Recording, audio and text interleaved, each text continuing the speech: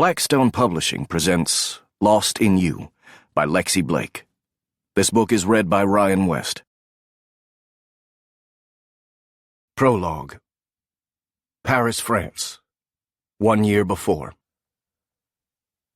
Ariel Adisa looked down over the Place Vendôme and sighed.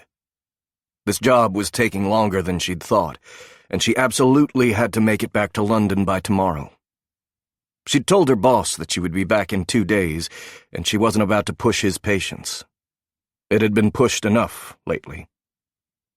And there was the fact that she was supposed to meet with Robert to discuss the progress of a few of his teammates. Robert. Even his name sent a thrill through her, and that was dangerous as hell, because he was a patient. She was supposed to think about how she could help him, not how good it would feel to have his big, strong hands on her body. It wasn't professional, but she couldn't get him out of her head. Okay, who are you thinking about? You've got your should I sleep with him or shouldn't I face on. She glanced to her left, back toward the bed where the reason she'd taken the train from her home in London to Paris currently lay on her side, her head propped up in her hand. Kimberly Solomon was dressed in jeans and a t-shirt she managed to make look chic, with black Louboutin flats, and a simple Chanel necklace she'd probably bought at the store across the circle from the hotel. If anyone looked at her, they would see another pretty tourist enjoying the glorious Paris day in one of the most expensive parts of the city. They wouldn't see the CIA operative at work. And that was one of the reasons Kim was good at her job. She didn't look like a lady who regularly got blood on her hands. I have that face? I was completely unaware, Ariel replied. She had met the woman most people called Solo many years ago, in a life far, far away.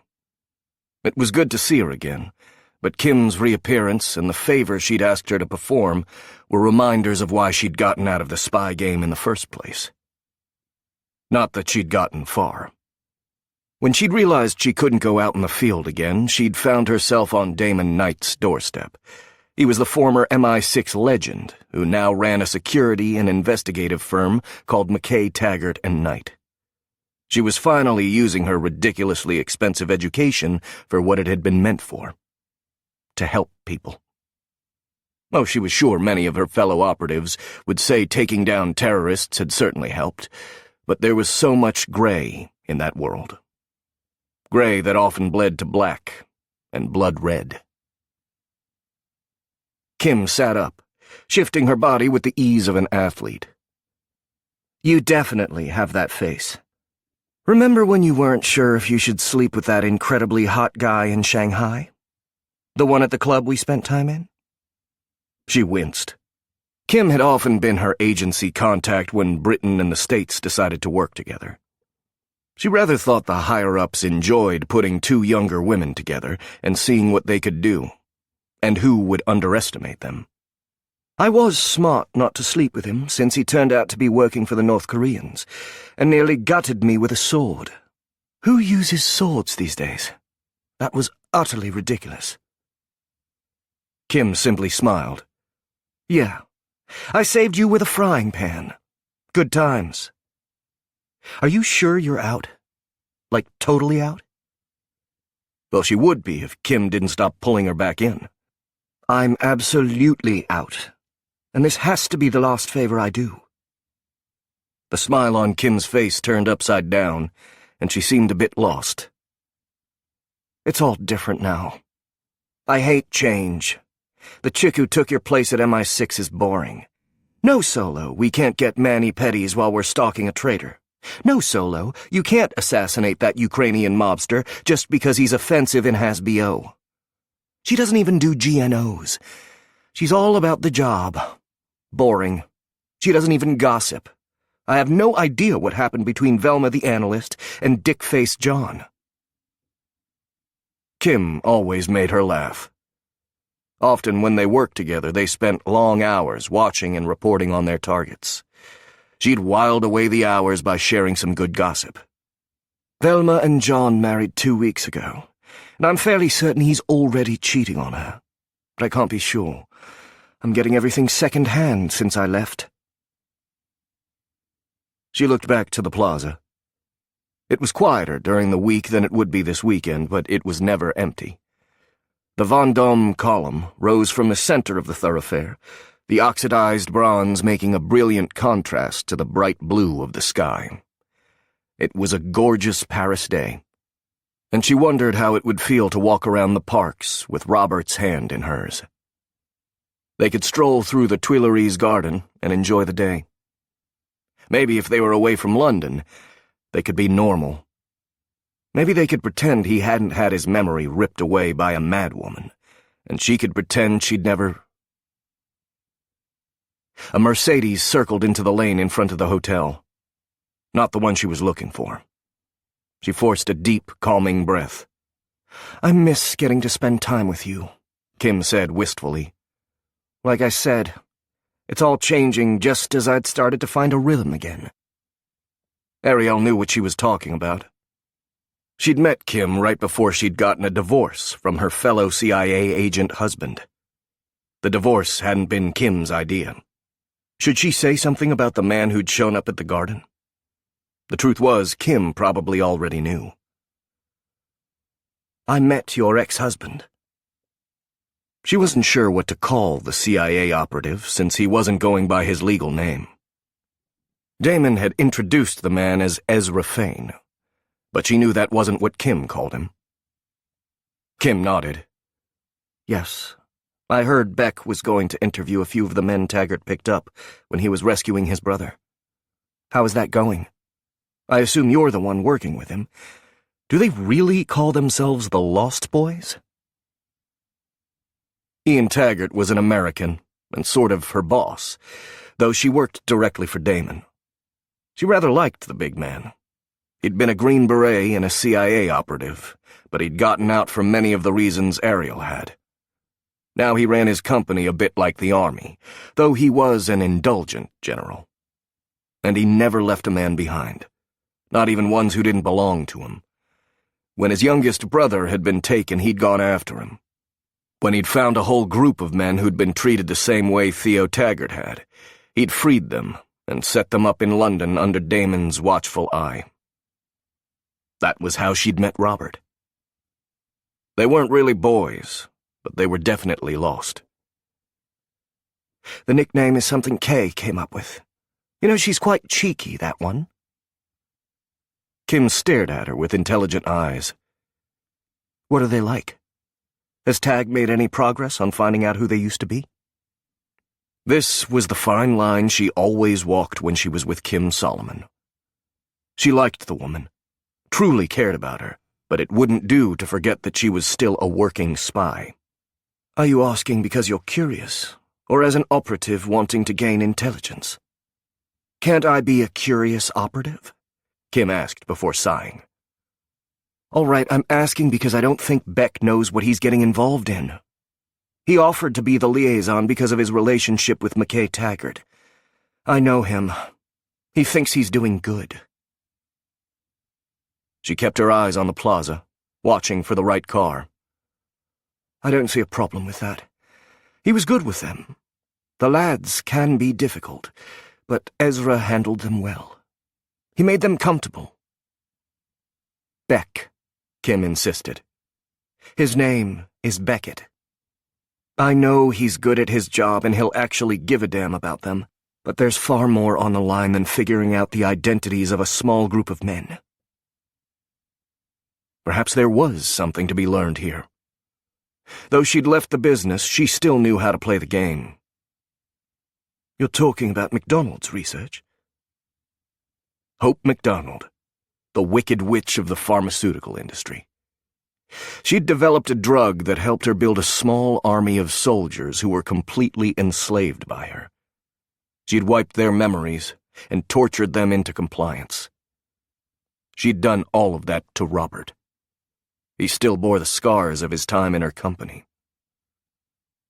It should have been over when Taggart had liberated the men and taken down MacDonald, but now the race was on to see who could get her research first. "Yes," Kim agreed. You should know that I believe there's a faction in the agency who will try to gain that intelligence and use it to quietly restart some research a lot of us think is better off left buried. Kim wasn't telling her anything her team didn't already know. What makes you believe that? Levi is slowly maneuvering himself into a position where he can potentially take over the case. Kim had a long history with the CIA operative known as Levi Green, and it all played into a relationship with her ex-husband. Ariel had met Levi briefly, and Beckett Kent not at all before he'd walked through the doors of the garden and presented himself as Ezra Fane. It was all confusing, and made her happy for her staid and not at all messy love life. And that worries you. I know you have history with the man, but I haven't heard that he's dirty. Kim stood and started to pace. He's never been dirty before, but Levi can be opportunistic, and he hates Beck for some reason. I'm worried, but naturally I can't contact him. He wouldn't pick up the phone for me. Because that divorce hadn't been an amicable one. That was precisely why she couldn't take Kim's worries too seriously. She would take them to Damon, of course, but Kim couldn't think rationally when it came to her ex. The Lost Boys aren't a group you should worry about. The outside factions might be dangerous, but the men themselves seem solid. They're just trying to feel their way through all of this. They're actually quite likable, most of them. Given the trauma they've gone through, they're surprisingly well adjusted. If one excused the fact that a couple of them were walking time bombs. You like them. Kim's blue eyes turned shrewd. They're my patients, but you know it's completely impossible to keep all emotion out when you're working this closely. Of course I've come to have opinions of them. Some of them more strongly than others. She glanced down at her watch. He's more than an hour late. Kim waved that off. I told you I thought he would go off schedule. He's got a mistress here in Paris. He'll return sometime this afternoon, I promise. Now back to the real stuff. It's one of them, isn't it? The man you're thinking about sleeping with, but it's not just sleeping, is it? You like him. You like him. She hated the fact that she felt a blush go through her system. It was Robert McClellan's fault. He made her feel like a schoolgirl with her first crush. It was ridiculous. She was a trained operative with a doctorate in psychology. She didn't go gooey over a boy. Still, it wasn't like she could talk about this with anyone else. She certainly wasn't going to her boss to tell him she had some nasty sexual thoughts about one of the lads, as he called them. They're all lovely men, and it's been a long time for me. She hadn't had a regular man in her life for years. She'd had a couple of flings, but nothing serious. Now, even though one of the perks of her job was a membership to a BDSM club called The Garden, she still hadn't dated or even found a casual partner to sleep with. It should have been an excellent way to burn off her stress.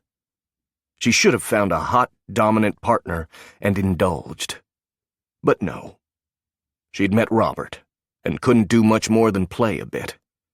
No sex, no affection. None because they couldn't come from the man she wanted. Kim stared at her with wide eyes. Whoa. This is a serious thing. I told you it wasn't. Which is precisely how I know it is. Who is he? Come on, Ari, you know you need to talk about things. Do you have someone you can talk to? Kayla Summers? Kim asked. She couldn't talk to Kay because Kay was far too close to the lads, and she was a horrible gossip. Though apparently everyone knew there was something between her and Robert. His name is Robert, and I'm attracted to him. Robert. She seemed to go through her memory. He's the one who was found with Theo Taggart. He's been out for longer than the rest of them, so you're sweet on him. Ariel sighed. I suppose I am. I don't know why, but he moves me in a way no one has for a long time. Maybe ever. It can't happen, though. Why? Because we work together. Kim shrugged. Who do you see outside of work that you might be able to date? You live in the building where you work. You spend all your time with your co-workers, so unless you're planning on living the celibate life, I'm not sure where you're going to find a partner. She wasn't wrong. I've met several lovely men through the club, attached to my office. And yet you haven't dated any of them. Because she couldn't get Robert out of her brain. I've certainly played with a few. Have you slept with anyone? Kim kept up the questions. There was only one answer to that question. No. Is he kind, Ari? Is he a good man? She felt the beginnings of tears pulse behind her eyes and tried to banish them. He's a good man. He made her feel. He made her feel so much, and it scared her. Is Damon opposed to you seeing him? Kim wouldn't give up. She'd thought about this a lot as she lay awake at night, wondering how Robert was doing. He had trouble sleeping at times. Nightmares. He was plagued with nightmares he didn't understand, because he had no idea what he'd been through in his life. I haven't talked to Damon about how I feel. He's never had a problem with it before. After all, he worked with Penny before they got married. And now they were happy and settled and had a lovely son. They were thinking about getting a place in the country. They were going to have a life. She was only a few years younger than Penny, and she wasn't even close to having a family. By this time in her life, her mother had already immigrated to England from Nigeria with her father. At Ariel's age, her mother had been pregnant with her. Ariel spent her nights playing with doms she knew she wasn't going to sleep with, and it was all starting to feel empty. Who was she fooling? It wasn't her age that made her feel empty. It had started the day she'd met Robert, and he'd looked at her like she was the sun in the sky. For a moment, she'd felt that way. Like she was the center of the world and not some supporting player in another person's story. Ari, if you care about this guy, you have to go for it. Can you move him to another therapist? Is it an ethical thing to date patients, even if they are no longer your patient? She'd already moved him off personal sessions. He was talking to another therapist, one in Dallas. They had sessions over the computer, but she still regularly worked with him. There was far too much sexual chemistry between them for either to ignore. She was getting sick of pretending like it wasn't there between them.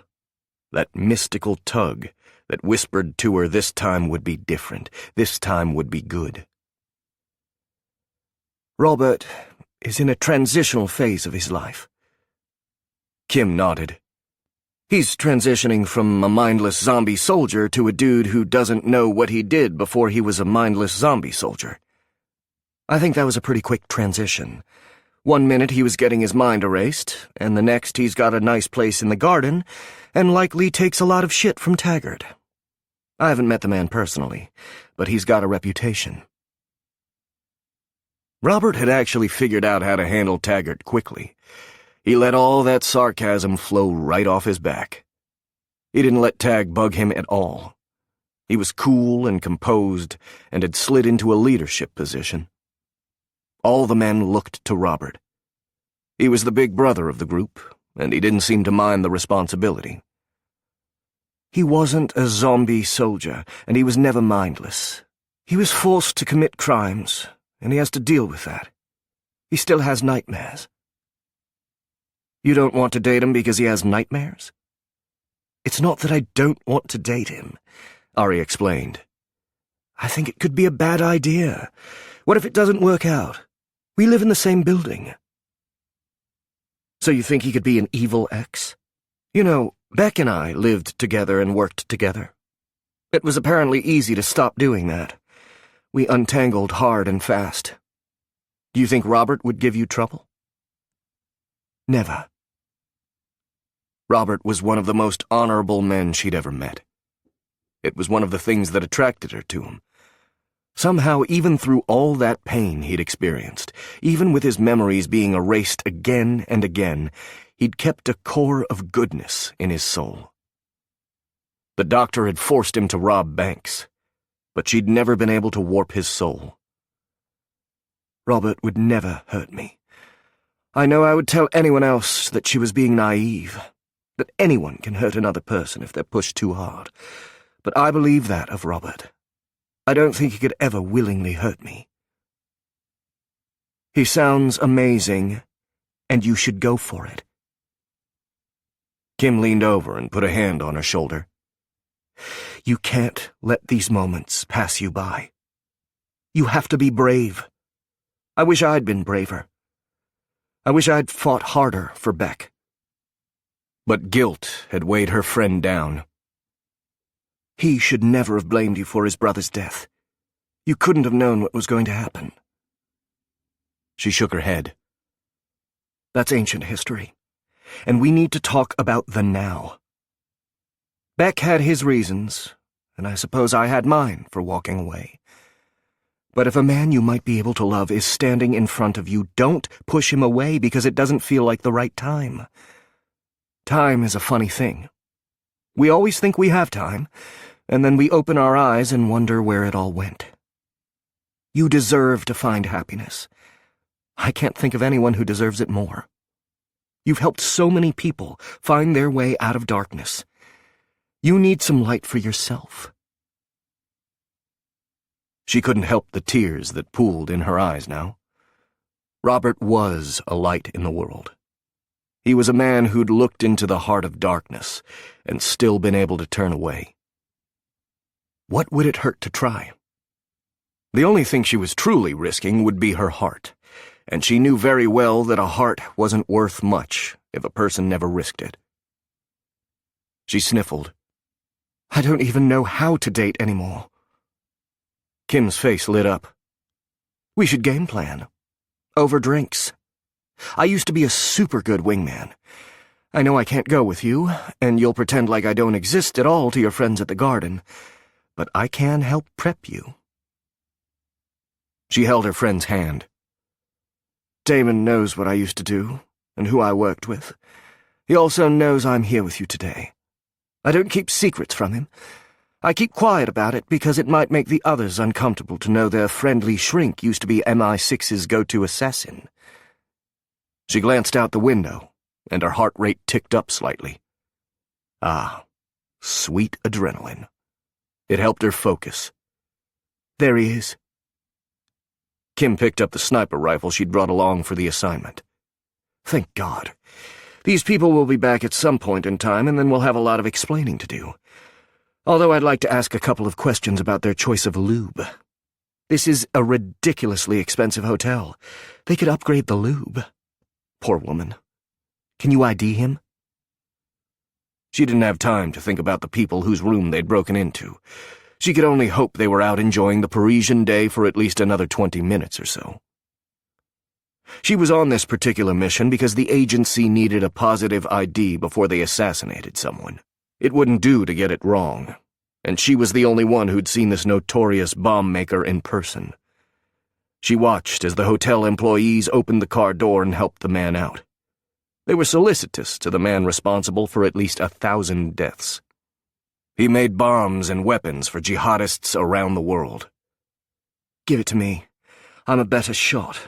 You get ready to go, Ari said. A little more blood wouldn't hurt, and she really hated this guy. He made his money off the suffering of others. I've got a positive ID, and I'm going to finish this job. Kim turned over the rifle, and Ari did what came naturally.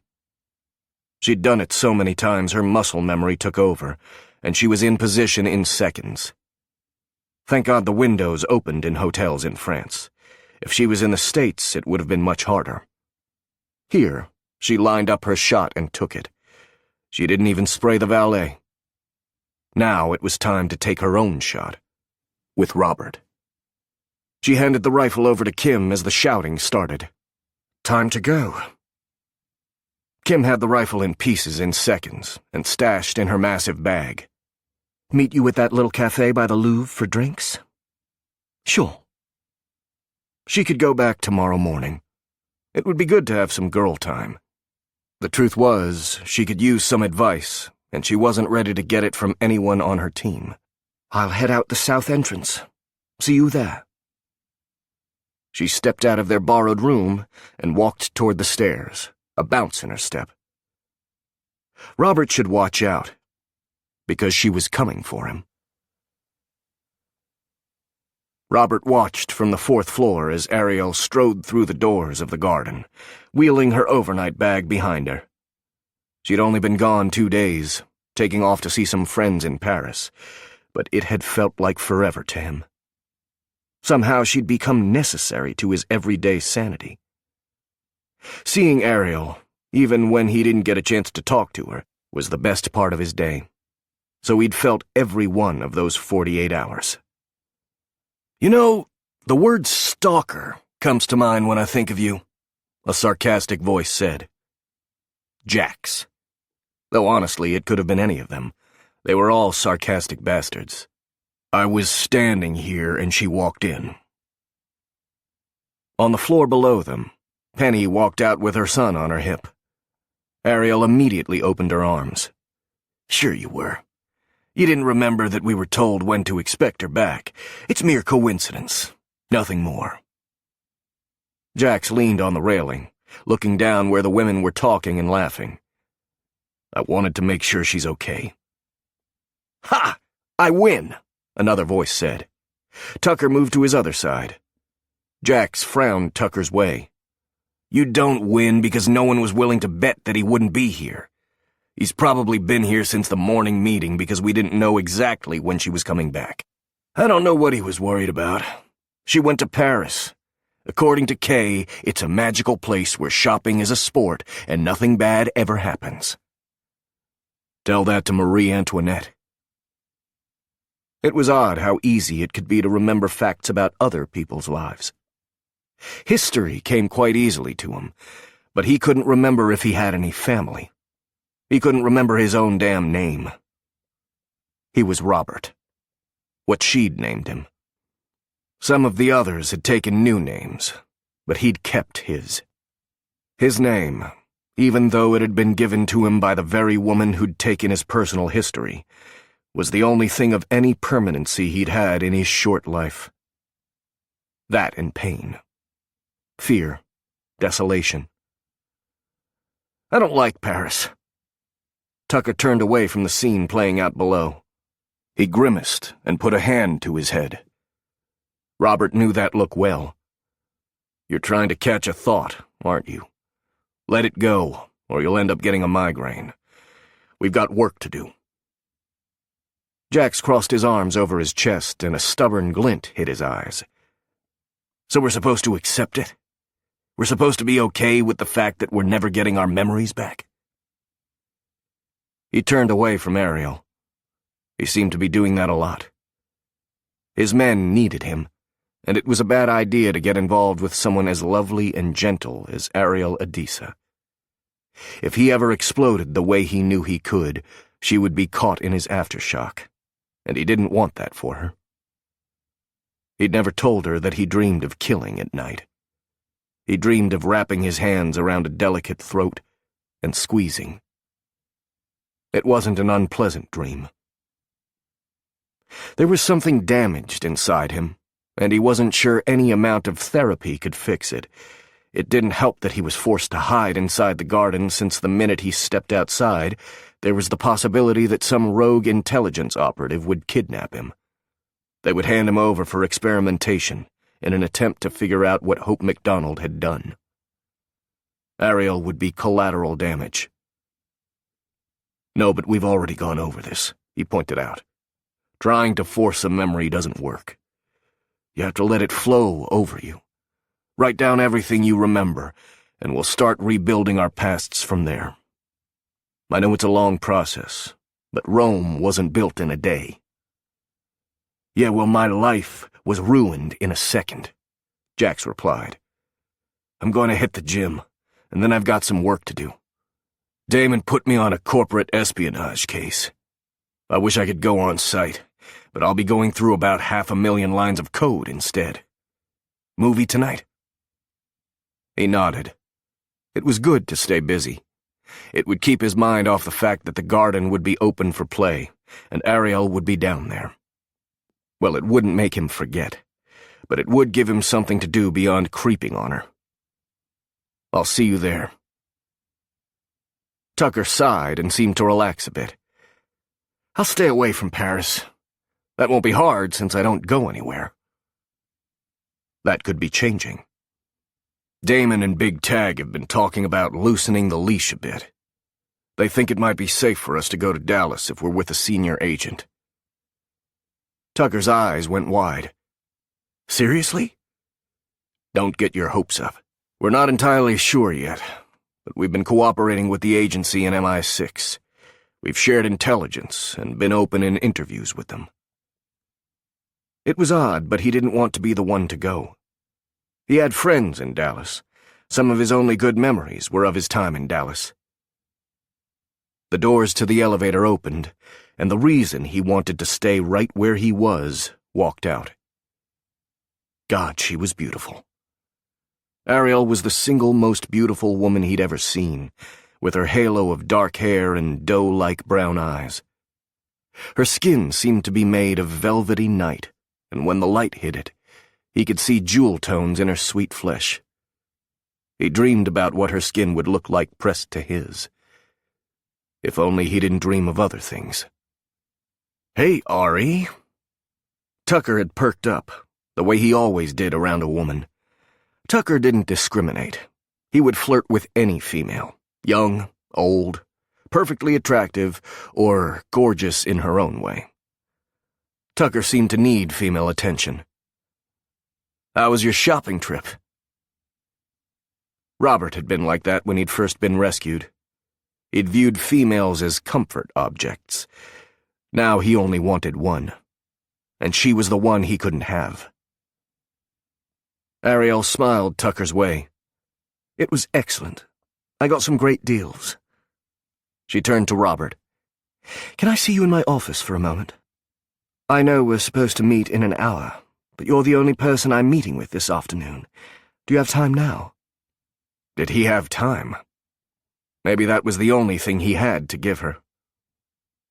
Of course. They were supposed to talk about who might be ready to go visit Dallas. Big Tag wanted some time with the men. "I'll go find Owen," Tucker offered, "and not think about Paris so my head doesn't explode. See you tonight. Maybe we can get pizza. We've only gone through 50 of the 1,301 combos." His gut clenched at the thought, because Tucker tended to get stuck on things.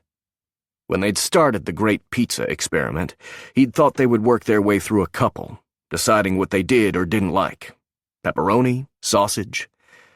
Tucker was on a quest to try them all in every combination possible.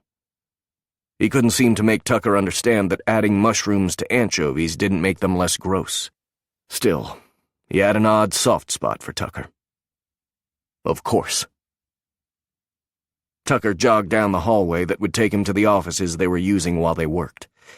Damon gave them investigative tasks, and a couple of the boys had taken to it quite well. He followed Ariel to the other side of the building.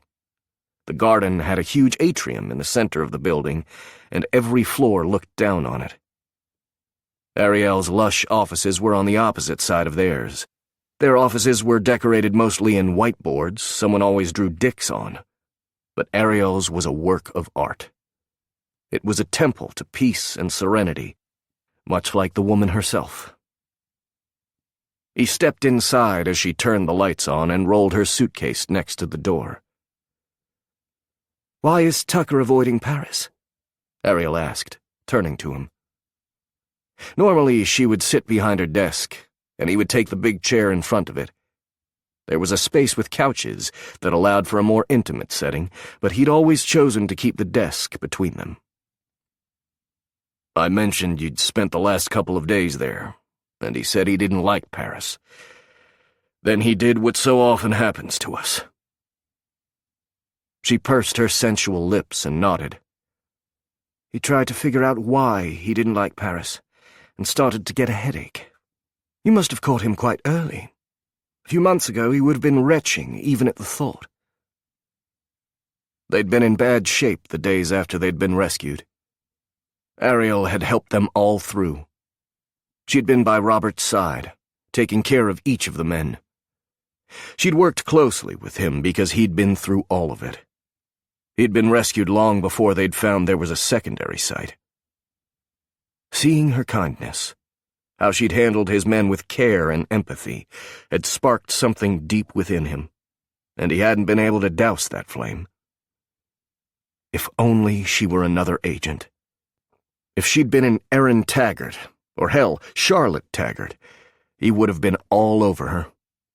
He would have pretty much fallen at her feet and begged her to take him. But she wasn't a warrior. She had no real defenses against the kind of violence he could bring into her life. Everything went all right in Paris? Of course. I met with an old friend, and did some shopping and had some lovely meals. She frowned his way. I did not need a bodyguard. I heard you went to Damon and requested one be sent. The last thing I needed was Brody or Nick being forced to follow me around while I shopped for handbags. They could use you to get to us, he argued. I don't think Damon is taking this threat seriously. Did Ezra bring new information to light? Because if he hasn't, then I doubt anyone would kidnap me in an insane attempt to get McKay, Taggart, and Knight to exchange me for the lads. Anyone sane would understand that would end poorly for them. He hated that she wouldn't take her safety seriously. He'd spent 2 whole days worried about her. And how about all the insane assholes? Because they're out there, Ari. I can handle myself. I'm quite good at self-defense, and I'm not exactly unarmed. He knew she carried, but that didn't mean she was good with a gun. Let's go to the range, and you can prove to me you know how to use it. I don't have to prove anything to you, and I don't need a bodyguard. She shook her head. I didn't intend to fight with you. Then don't. The next time you want a girls' weekend, take a guard with you. As long as that guard is you, maybe I will. When had he backed her against the wall? They hadn't made it far into her office. Now he realized he'd been stalking her, getting into her space without even realizing he was doing it. Ariel's back was to the wall, but she wasn't pushing at him. She wasn't trying to take back her space. Her eyes had dilated, and her chest moved with her breath. Toward him, not away. All those months of training, first at Sanctum in Dallas, and then here at the Garden, had taught him to watch a woman's body. Everything about Ariel told him she wasn't afraid. She was aroused. That made him afraid, though not so much that he moved away from her. You know why I can't do that? I want you to tell me. Where the hell was this coming from? We've talked about this. His hand was moving toward her like she was magnetized. A long time ago, and we resolved nothing, she replied. She brought her hand up to rest on his chest. We agreed to shelve the discussion for another time and go on as we had been. It can't last, Rob. I know you feel the electricity between us, and you don't ignore it. You act like my boyfriend all the time. You take rights over me that aren't yours. I'm trying to protect you. He'd inched closer. He could smell her. Ariel's unique scent washed over him. It was more than enough to get his cock going. From all the evil agents out there who want to kidnap me? That was where she was wrong. I need to protect you. From me. I don't want to be protected from you. That's the last thing I want or need. She went up on her toes, and her lips were mere centimeters from his. I can take care of myself. Play with me tonight. If you can't handle a relationship outside the dungeon, I understand. But give us that much. Because he'd been playing her dom for months. Whenever he could, he ensured her comfort, watched over her, acted like a bossy asshole at times. Before he could reply, his lips were touching hers, and he couldn't think straight. His every sense was attuned to her. Something primal threatened to take over, and damn if that didn't feel good. Her arms wound around him, and the minute he felt her tongue trace the seam of his lips, he was gone. He dragged her body to his. There was nothing sweet in the kiss. There was hunger so long denied. He'd needed her arms around him from the moment he'd awoken in that fucking lab, blinking into the white light and finding only pain. She could be his prize, his reward. She could make all that torture worth it because she would submit to him. She would sit at his feet, and he would feel like the king of the world. Beyond that, she would let him have his way with her. Any way he wanted. Any time he wanted. She would be his.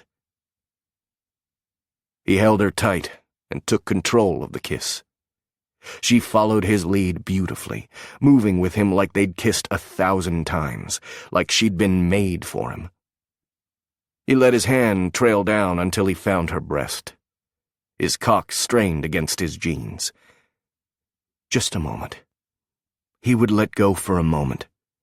It was only a kiss, and honestly, what was really stopping them from becoming lovers? They were adults and consenting. They could play in the dungeon because no one would let him hurt her down there. He could indulge his dark impulses, and someone would be there if he lost control. Someone would save her.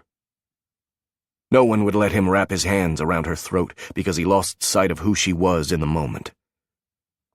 A sudden vision of Hope MacDonald blazed across his brain. He stumbled away, backing up as fast as he could. "I'm sorry I did that." Ariel took a deep breath. He'd managed to pull at her dress enough to drag it over her shoulder. He'd been halfway to ripping it off her and shoving his cock deep, with no thought at all to her. Did what? Kissed me? Rob, I'm not sorry about that. I'm only sorry you stopped. I know this is difficult for you, but you can't let that woman take everything. Please, sit down with me. Let's talk about it. I spent the entire time I was away thinking about you. Her gorgeous eyes beseeched him. His hands were shaking. She was right. Hope fucking MacDonald was always there. She was the monster under his bed. And he was still a damn child who couldn't get up and turn on the light. He needed to hurt someone. To break something. It wasn't going to be her. I can't. He had to get out of here. All the nastiness that resided inside him was bubbling up, threatening to boil over. It needed an outlet. He'd kept it under the lid for too long, pretending he was better than the rest of them, like he was above it all. Talk to me. Don't leave it like this. She stepped in front of him. He pushed her out of the way. Harder than he'd intended. She stumbled but managed to stay on her feet. It's okay. Something triggered you, love. Let's figure it out and work through it. There were tears in her eyes. Fuck it all. He'd hurt her. Without another word, he strode out the door. Sasha was there, walking off the elevator with a bunch of files in his hands. Sasha. He didn't understand the man half the time, but he had to hope he would understand what was going on now. Ariel came out of her office. Don't leave it like this. Come back. If he went back, he would take it out on her. He knew himself well enough to know when he couldn't pretend to be the nice guy anymore. Let him be, Sasha said, stepping between them. He needs a minute. The beast inside Rob didn't like Sasha coming between him and Ariel. Logic meant nothing when he was in this state. Sasha put his hands up, as though showing him he wasn't going to try anything. "Let's go to the gym." Rob stared at her, indecision racking through him. Sex would be the more pleasurable way to go, wouldn't it? She was here. She was asking for it. Fuck, he hated himself when he got like this. Sasha slapped him lightly, enough to drag his attention back. "No. We go to the gym now. You would not allow me to do this. Look at me, Robert. You do not want to do this." He growled Sasha's way, but now there was a hint of fear in Ariel's eyes. When Sasha gripped his arm, Robert let him. She was too vulnerable to ever handle him. He walked away from Ariel, and knew he'd made the right choice. Chapter 1.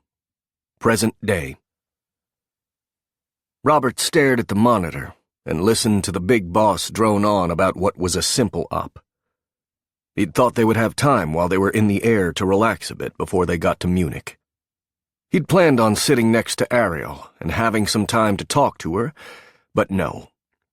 The private jet they were on came fully equipped with a conference room and internet, so he got to listen to Big Tag, instead of sharing a glass of wine with Ariel and talking about where they would have dinner this evening. He had it all planned out. He'd found a nice Italian restaurant since he wasn't sure how Ariel felt about sausages made from all kinds of weird meat. They were staying in a lovely hotel in downtown Munich.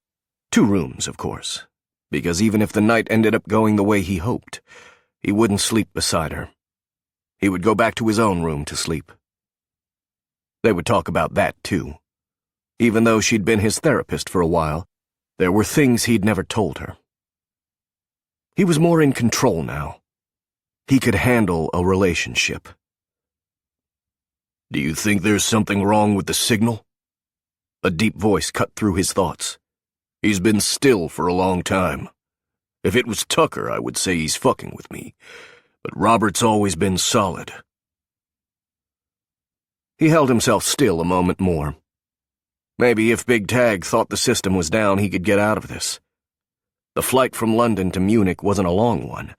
Then a car would pick them up and they would spend the afternoon prepping. If Big Tag took up all his time on the plane, it would be hours before he got to be alone with Ariel. "He's been blinking," the man beside Big Tag said. "How are you in charge of everything? I think old age is hitting you hard." Adam Miles. He and Big Tag were sitting next to each other and bickering like an old married couple. "So he's not listening to me?" Big Tag put a hand on his chest. He wore a dress shirt and tie that let Robert know he was probably meeting with clients at some point in time today. There would be a suit coat hanging off the back of his chair. "I'm deeply offended. What do you think has his attention if it's not our very important mission?" Miles's lips quirked up. "I think I can guess." The only thing worse than Miles and Big Tag arguing was when they teamed up. There was only one thing to do now. He was the reliable one, after all. "I'm to facilitate Rebecca and Ariel's meetings with several employees of Kronberg Pharmaceuticals, the company that formerly funded Dr. Hope MacDonald's research. You're sending me files on each of them. Rebecca knew them each personally, and our cover is that she's in town and wanted to get back in touch. We're trying to discover if Kronberg has any data left from Dr. MacDonald's research that might help us decode the files we found in Toronto. Additionally, we're trying to find a woman named Veronica Croft and attempt to interview her." Veronica Croft might be the most important part of the mission, since they had real intelligence placing her in the right place and the right time to have worked on MacDonald's experiments. "We have reason to think she's still in Europe." Adam seemed to get serious, opening a folder in front of him. "But she doesn't want to be found. She didn't finish out her internship. From what I've been able to find out, she didn't even pick up her last paycheck. The last time we can trace her, she was coming back into Germany from France. Might have been a vacation. I don't know because I can't find records of her in any hotel or use of any of her credit cards with the exception of her buying a train ticket from Paris to Munich. From there, I've got her at the train station and then she disappears for the next 2 years. Her passport is expired.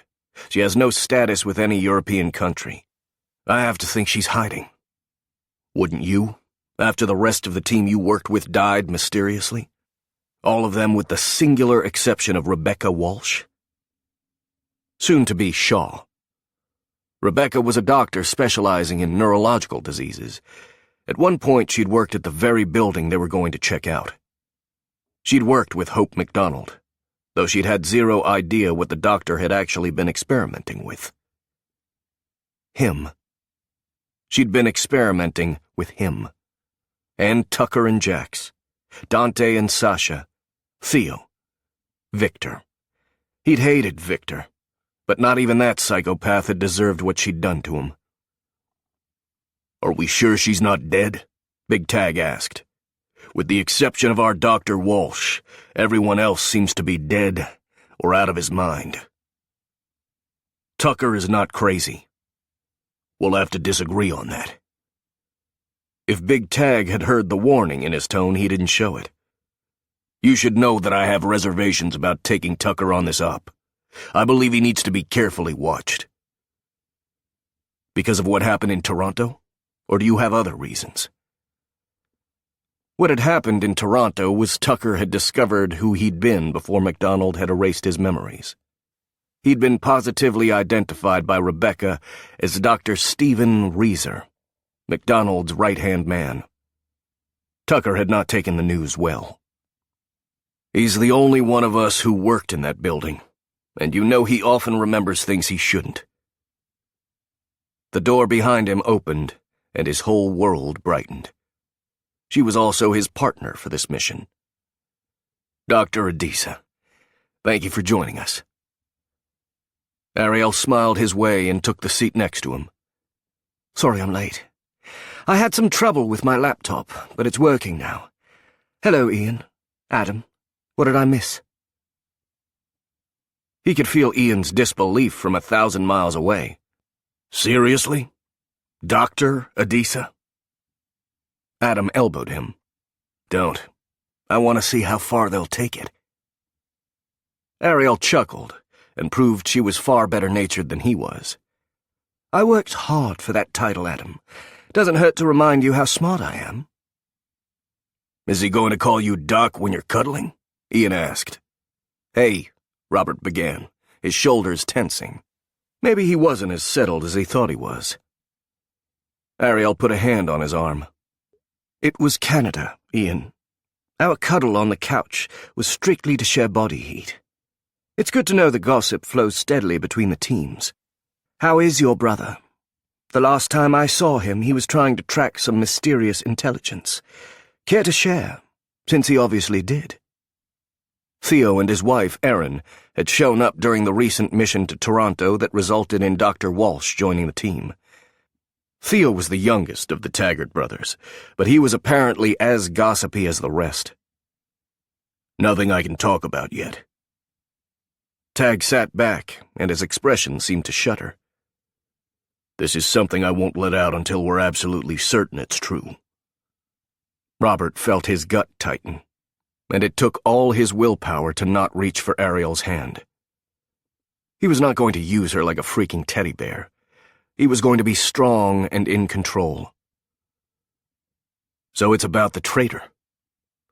"We don't know there's a traitor," Ariel replied quickly. "I've got the bullet wound that proves otherwise." They'd been careful when they'd fled Toronto. They'd gone to a safe house, and no one beyond the team had known where they were, and yet Levi Green had been waiting for them. Green had flushed them all out, and nearly cost he and Ariel their lives. Owen and Rebecca as well, but Robert had been the only one that asshole had shot. According to Owen, Green told him he has a plant in our group. "Levi Green has been known to lie," she pointed out. Tag sighed, a weary sound. "Yeah, well, The devil knows when the truth is far more harmful than a lie. I can't talk about that now, but if this lead pans out, you'll be getting someone else to interview." Somehow that felt more like a threat than a promise. "Dr. Adisa, did you get the files I sent on the employees I think we should target?" Adam's tone had lost its playfulness. Because this was serious, and someone in their group had sold them all out to Levi Green and his faction of the agency. She was perfectly professional again, too, and he missed her hand on his arm. "I did. I've gone over them. I think the secretary might be an excellent source if we can convince her to talk openly. Rebecca's almost certain she will. Apparently she loves to gossip, and when the booze is flowing, she's a little loose-lipped." Tag nodded, his lips turned down. "Do what you can. If there's a fount of information in some safe or backed up on a computer at Kronberg, I want to know. According to the reports, Green claims to have a cure. I don't suppose he's going to use that in the manner we would like that to be used."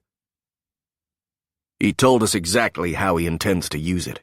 He's going to reverse engineer it, and between that and the notes, he'll figure out how she did what she did to us, Robert explained. Another generation of brainwashed soldiers would be born, this time in service to the CIA. I think he's also interested in the time dilation portion of her meds. There had been two parts to Dr. MacDonald's torture techniques. The drugs she used wiped clean personal memories, but left the patient with full muscle memory and language skills. He'd woken up in a lab with no idea how he'd gotten there or who he was, but he'd known how to fight.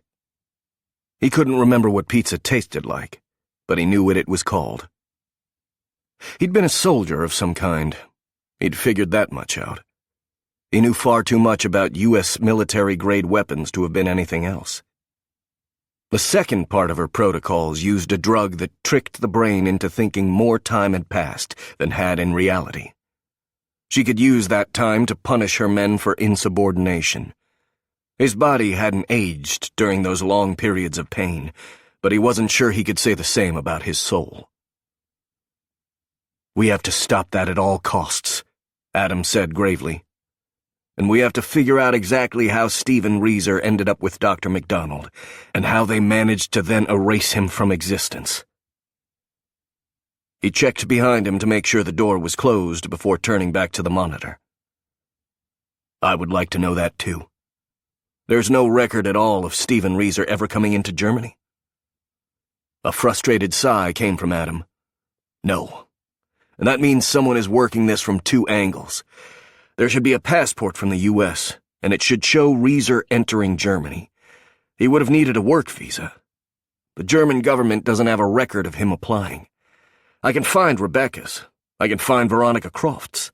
Hell, Dr. MacDonald has a record, but nothing on this guy. He's a ghost.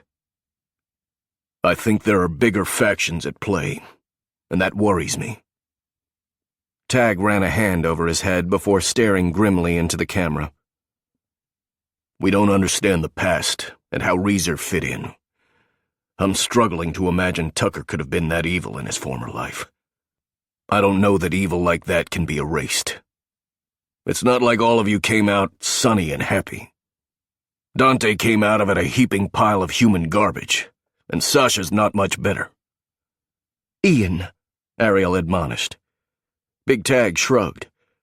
"I call it like I see it, Doc. And yes, that's my professional opinion. I've been wrong on occasion. All I'm saying is keep an eye on things. And by things, I mean Tucker." They'd gone over this before they'd left London. "I understand Ariel has veto power when it comes to Tucker and his mental health." But she would listen to him. She knew Tucker. She knew he couldn't possibly be the bad guy in all this, even with everything they knew about him. Tag and Adam were right. Something was off, and they needed to figure it out. He didn't know why, but he'd trusted Tucker from the moment he'd met the guy. He was comfortable with him. His every instinct told him that Tucker was a solid guy who would watch his back. Dr. Adisa has veto power over everything about this op, Tag corrected. Everything. If she feels like you're in danger, she can call it off.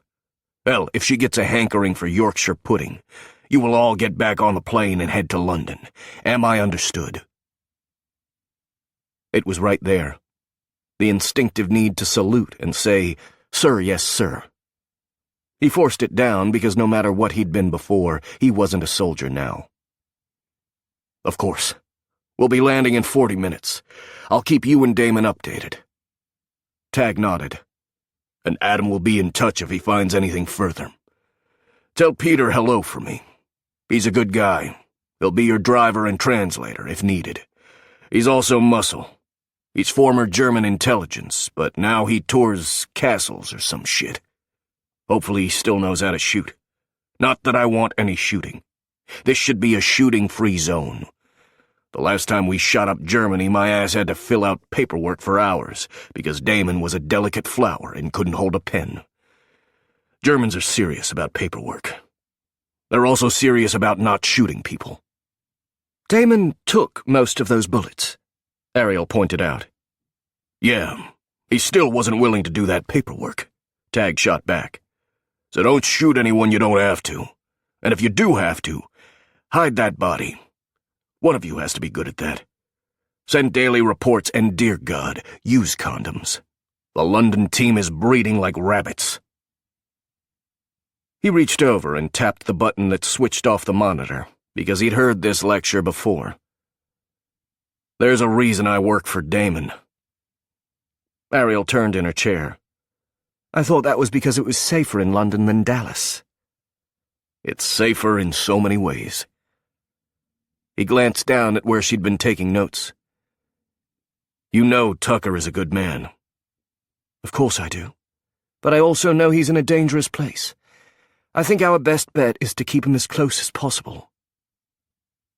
I think he'll remember the building. It was precisely why Tucker might be invaluable.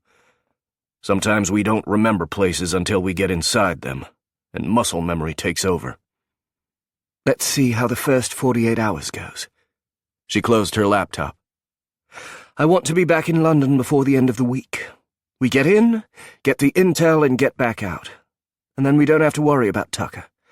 Once we get back to London, we can spend some more time exploring what happened. I would like to talk more to Rebecca about her experiences with Stephen Reeser. I'm being forced to almost treat them like two separate entities. Can you talk to Big Tag? Can you tell him there's no way Tucker betrayed us? She studied him for a moment. Why are you so certain? Because I know him. You know the Tucker who exists now. You can't know who he used to be. Ian is wrong about a couple of things. He thinks a person is born good or bad. He's got a black-and-white concept of the world. Oh, he knows a good person can do bad things. He's not naive. But I don't agree with his worldview. I don't think we're born with a particular bent for good or evil. I believe in nurture over nature, though sometimes even that goes wrong. A human being is always complex. Some of you handled what happened better than others. The experiences were both similar and incredibly unique. You think one of us betrayed the group? He didn't want to believe it. I think Levi Green managed to find us very quickly in Canada. I don't know how he does that without inside help. There was someone new on the team. Have we looked into Nina? Nina Blunt was a new operative. Absolutely we have, she replied. I will look at everyone, but you have to know Nina couldn't have tipped him off in Colorado. He'd considered that too. According to Jax, they were set up with security there. He could have been tapped in. It would have been simple enough to guess we would go for the secret facility. He already knew where it was. It was all a matter of whether or not we could get in under his radar, and we couldn't. It's not Tucker. Who do you suspect? Besides Nina, who is easy to suspect because you don't know her. He didn't want to argue. That was the last thing he wanted to do. I think Green got lucky.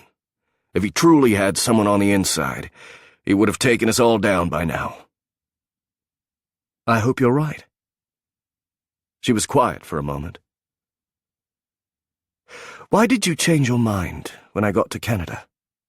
I know Big Tag was teasing us, but you were different when I got there. We didn't get to talk about this before. He let all the professional stuff fly straight out the window. If they were going to work together and give a relationship a real shot, they would have to separate the two. I never changed my mind about you. It was always about me. I knew how crazy I was about you 2 seconds after we met. You were interested in a lot of women. He chuckled because she was right and wrong. He pulled her hand into his and brought it to his lips. I was looking for anything to hold on to. I was especially looking for a woman I couldn't hurt. I had a type right after Tag rescued me. I was all about the tough chick, because I thought a woman who was physically strong and well-trained might be the only one who could handle what I need. What do you need, Rob? It was time to be honest with her. I need to be put on my ass from time to time. I need to break things, though not as much as I used to. I didn't want one of those things I broke to be you. And what changed? Was it what happened in Canada? He didn't put down her hand. He liked touching her too much. I'm better. I'm stronger than I was before. You were right.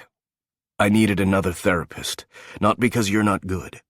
You couldn't talk to me the way you should have been able to because you were emotionally involved with me. Well, no one ever said she wasn't a smarty-pants. Exactly. Kai's helped me a lot, and one of the things he's helped me see is that it's time for me to start living. There's no grand past out there for me. We don't know that. He'd thought about this a lot. I've been missing for years. If I had a family, they would have looked for me. That was a fear of mine. What if we fell in love and suddenly I found out I had a wife and 3 kids?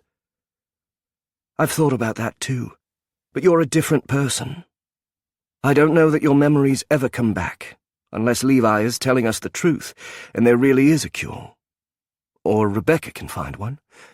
We need to consider that. A person is formed by his or her experiences. Getting your memories back won't change how I feel about you. Of that he was certain. He couldn't imagine a time when he wouldn't be crazy about her. You can't know that. But you also can't live in limbo, Ariel said. You can't spend the rest of your life trying to get back to your old life. I'm more than happy to move on. I really hope you're willing to take the chance with me. He kissed her hand again. The door came open, and the subject of their professional discussion was suddenly there. Hey, did you know they have an Xbox? Sometimes Tucker was exactly what Big Tag called him, a puppy. Of course, they were all a little like that, though they were puppies with teeth who sometimes went a bit rabid under the right circumstances. Let's play then. We've got some time. Any interest? He looked at her, but she shook her head.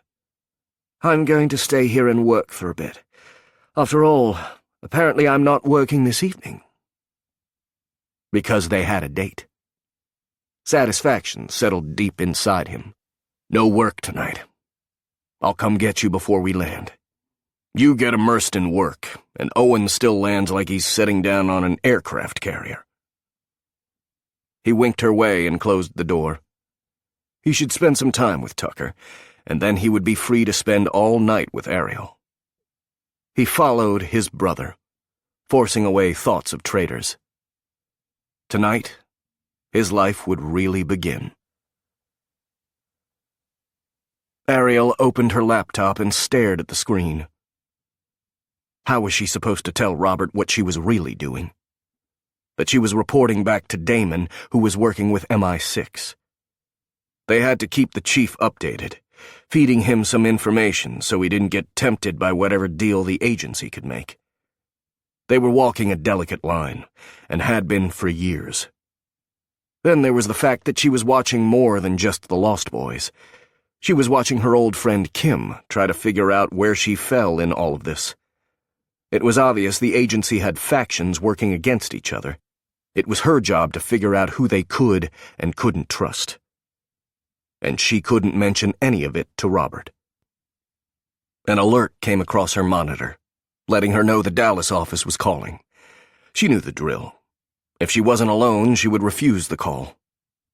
She accepted it, and Ian was there. "Is it okay to talk?" he asked. I wouldn't have answered if it wasn't. It looked like Taggart had moved out of the big conference room in Dallas to his own private office. He settled back in his big chair, looking very much the king of his personal castle. "Well, you've been out of the game for a while now, Doc. Can't be sure you haven't gone soft." She'd never worked with Taggart until after she'd left MI6, and she'd always wondered what he'd been like in the field. Ruthless, she would bet, but with an underlying core of humanity not a lot of people would suspect. She felt comfortable working with this man. I was always soft. That's why I got out of the game. What did you not tell me?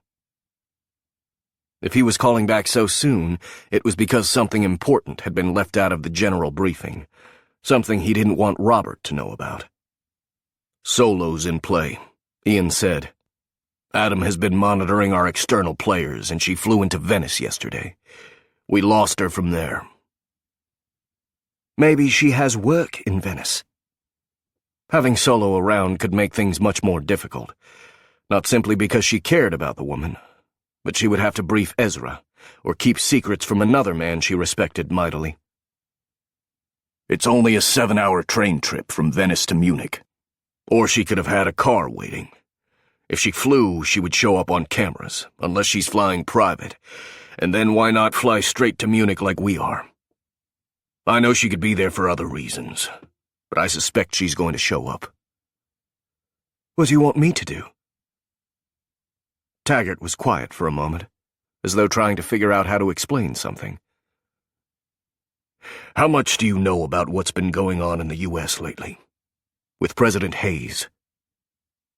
Everyone knew what had been happening. No U.S. president in the modern era had gotten married while in office. He recently got married to his former press secretary. It was all over the tabloids. I believe he lost his father as well. Frank Hayes had been sick for a long time. It had come as no great shock, but there had been some gossip concerning how quickly the president had married after his father's funeral. She didn't judge the man at all. Sometimes grief could be made more bearable by taking positive steps toward the future. "Yeah, the first father died of natural causes." Big Tag used air quotes around the word natural. "Frank Hayes was an ambassador to Russia for years before he got sick.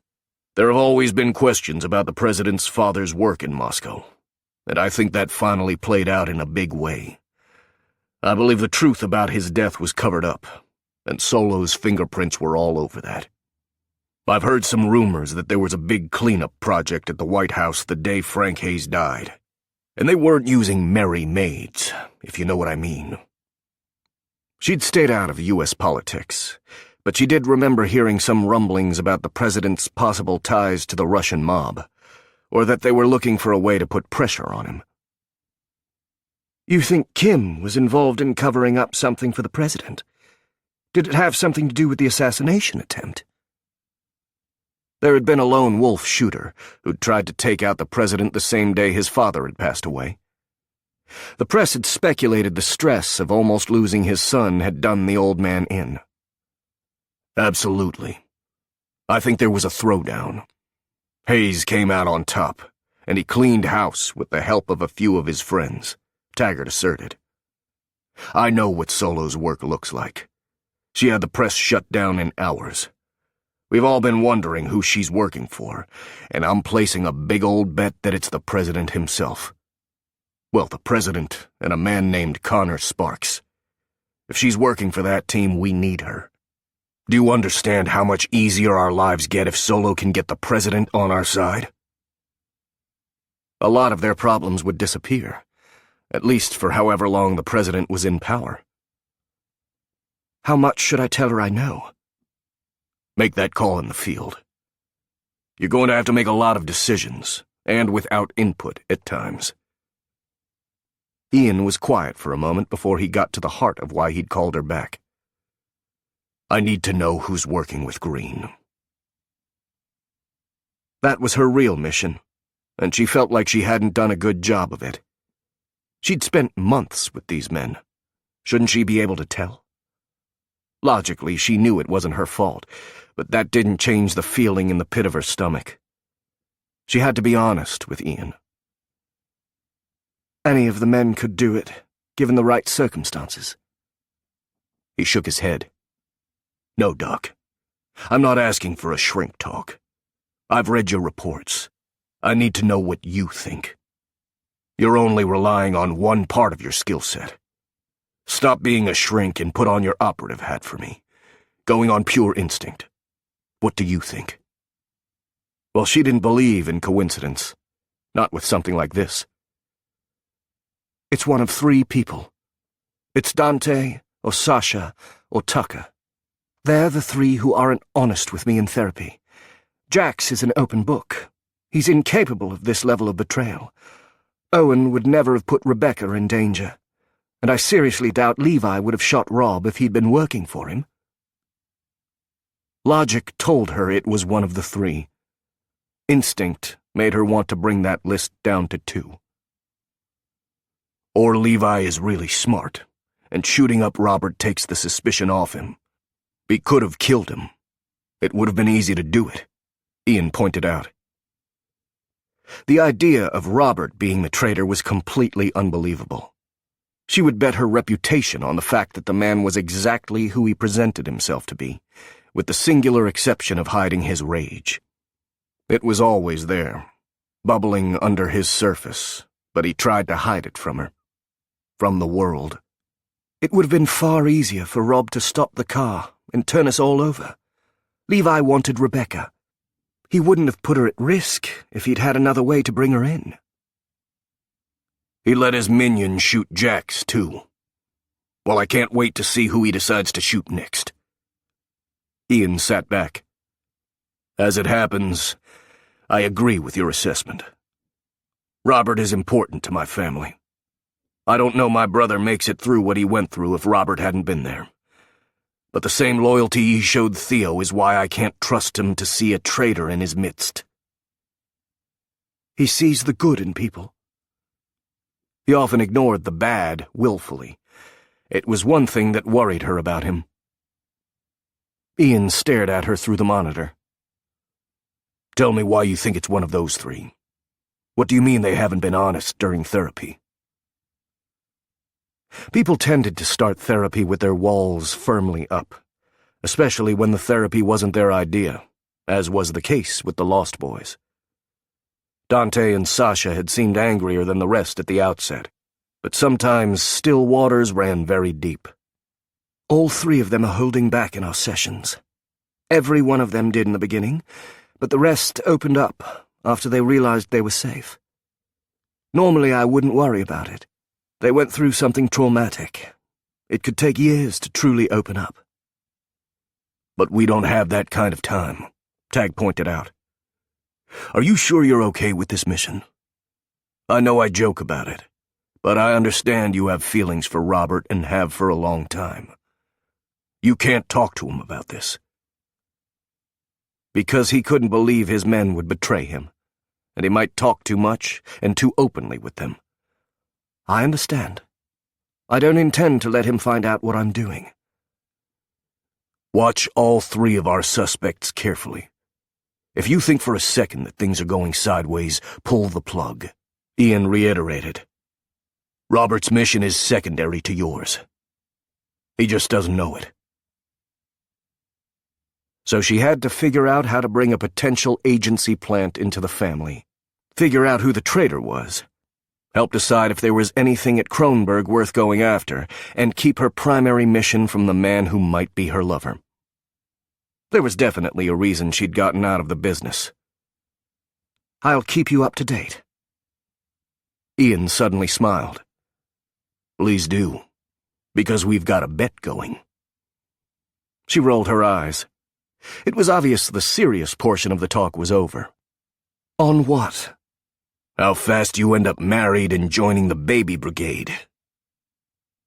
She laughed because it wasn't a terrible thought. Well, I'm not getting any younger. And babies were cute. She was in a place where she could raise a child surrounded by loved ones. She couldn't pretend like she hadn't thought about it. Damn it. Theo was right. He bet you'll be engaged before the end of this mission, and pregnant before you actually get married. I should have taken the under. Could you do a guy a solid and use condoms for a couple of months? He was incorrigible. She shook her head. Goodbye, Ian. Does that mean no? Because Charlie hasn't placed her bet yet. She closed the laptop. The door opened, and Robert stood there, a confused look on his face. Were you talking to someone? Did Damon call in? Robert asked. Ian wanted to clarify a few things on my end of the job, she replied. Nothing important. He doesn't always understand my professional wording in a file. A smile brightened his face. I'm sure he would prefer you simplify things. Instead of Dante shows the hallmarks of having several social disorders, Tag's version, he's an asshole. Yes, that's definitely a clinical term we all use. She stood up because she was done working for now. Is there a bar on this plane? I was coming in to ask you if you wanted a glass of wine. He held the door open for her. He was always such a gentleman. He never failed to pull her chair out or offer to pour her a drink. At first she'd thought it might be a key to his past, but then Kay had told her Robert read books about how to treat a lady. He'd started shortly after he'd met her. God, she hated lying to him. I would love one, she replied. She followed him toward the galley and hoped it was the last time she would have to lie to him. Chapter 2. Hello. A tall blond man stood beside a Mercedes van with a friendly smile. He'd been waiting inside the hangar they would leave the jet in while they were here in Germany. Owen had barely turned the plane off and opened the doors before he was introducing himself. My name is Peter Bergman, and I'll be your host while you're here in Munich. Welcome. We should get in the van as quickly as possible. He gestured for them to hurry along. Peter Bergman wore a black suit and well-worn loafers. The blue of his tie stood out against the snowy white dress shirt he had on. He looked every inch the gracious chauffeur and tour guide. Robert wished he was here with Ariel on vacation. Tucker ignored their guide and walked to the edge of the hangar, looking out at the glorious Bavarian day. The colors here were vibrant. The sky bluer than blue, and grass a vivid green. Tucker stood there for a moment, his body still, and it made Robert wonder what was going through his head. He didn't get out much. Tucker was almost always in hiding. The first time he'd had some real freedom had been in Toronto.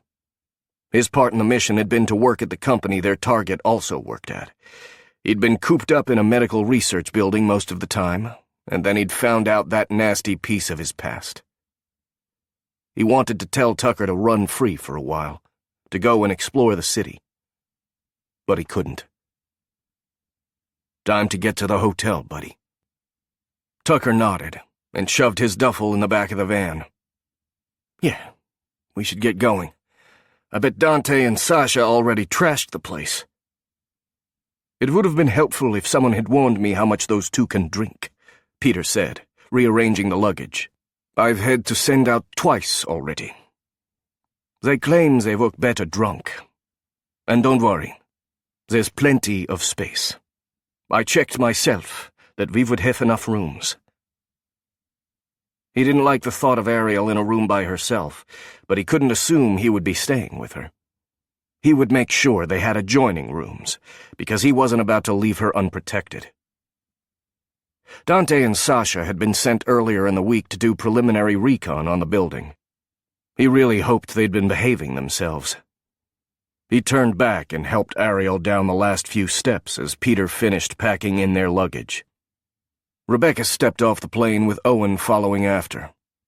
He wouldn't be putting the plane into storage himself, it seemed, since Peter was intent on getting them moving. "I've got a team coming in to ensure that Chet is ready for you to fly out when you're done," Peter said, hurrying them along. "It will be waiting for you." "Is there a problem?" Ariel asked. "I think I might have been followed, but I'm not sure." Peter opened the door to the back seat. Tucker had climbed into the front. "I'm out of practice, and perhaps a bit paranoid. I'll feel better when we get back into the city." Owen stopped Rebecca from getting into the van.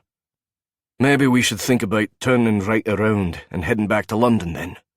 I only agreed to let Rebecca come because we thought it would be safe." Robert's gut tightened. They'd barely made it to the ground and someone was already watching them. He didn't say he was sure he was followed. "Owen, I need to do this," Rebecca argued. "Someone is always going to be watching us." Owen's jaw had tightened, but he let go of his girlfriend's hand and then followed her to the third row of seating. It was obvious he wished she was back in her comfy lab at the garden. Rebecca was right. Someone would always follow them, and that's how it always would be until they figured a way out of the trap. He settled into the seat beside Ariel, and Peter closed the doors. "Let's get going, then. Is there a back way out of this airport?" "I've got a good route," Peter promised, hopping in the driver's seat. "But I'd like to leave quickly, just in case. Like I said, it's probably nothing. I quit intelligence a few years back, after my partner was killed by a rogue MI6 agent. I left Berlin and moved down here. The pace is much slower. There's bottled waters by your seats, and snacks if you care to partake. If we do get attacked, you'll find Rugers and extra ammunition under the seat. There's also some wonderful pamphlets on the history of Bavaria, if you are interested. Buckle up." Okay, the dude was a little weird, and dedicated to his new job, but the guns were more than welcome. They could be hard to come by in Europe. In the States, he could pick up a dozen like he was ordering donuts. Here, not so much. Peter would help them with that if it came to it. He reached over and took Ariel's hand in his. "Don't worry. I promise we won't need those guns. It won't be like Toronto. Have I thanked you lately for saving me?" "It was my pleasure." She responded in that seductive tone that got his motor revving hard. "And it would be nice to keep this whole mission violence-free. I actually wouldn't mind doing some sightseeing, if we get the chance." "I can show you all around the city," Rebecca promised. "Well, I can show you the parts around the medical district. I have to admit I didn't do a lot of touristy things while I was here." "Workaholic," Owen said under his breath. "It's true," Rebecca admitted. "But I do know some cafes in that part of town. There are tons of museums, and I've heard there's even a palace." "Yes," Peter replied. "The Residence is the largest palace in Germany. It was once home to the Bavarian royal family, the Wittelsbachs. Fascinating history. I can arrange a tour, if it's safe." Tucker turned in his seat. "Seriously? I don't ever get to see sights. I get to see conference rooms and computer screens, and the only parts of bliss I got to see were parts where people almost murdered us, and a bar where Jax got laid and I did not get laid." "You should be happy about that, since the woman you were potentially getting laid with turned out to be the boss's ex-wife," he pointed out, as Peter started driving through the small airport. He seemed to be taking a circuitous route. "Somehow I don't think Ezra would forgive you for that." "I don't know why. He's not sleeping with her anymore, They're divorced." Tucker made it sound like a simple thing. "I think it's all for the best that you and Solo didn't work out," Ariel said. "I believe you would have found her hard to handle." "What's your take on her?" He hadn't asked Ariel her professional opinion. He'd been too busy trying to get his hands on her when she'd shown up in Toronto. After he'd gotten over being pissed she was there putting herself in danger, that is. "Ezra thinks she's the devil. River thinks she's misunderstood and only trying to get back her one true love. I can't really trust either of them when it comes to Solo. Too many personal feelings." Her eyes briefly looked away and she was right back in professional mode. "I think Kimberly Solomon is a long-term operative, but one who has the best interests of her country and the people around her in mind. She could be quite ruthless when she needs to be, but I think she would have a difficult time hurting someone she liked or believed innocent, even if it meant giving up her mission." "Levi Green thinks he's doing what's best for his country, too." Tucker sat back. "Every report I read talks about how he spouts patriotic bullshit right before he shoots one of my friends. I wonder if he writes that crap down. Oh, I got the same shite when he was trying to convince my Rebecca to go with him." Owen's Scottish accent had gone deeper, a sure sign he was emotional. "He should have been an actor." "Or," Peter said, taking a right on the highway, "he's a true believer. That's the worst I've found. I've worked with a couple of them. They genuinely believed anything they did was for the betterment of Germany. They're ideologues. You can't argue with them, and you can't bribe them because in their head, they're right. My country was led by one once. Did not turn out well. Did you know Bavaria was actually the birthplace of Nazism? It's not something we like to talk about, but it all began here." "Ideologue. That's a good way to describe Levi," Ariel said. "He's also quite slippery. I wish I'd been able to take him out in Toronto. I worry the next time he'll have us in a position where we can't take the shot." "You shouldn't have been shooting then." He got sick to his stomach when he thought about the situation she'd been left in. His gentle Ariel had been forced to take a rifle and save Becca and Owen. "You should have gotten the gun to Owen or called in Ezra. I hate that you had to do that." "I was a bit tied up at the time," Owen pointed out. He was, to a chair.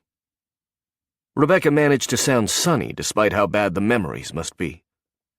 "He heroically took down that chair. It will never be used for evil again.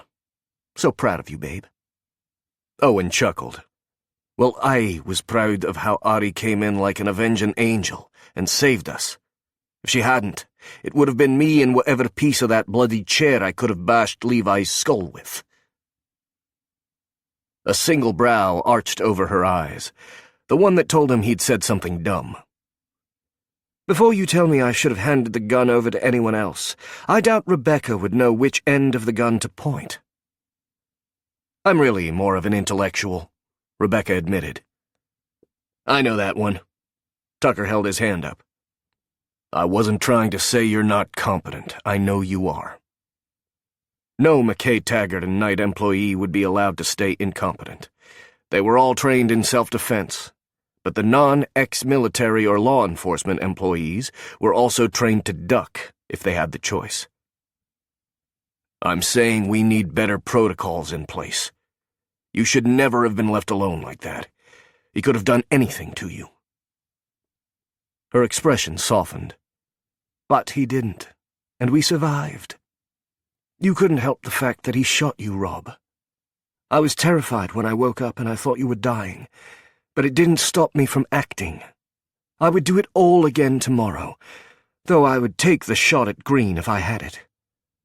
"The good news is you won't have to do it again. Not while I'm here," he promised. "And the bad news is, I've seen that car before," Peter announced. Robert didn't glance back. He didn't want to give anything away, and he was pleased Ariel seemed to have the same idea. "Can you lose him?" When did he start following you? Sometime after I left the city. I stopped by my office to pick up a few things, and when I returned to the road here, I noticed that SUV behind me.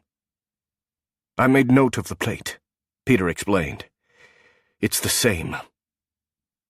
We can't let him follow us back into town. He was already trying to come up with ways out of this mess. They couldn't go back to London without some information on Tucker. Or we could maneuver him into a position where he's trapped, and then I can kill him. Owen sounded bloodthirsty. Babe, you can't do that. Rebecca was definitely the reasonable one in that relationship. We need information from him. Torture him first, find out who he's working for and what he's supposed to do, and then you can kill him. Or not so reasonable. Didn't you take a Hippocratic oath? Ariel asked, managing to be amused despite the fact that they were being followed. Were any of them going to take this seriously? Had they forgotten what had happened the last time they'd been in a car together and someone had come after them? Hey, it's going to be okay, Ariel said. Are you honestly surprised someone's watching us? I wish I could get a look at the driver. He wasn't going to risk it. Not with Ariel in the car. This time she could be the one getting shot. Up ahead he saw a sign for fresh vegetables and a small roadside stand. Pull in there. He won't be able to stop without giving himself away. He'll have to drive on and turn around. We can make a crazy dangerous U-turn and drive into town from a different direction. When did asparagus go white? Tucker was staring at the sign for the stand. It was a cute hand-painted sign announcing the stand's offerings. Is it an albino asparagus? It's called Spargel, Robert replied without thinking about it. It's delicious. It tastes like sweet corn. It's the only asparagus I can handle. We used to eat it with ham. He stopped as the car did.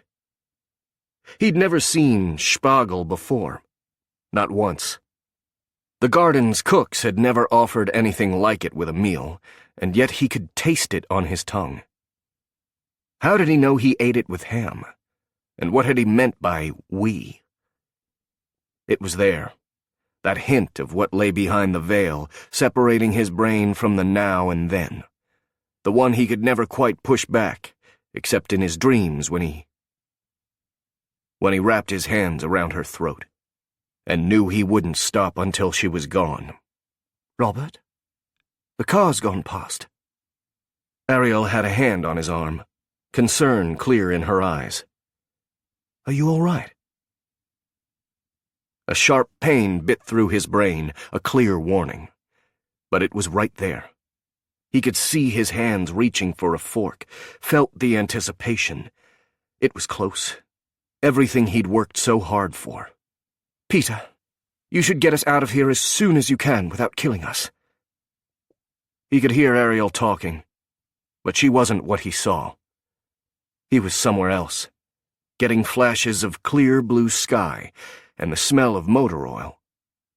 Laughter was all around him, and so was a mixture of excitement and dread. It was actually happening. His first. Pain screamed through him, and the world was suddenly far too bright, like the earth had been encompassed in the whitest light. Someone touched him, a cooling hand on his head. Robert, it's all right. Let it go. We'll write it all down and figure this out another way. You have what you need from the memory. Let it go, Ariel said, soothing him. Let it go, and come back to me. But he was trapped in the moment, and the memory was right there. His first what? It was important. He wasn't alone. He was surrounded, and he could hear their laughter, feel the camaraderie. He had people who cared about him. Who were they? Robert, listen to my voice. Through the haze of pain, he could hear Rebecca talking to him. I need you to do what we've been practicing. When you get caught like this, you think about something else, something real. Rebecca had begun working with all of them to try to better process whatever memories they did get.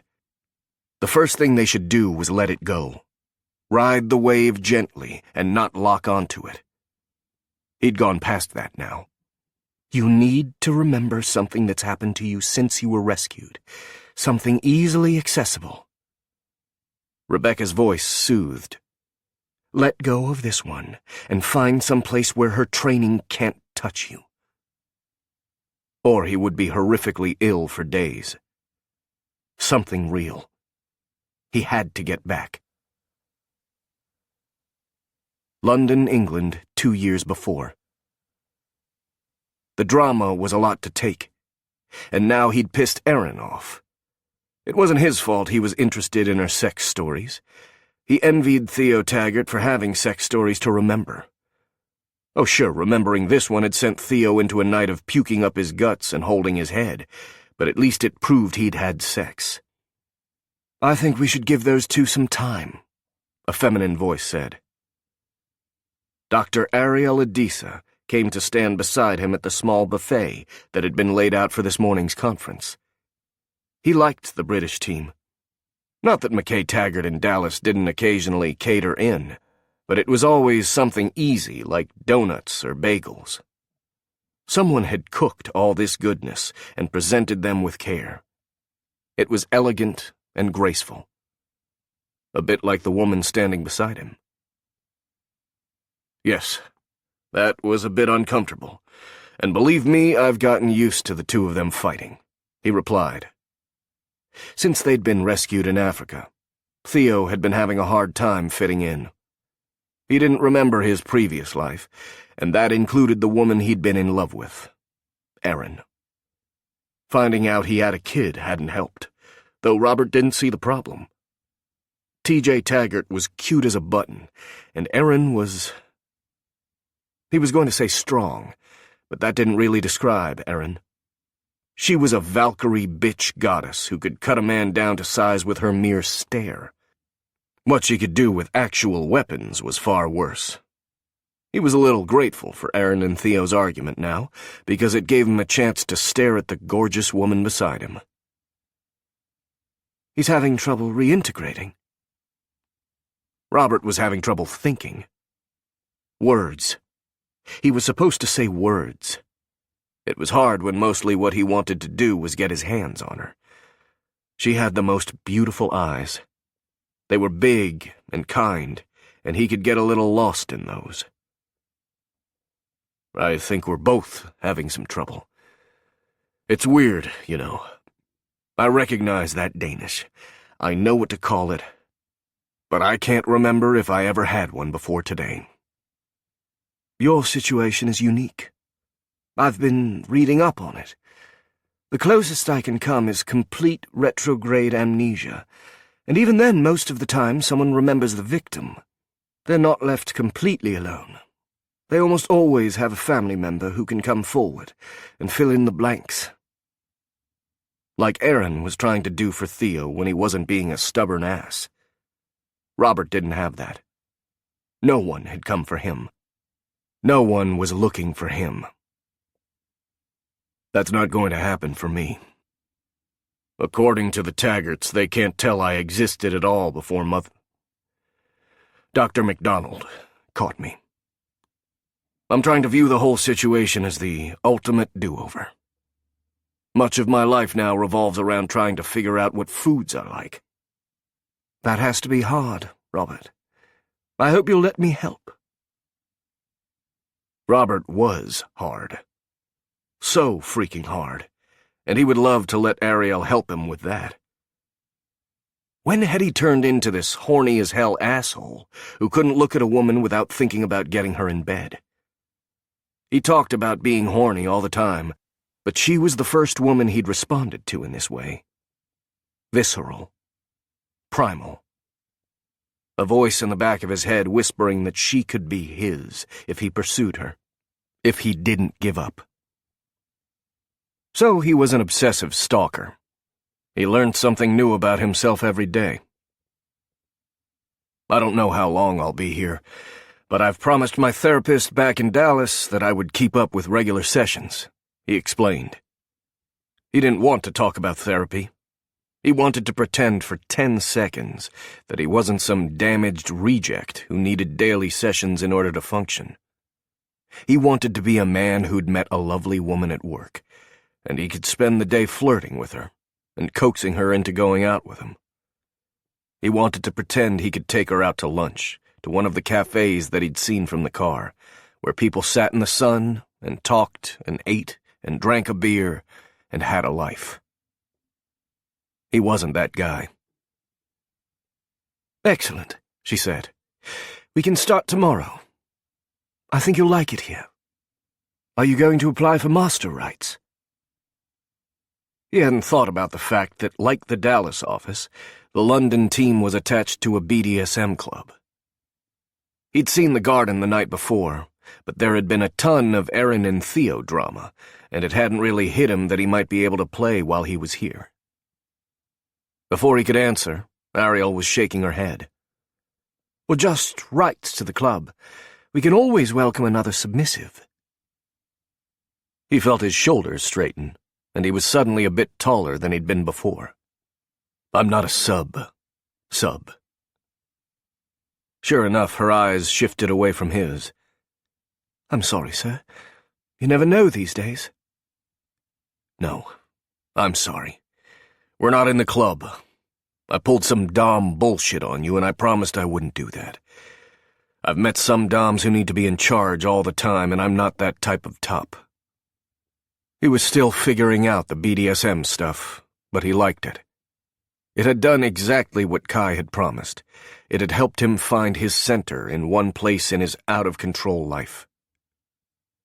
God, what would this woman look like in fetwear? Her lips curled up in the most delicious smile. "Then I'll expect to see you on the dungeon floor, sir. But remember, I'm in charge in my office. We'll have to find you the right play partner. I'll think about it. I know all the subs. Lovely women.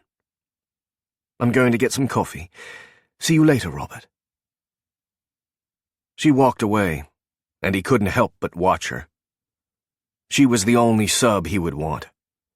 And naturally, she was the one he couldn't have, because she was going to be his therapist.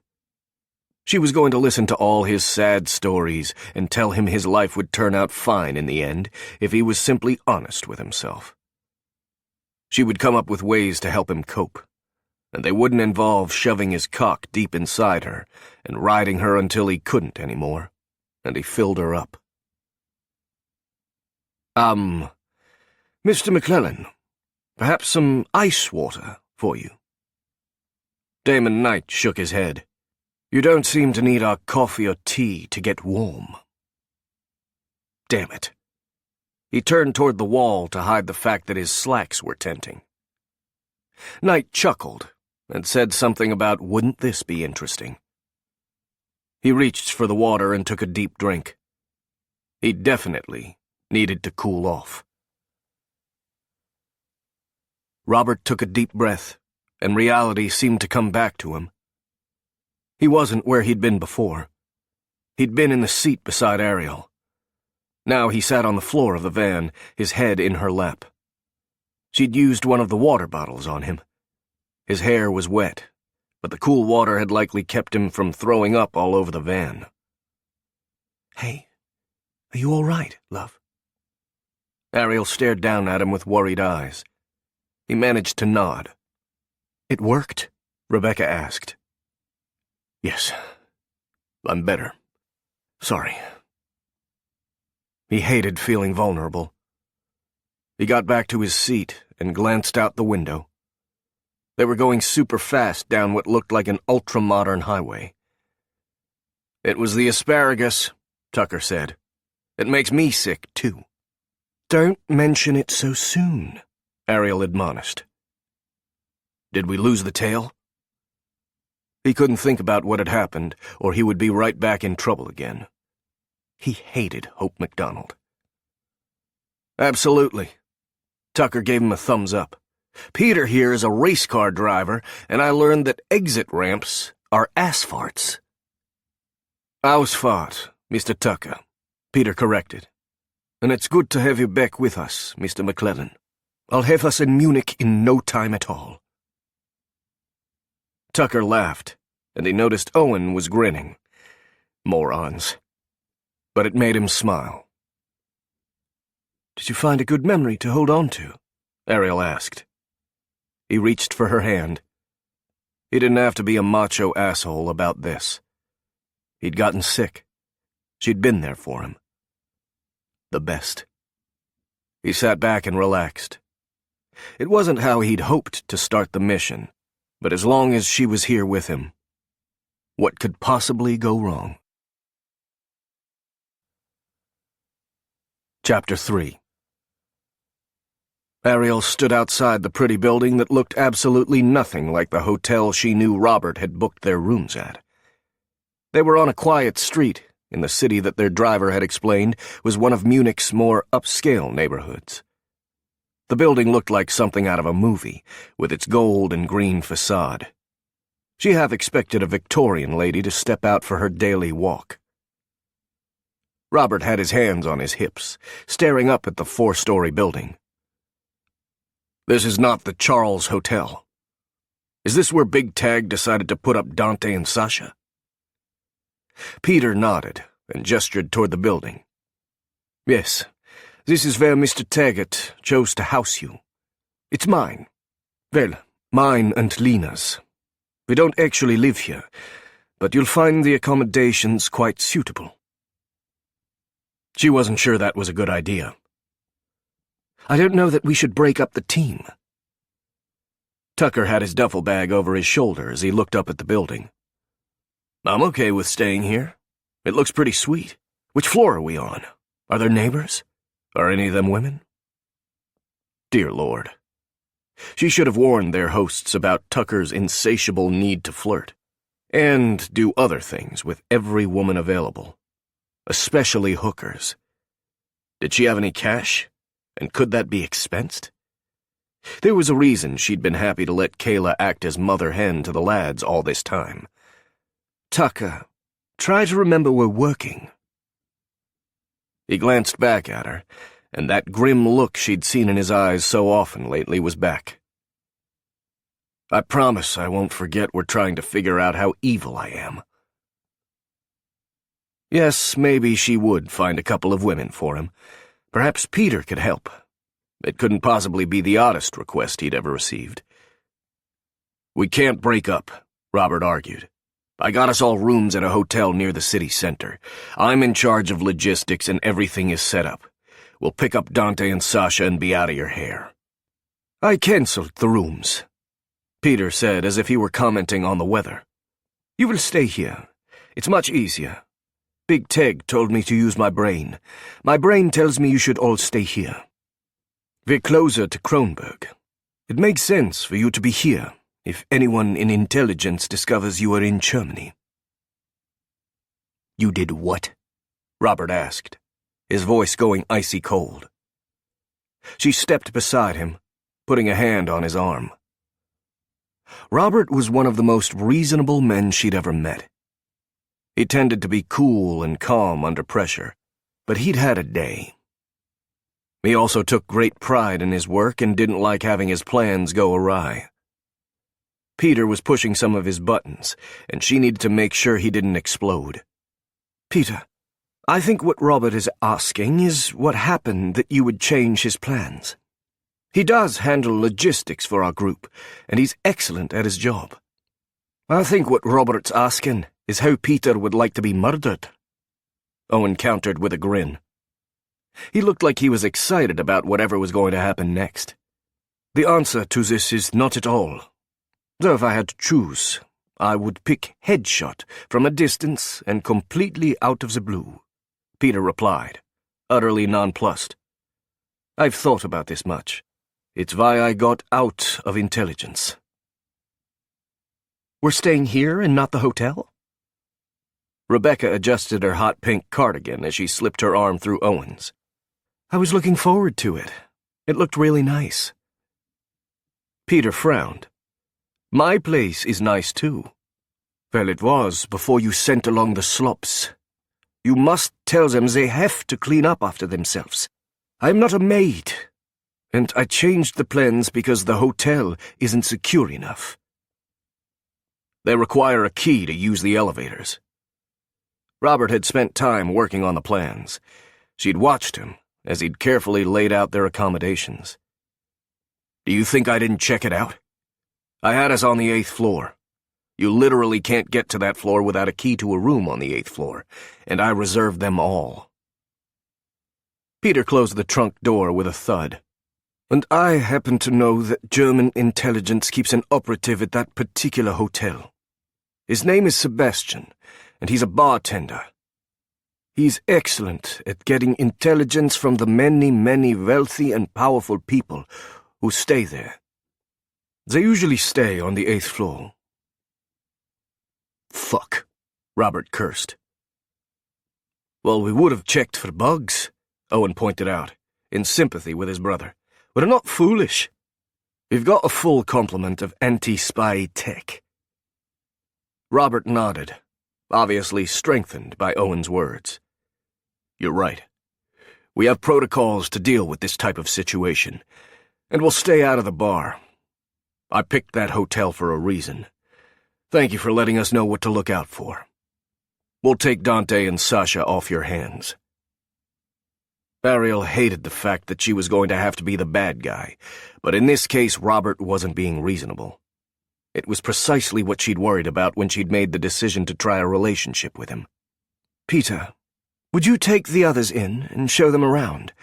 I'm sure we could all use some time to clean up. Of course, Peter said, walking to the door.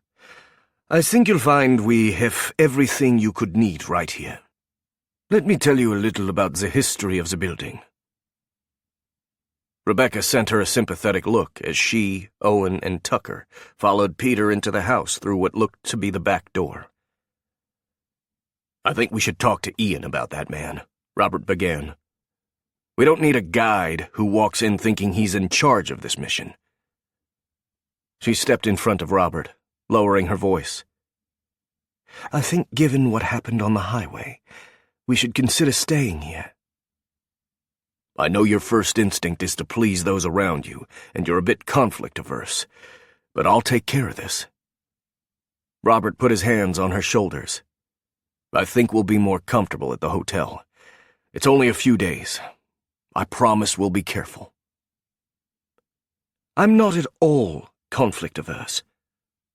That might be a lie. She wasn't normally. Conflict was natural, though she didn't want to be in conflict with him. And yes, I prefer to please, but Rob, I'm not a doormat. His hands came up to cup her face. I know that, but I want to make this as easy on you as possible. You haven't really been out in the field, and it can get stressful. I want you to understand that I'll take care of you. It was sweet of him. I've been in the field before.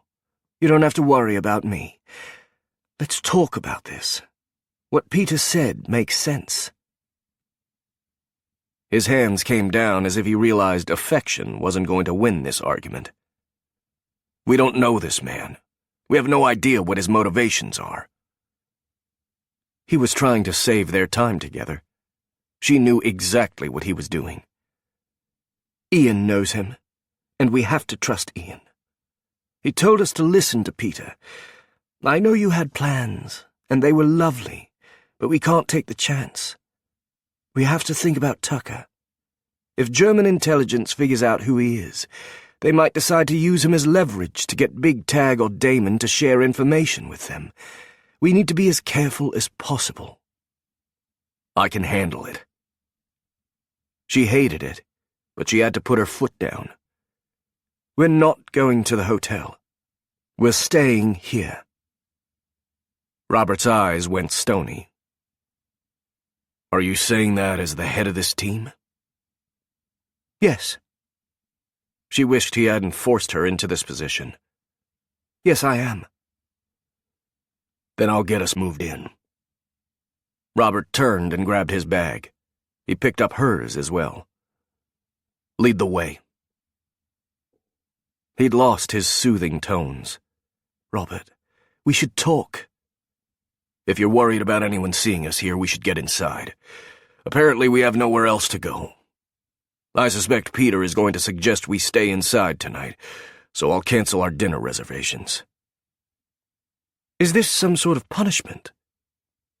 Would you suggest you and I go out when no one else apparently can without some serious oversight? He kept putting her in that corner. No. I think it would be unfair for us to be the only ones allowed out. But we're not going to hide the whole time. Rebecca needs to be in that cafe tomorrow to meet with the researcher from Kronberg. Honestly, we should probably spend the evening going over those plans. It might be a good idea to wait until we get back to London to revisit the state of our relationship. He stared at her with suspicious eyes. Now that sounds like punishment. It's not meant that way. We need to consider what's happening. We're having our first argument, and it's affecting the team. Not at all. We're doing exactly what you think we should. I'll go find my room. He strode toward the door. She would have followed him, but her mobile vibrated. She pulled it from her pocket and sighed at the text. Kim. It was from a number Ariel knew she kept for personal use. Smooth moves on the highway, Ari. But we need to talk. I'll be around. And have fun in the sex club. Sex club? Today was definitely not going the way she'd planned. She sighed and followed Robert into their temporary home. Robert stepped into the house and looked around.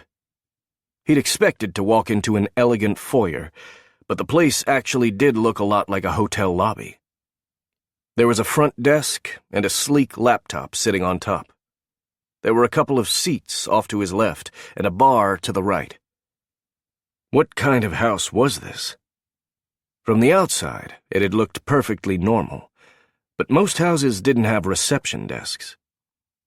He walked down the center hallway toward the sound of voices, but not before glancing back to make sure Ariel had gotten inside. He could have made it work. She hadn't listened to him at all. The first chance she'd gotten, she'd taken control from him. And wasn't that the way his life went? They were being too cautious and didn't understand that it was starting to rankle. His men were starting to feel suffocated. It was always the same rooms, same jobs, with no hope for anything changing. It was starting to get to him, too, but he'd had some light at the end of the tunnel with Ariel. Now he would be lucky if she talked to him about anything but the job. She closed the door behind her, and he found himself at the end of the hall looking into a familiar place. Tucker stood in the middle of a dungeon, his arms spread wide. Well, at least it feels like home. They were in a club. Naturally. "Welcome to Halsbänder," Peter said, back to his normally cheery self. "This is a club my wife and I founded a few years back. In English, you would call it Collars. It's closed tonight, but tomorrow we're open, and we're happy to extend you the same rights you have at the garden." "Does Big Tag know anyone who doesn't own a club he can stash us in?" Owen asked. "Surely someone he knows runs a pet store, or is an apartment building manager. It ain't normal to know this many perverts." Rebecca sent her boyfriend a glare.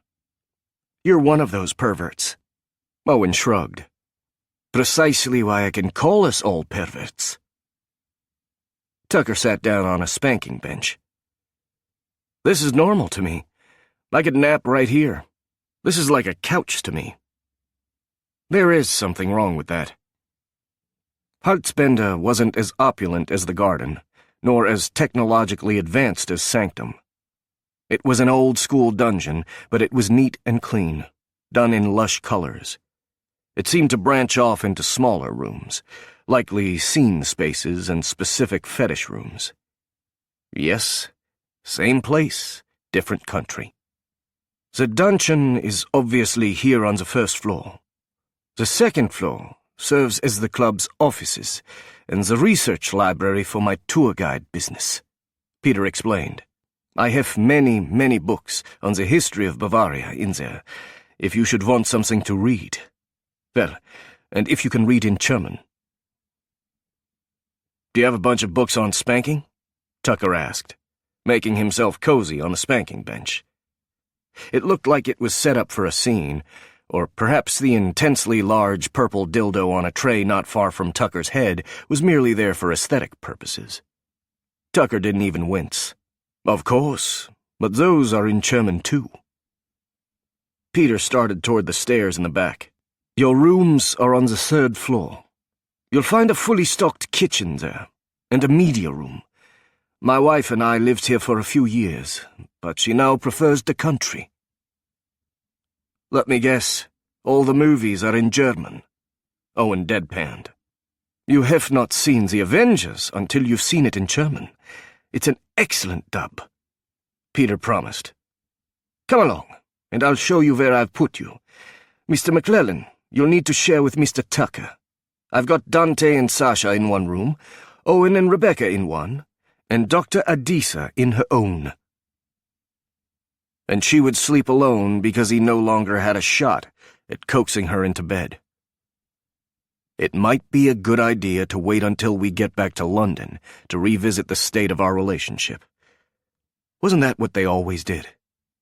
1 step forward and 2 steps back. When one of them was ready, the other wasn't. She moved toward him and took her suitcase out of his hand. "I'll go settle in. I'll see you at dinner."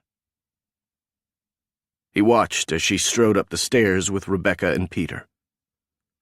Owen looked over at Robert. "It's not that bad." "Of course you would say that." Dante's voice always sounded tortured, like someone had torn up his throat and he'd never fully recovered. They suspected he was from somewhere in the Eastern Bloc. He spoke Hungarian, Polish, and English. "You get to leave the garden on a regular basis. It doesn't matter to you that we're stuck in a cage again." He looked to his left and saw what he hadn't before. Dante was standing in the shadows. He peeled away and joined the rest of them. He was wearing his normal uniform of a black t-shirt and dark wash jeans. He rarely wore anything else. "I thought we were moving to some swanky hotel." Sasha was with him. He had a beer in his hand. They were almost 100% certain he was Russian. It was hard to mistake that accent. "You promised us this would be a different trip." He gestured around the room. "It looks very much the same to me. Dante and I have been holed up with the German, who is far too invested in his own history." What was he supposed to say? He didn't hold the power here. He hadn't truly had any power ever, when he thought about it. Was this the rest of their lives? Shut up in dungeons, hidden from the world as much as possible because the world wanted to take a bite out of them again? "We got followed from the airport." Dante rolled his eyes. "Of course you did. Someone always seems to know where we are. Have we asked the proper questions about why this is?" Owen glanced up the stairs like he wanted to make sure the women couldn't hear them. And what would those questions be? Dante looked at Owen, his eyes narrowing.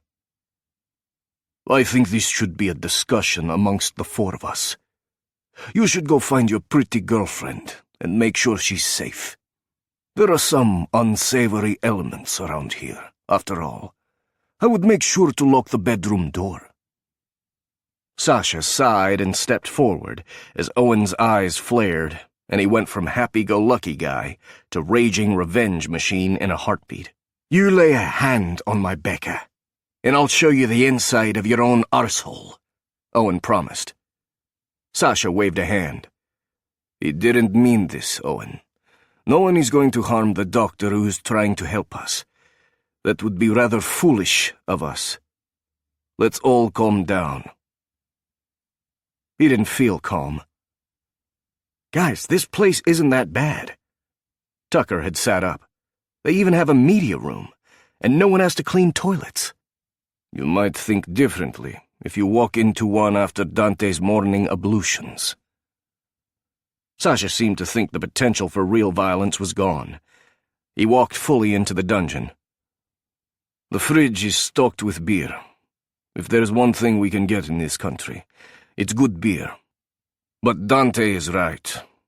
Someone is watching us, always, and we should figure out why that is. They find us very quickly. They did not find us at all, Sasha, Dante pointed out. It wasn't until the new group gets here that we're suddenly in danger and can't move about like normal humans. Do you have something to say to me? Owen didn't look like he was ready to give up the fight yet. Robert moved to a place where he could easily get in between the two men. It wouldn't be the first time he'd gotten caught up in a family fistfight. Of course, from what he understood about the way Tucker, Dante, Sasha, and Jax had been trained, there had been a lot of violence between them. He'd been in what MacDonald had called her Alpha Team. There had only been 3 men in their unit: he and Victor and Theo Taggart. The rest had been the unit she tested her therapies on before giving them to the Alphas. They'd been trained like fighting dogs, and only the strongest had survived. Sasha's right. We need to calm down. He knew they'd been moving toward this. What had happened in Colorado and then Toronto had to be addressed. Our host believes someone followed him. We have a tag, and we're going to look into it. This is a couple of days, and then we'll head home. I promise I'm going to talk to Damon about loosening up the leash. They're only being cautious. That's good, Rob. Tucker always backed him up. Maybe we can have some boys' nights out. Maybe we could have some actual fucking freedom, Sasha said under his breath. You know why that's not allowed. You're both wanted by Interpol. The fact that you haven't been turned over is reason enough to know we're safe here. This was the fight he hadn't told Ariel about. It was something between the 6 of them. Or McKay Taggart is playing a game, and we are the pawns, Sasha said. Think about it. Dante's face went tight, and he elbowed his partner. Not here. Not with him here. Are you actually talking about me? Owen asked. You honestly believe I'm... what? Selling us all out to Levi Green? Selling us out to the arsehole who tried to take my girlfriend from me and sell me to MSS for experimentation? We only have your word for it, Dante pointed out. Yours and Dr. Walsh. How can any of you trust a doctor again? Any of them? I think we should point out that our kind Dr. Adisa showed up in Toronto just in time for the agency to make an appearance. I wonder why that was. Oh, his reasonable soul was being tested today. What exactly are you trying to say, Dante? Tucker was the one moving now. He placed himself between Robert and Dante. He's being an ass, like normal. Come on, we've all had a rough day. Let's settle in and grab a beer. Yes, ignoring the problem has worked well to this point. Sasha took a long drag off his bottle. You know, I'm sure the big boys are telling everyone it must be one of us. One of us has to be the one selling out the team. But I think it's one of them. Why? Why would anyone in the company sell us out? He couldn't believe it. McKay Taggart had worked hard to free them. I can think of several reasons, Dante said, money being the chief. But there are others. Have we considered that perhaps not everyone cut ties to their former agencies? Perhaps there are some divided loyalties. It's why I feel Owen shouldn't be considered one of us. His ties to the company run deep. He spends as much time with Nick Markovich as he does with us. I'm sorry I'm not damaged enough for you, mate. Owen slapped Rob on the shoulder. I think I'll go find Rebecca. You know where I'll be if you need me. Good luck chasing down conspiracy theories. He started up the stairs, but not before he'd flipped off Dante. You can't shut him out because he wasn't tortured as long as the rest of us. Tucker squared off against the duo. Owen's been through a lot too, and he's always been loyal to us. Says the man who started out as the one who tortured us. Dante stood. As the first of us, I was tortured more than any of you bastards. I see things you do not. Think about it. Ariel was in both Toronto and she was here. I happen to know she was kept updated on the mission to Colorado. She knew when Jax went into the woods. Of course, Ezra is an even better candidate. Keeping his old friends in the loop would be an excellent way to get back to the agency. You don't stop at all, do you? Tucker asked. If it's not one of them, Dante began, then it is one of us. I can handle it from one of them. I would understand if it was one of them. If it is one of us. He whistled as he walked away. Sasha stood. He's got it in his head that we're being held prisoner again. That's ridiculous. Is it? We might not be forced to fight each other, but we cannot leave, and we must do what our betters tell us to do, Sasha said, walking to the stairs Dante had recently disappeared up. It feels not so different to me. Then we remember the situation very differently. The situation was getting dangerous if those two honestly believed being safe was as bad as being held by a woman who routinely tormented every one of them. When we get back to the garden, we'll have a team meeting. We shouldn't do this without Jax. Jax knows who he is. Sasha's tone was spiked with bitterness, and he's got a pretty wife to keep him company. I've got Dante. Then let's get the information we need to find out who we are and get some power in this game. I promise you, I won't allow anyone to use us. There's a life for every single one of us when this is done. He had to believe it. Sasha stopped, and emotion tightened his face for a moment. I will hold you to that. He held out his hand. Sasha was often the toughest of his brothers to get to. Dante would shrug and go back to drinking during an argument, but Sasha would shut down. See that you do. Sasha reached out and gripped his hand. I'll go and see if I can talk to him, or get enough liquor in him that he's all right to be around. I'll make sure he comes to dinner. He strode up the stairs, and Robert looked to Tucker. He knew exactly the words that had gotten to him. It had likely been a direct hit. We have no idea if you ever set foot in either of the off-site bases where she kept the men, where she kept us. We only know that you worked with her at Kronberg. We don't know that I didn't, Tucker replied. He shook his head. I don't want to think about that now. What happened with Ari? One minute she was holding your hand, and then she had that blank look on her face women get when they're hurt and don't want to show it. I hurt her? She was the one who told me we shouldn't have a relationship while we were working together, he shot back. What had you done before she said that? Fuck. I was pissy about not getting to go to the hotel. I pretty much told her she could be my girlfriend or my boss. I was an asshole. You had a rough afternoon. He shook his head. That's not an excuse. I don't get to have a bad day and make hers bad too. He thought about the problem for a moment. There was a way to make both their days better.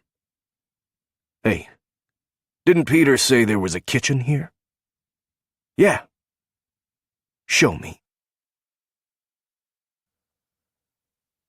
Chapter 4. She didn't tell me when she would contact me," Ariel said quietly over the secure line. "I think we have more problems than Kim hanging around." "Solo hanging around might be the best of our problems." Damon's upper-crust British accent came over the line. "Ian and I have been discussing the fact that if Solo is getting cheeky, it might mean she's got more leeway. I agree with Ian's assessment. Solo is likely working for a group that could be very friendly to us." "Then let me tell the lads." Not telling Robert was killing her. She'd overheard a bit of the argument he'd had with the rest of the Lost Boys. She wasn't proud of eavesdropping, but there had been a weird vibe in the room, a simmering anger she couldn't deny. And risk one of them contacting Green. I think he's on the ropes with the new developments. I think it would be a mistake to bring this out into the open, if what we fear is true and we've got a leak. Look, talk to Solo if she contacts you again. Try to get her to tell you what's happening on her end of this. I don't think she's a physical danger to the lads. She's not. She got close in Colorado. If her plans had been to take one of them for physical testing or questioning, she could have done it then. Excellent. Then you're not keeping anything from them that could hurt them. This is how this game is played, Ari. We're almost done. I can feel it. Damon was quiet for a moment. We're close to making some breakthroughs. Theo Taggart won't tell me exactly what he's got, but he thinks he's close to convincing a woman who worked for Hope MacDonald's father to talk to us. We believe Senator MacDonald used his place as the head of the Armed Forces Committee to funnel soldiers into his daughter's program. I sent you a report on the initial findings. You should feel free to share that. They need to know we're doing everything we can to identify them, so once we have the leverage, we can get the charges dropped against each of them. When we do that, they can go home." The thought of Robert going home made her heart ache. His home was in the garden. She wanted his home to be with her. "That would only cover the American military." "We're not sure. MacDonald had deep ties across the globe thanks to his connections to the Collective. The Collective had been an Illuminati-like group of corporations who had set about manipulating global governments and systems to enrich themselves. Kronberg had long been rumored to be a part of it. The Collective itself had retreated, but she had no doubt they would simply lick their wounds and resurface sometime down the line. "So we might soon be able to give our lads their real names." "That's the hope," Damon assured her. "Do what you need to do to keep their spirits up."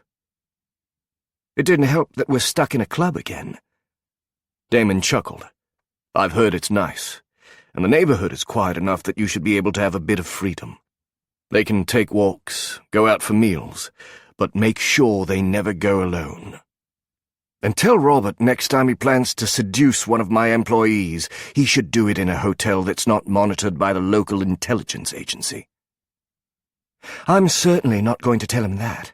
He was upset enough that his plans got ruined." "Are you sure you want to jump into this now?" Damon asked. "If Theo's right, we could find his family soon." It would be smarter to hold off. She knew it logically. She'd spent her whole life being careful.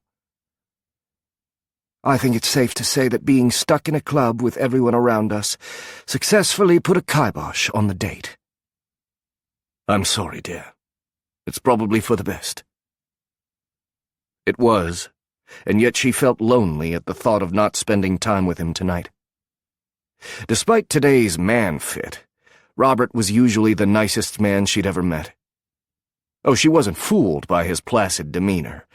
She knew there was war going on inside him. But the core of the man was solid. She wondered if he understood that. She'd always thought his hesitation came from the rubbish idea that he could hurt her physically. He often forgot who she was. And then there was that part of her he didn't know about at all. There was a knock on her door.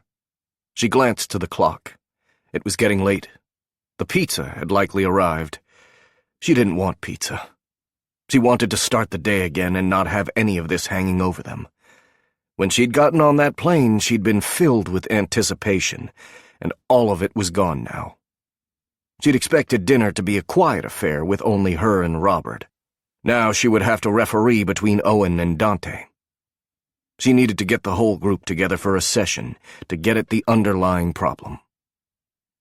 I've got to go, Damon. Be safe. She hung up her mobile and slipped it into her pocket before answering the door. She'd expected Rebecca or Owen, but it was Robert who stood in her doorway.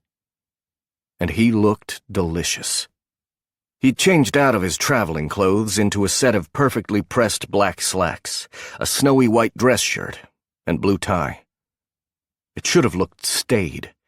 It would have on most men, but on Robert, it made her wonder what she would see when she peeled off all those clothes. She had a damn degree in psychology, and it didn't mean anything when her hormones got involved. Hey, I know I acted like a massive asshole earlier today. He had a grim look on his face that changed to charming when he brought his hand from around his back and showed her the perfect white rose he offered her. Would you please let me make up for it? There were 1,000 reasons to say no. She could do it gently. She could remind him that the first chance they'd had to prove they could manage a relationship and still work together, they'd blown. She could point out that there was still the hope of a cure out there. Or you could live in the moment, my love. You could stop being so in that head of yours and let yourself feel. Sometimes she could still hear her father's wise voice in her head. He'd done so much, taken so many chances to bring his family to a better place. Ariel, please. I'm sorry I treated you like that. I took out my bad day on you and it wasn't fair. I wanted our night together. I planned it all out, but I forgot that the only really important part of the night wasn't the restaurant or the hotel. It was that we got to be together. Be with me for a while. She took the rose from his hand, all thoughts of why this was a bad idea flying out of her head. Yes. But she wasn't nearly as dressed as he was. Give me a minute to change. He shook his head. You look beautiful. And we're only going to the kitchen. You dressed for the occasion. I was also the asshole who challenged the authority of my commander in the field. Trust me, I like this far better than dropping to the floor and giving you 100 like I... He shook his head. Not going there. She stepped in, putting a hand on his face. It's okay. Let the visual piece go, and tell me what you felt. He pressed his cheek against her hand. No therapist stuff tonight. I promise I'll write it down later and talk to Kai about it. But I want you to stop thinking about me as a patient. This can't work if you don't. Please come to the kitchen with me. I managed to shove everyone else in the media room. They're watching a football match. Well, Rebecca is reading on her e-reader and rolling her eyes when the guys yell at the screen, but the kitchen is on the opposite end of the floor. I promise it's quiet there. She was still in the slacks and blouse she'd worn this afternoon. They were casual and comfortable. Certainly not something she would wear on a date.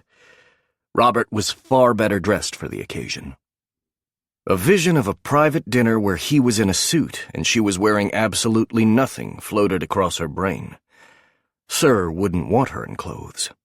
Sir would want to see nothing but her own skin so he could touch her everywhere, whenever he pleased. They could spend long hours like that. She wouldn't worry about anything at all but pleasing her dominant partner. Come on. He used that deep voice on her she'd heard him use at the garden. Like her, Robert spent at least one night each weekend playing. She'd seen him paired up with some of her friends, but never had he taken one to a privacy room or up to his flat. She hadn't indulged herself in sex in a long time.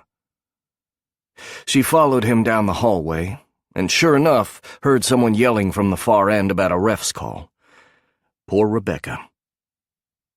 Robert led her away from it, his loafers making no sound over the carpet. This part of the club was comfortable, much more like a home than downstairs, and it made her wonder if Peter often had guests he put up here. She'd talked briefly to the man, and he appeared to be very interested in teaching and training new DS couples. Were she and Robert going to be a DS couple? She stopped that line of thinking. This was nothing more than a pleasant way to spend an evening with a man she liked enormously. With a man she might be falling in love with. Why couldn't she let things be? Why did she always have to look past the now? Hey, if I didn't know better, I would think you're the one who's stuck in a nasty memory loop in your head. Are you all right? I'm not frightening you, am I? She rolled her eyes. You have to stop treating me like I'm a delicate flower who wilts in direct sunlight. You don't frighten me at all. You frustrate me at times because I think you hold back on me. You see me as something I'm not, and I worry that could be a problem. Something you're not? Maybe it was best to get the uncomfortable discussion out of the way. You view me as a savior. I do not.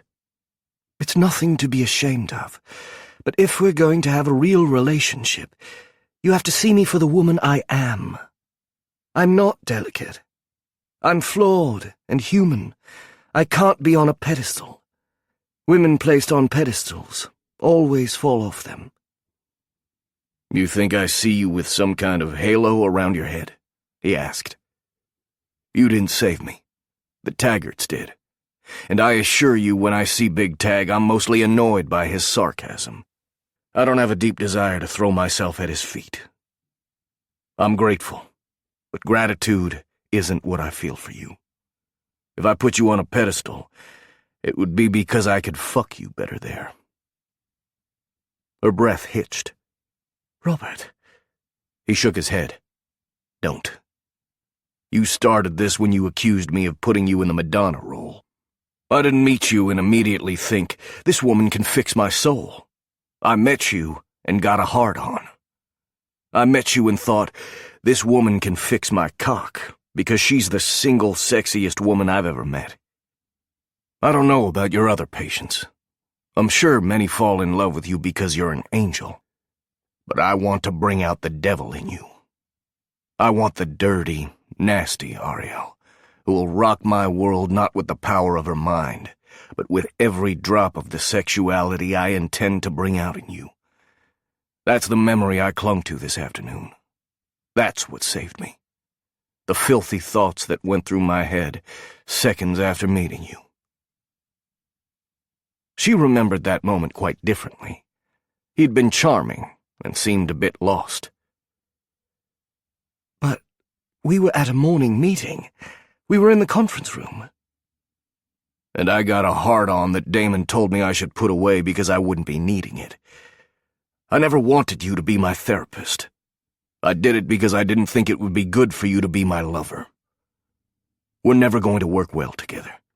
My first thought is always going to be to protect you. And that's not because I don't think you're competent. I know you've had all the classes. You know I was Scotland Yard before I joined the team. A lie, but one that had been established before she'd even met him. Yes, I do. And they likely gave you all the self-defense training you could ever want, but I'm a man who cares about you. Tell me when I go in the field you're not thinking of me. She'd been terrified the whole time he was away. You know I do. I worry. I didn't want you to come with us to Colorado because I knew it could get dangerous. After how you took care of me in Toronto, I have to shove that scared part of myself back. I thought I was going to die. And my biggest regret was never taking a chance with you. Let me take a chance with you tonight. She had to be honest with him about the few things she could. I just got off the phone with Damon, and he thinks he might be close to finding someone who can tell us who you are. He stared down at her, his hazel eyes warm. I am Robert McClellan. That's who I am. I'm curious about who I used to be, but I know deep inside that I'm not that person anymore. I'm the man you see before you. But we don't know if you left anyone behind. It was a thought that kept her up at night, that some other woman was pining for him. A wife would have looked for me. No one looked for me. If I left behind kids, would that disqualify me from being with you? No. She would want to know them. Of course it wouldn't. Then let's stop thinking about what might be and make something real. I've lived the last several years of my life not thinking about anything but survival and figuring out my past. I would very much like to have some kind of future, and I can't do that if I'm always looking behind me. Have dinner with me. That's all I'm asking for now. I'll take this hour by hour if I have to. All you want is dinner. That was disappointing, but probably smart. Hell no. I want more, but I'll take what I can get when it comes to you. You're the one I want, Ariel. I want the Ariel who bluffs like a pro when we play cards, but mucks the best hand if she thinks it would help someone else win. I want the Ariel who's kind to everyone around her, but doesn't let them take advantage of her. I want the Ariel who knows what she wants and doesn't hesitate to reach out and take. I want so badly to be the person that Ariel wants. He was everything she wanted. Even that fight they had today proved it. He hadn't sulked in his room, waiting for her to fix things. He'd apologized. He'd taken responsibility and acknowledged what he'd done. He was a strong man who'd seen the worst life had to offer and still come out with kindness in his heart. She wanted him more than anything. She went up on her toes and tilted her head back, offering up her lips. I would like that very much. He didn't seem even the slightest bit interested in refusing her. He immediately sighed and brought his mouth down on hers. He brushed their lips together, his hands moving to her hips. I'm sorry about today. You handled the situation quite well, but then you always handle me well. I might have to change that. She knew what he was talking about. She was in the position of control on the mission. He wanted a little of it somewhere else. She couldn't think of a better idea. Tell me what you want from me, sir.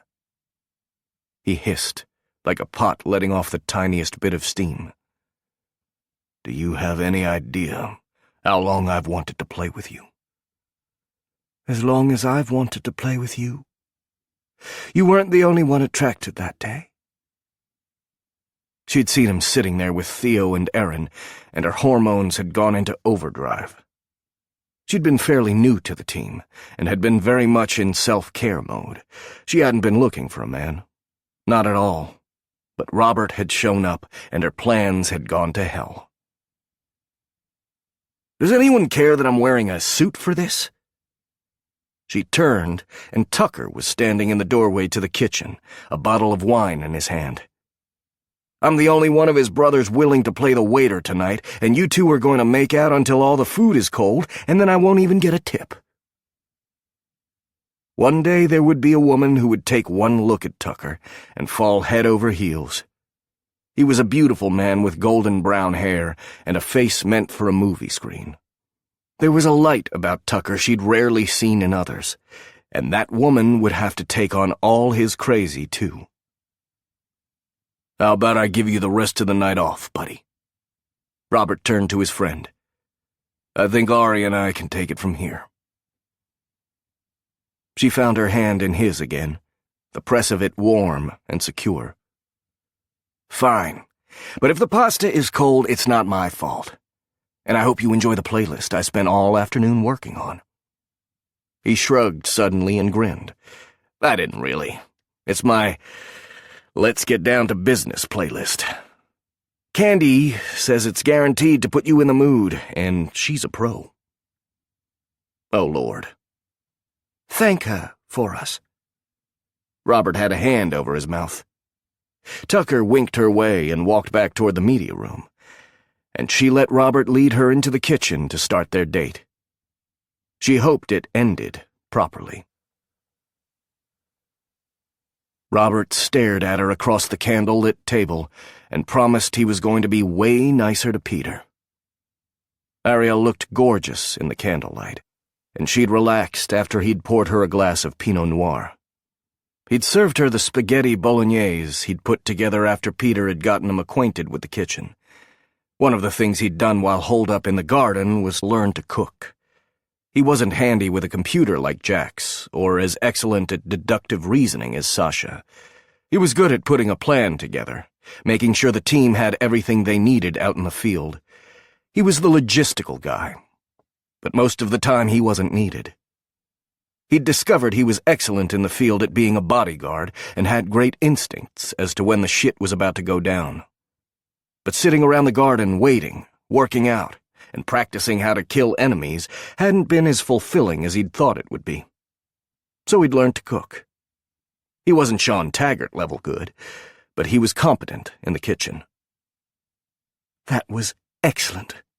Teresa taught you well, Ariel said, putting her glass down. Teresa was kind of the mother sub at the garden. She did a lot of the cooking and took care of the team. She was a patient teacher. Most of the people at the garden have been kind to me. Is that why you decided to stay? I know Ian offered you a job. I stayed because they needed me. His brothers. Theo didn't need me after he stopped being a stubborn asshole about his wife. Once he accepted his past, he was good. Think about it like you're the only person in the world with a disease, and suddenly you find out that there are 5 others out there just like you. There's this odd happiness. Then guilt that you feel happy. You felt that way because you weren't alone. And it was never truly happiness. It was more like a settling deep inside me. They needed me. Being around for them as they adjusted to the world gave me purpose. The first time Damon called me into his office to give a report on my men, that was the moment I found some pride. And he'd felt normal again. He hadn't even been sure of what that word meant at the time, but now he knew there had been a familiarity in taking charge. There was an army base in Germany. Lots of soldiers moved through there. Had he been stationed here? You have a lot to be proud of, Ariel said, pushing her chair back. We should do the dishes. He let the thought go. He wasn't going to have another episode tonight. He was going to keep his focus on Ariel. No, I've got that covered. Owen lost a bet, and I finally called it in. Don't worry, Rebecca will help him out. I left them what we didn't eat. They're probably waiting outside for us to leave. No, we're not, a feminine voice said from behind the doors. Yes, we are. We're hungry, and you two are taking forever. Please bang already, Owen yelled from behind the door. He should really be better about this. Robert got to his feet. You know, I facilitated your relationship with Rebecca. You could be a little nicer. Owen stepped inside, Rebecca following after. I'm being very nice. You'll sit here and talk the dog to death if I don't give you a nudge. And honestly, if he hadn't spoken up, his stomach growling would have interrupted you. Rebecca moved to the counter where he'd put the rest of the spaghetti and salad. He can't help it. He's a bottomless pit. There's no satisfying him. Owen pulled his girlfriend into his arms and waggled his eyebrows suggestively. You satisfy me quite nicely. Rebecca laughed as he nuzzled her neck. Seriously, guys, we can grab a bowl and come back later if you two want to talk. He didn't want to talk anymore. Not like this. He wanted to be alone with her. Naked with her. He'd waited forever, but he wasn't going to push her into this. If she was going to leave him at her doorstep with a kiss, he would handle it. A gentleman. He would be a gentleman, right up until the moment she let him off the leash. Then he would eat her up. "I think we've had a long day, and we'll have a longer one tomorrow," he said, reaching for her hand. The minute she threaded their fingers together, he felt something inside him relax. He loved the daily intimacies they'd started to find. Holding her hand, kissing her, those small affections grounded him mightily. "Don't forget the morning briefing. Peter says he's bringing in something called butter pretzels, so we should assume we'll get a lecture on the history of pretzels in Bavaria." Owen groaned. "We'll be there." He let Ariel out. Down the hall, he saw Dante outside the media room, a beer in his hand. He'd been turned toward the kitchen at the opposite end of the hall, as though he'd been standing there staring at it. Had he been listening to the happy couples? There was something dark in Dante that always gave him pause. Dante turned without a word and disappeared behind the doors where he would likely drink himself to sleep. It seemed to be the way he and Sasha operated. But he wasn't thinking about that tonight. Tomorrow would be soon enough to sit everyone down and talk about the problems they were having. He would get Jax on the phone. He wasn't leaving him out because he was in London. "Are you all right?" Ariel had stopped beside him. "Is Dante giving you trouble?" He was glad she'd been upstairs when they'd gone on their rant. "I think the pressure is starting to get to him, but we can talk about that tomorrow. I think after we get back to London, we should have a big group meeting and get some things out in the open." "They think Damon and Ian are keeping things from them?" No, he did not want to go there. He stopped in the middle of the hall and got into her personal space. She backed up against the wall and he loomed over her. It was time to move from reality to a place where they might be able to play out a few fantasies if she was ready. "No work talk. If you want to go to sleep, I'll kiss you now and see you in the morning. Tucker and I are in the room next to you. If you need anything, I'll be there. If you aren't tired and you want to talk some more, we can go down to the bar and have another glass of wine with the full knowledge we don't have to go any further than that. I'm more than willing to sit up talking to you all night long." She tilted her head up to him. "And if I want to go to bed, but not to sleep?" His heart rate ticked up, blood starting to thrum through his system as he invaded further, brushing his chest against hers. He reached for her wrists and gently brought them up and over her head, pinning her to the wall. "Then we need to make a few things clear." She took a deep breath, her lips curling up as though she liked the way he smelled. "Me, sub. You, dom. Got it." He leaned over. "Hey, I'm trying to make sure I take care of you the way you like to be taken care of. I've watched you play. I don't think your play partners realized how much you like being dominated. I think they view you as a woman who enjoys a spanking from time to time. They don't get how much you need to know your partner is thinking about how to handle you. They don't understand that you need to stop thinking. You need a place where you obey your partner." In their defense, I had no interest in sex with any of them.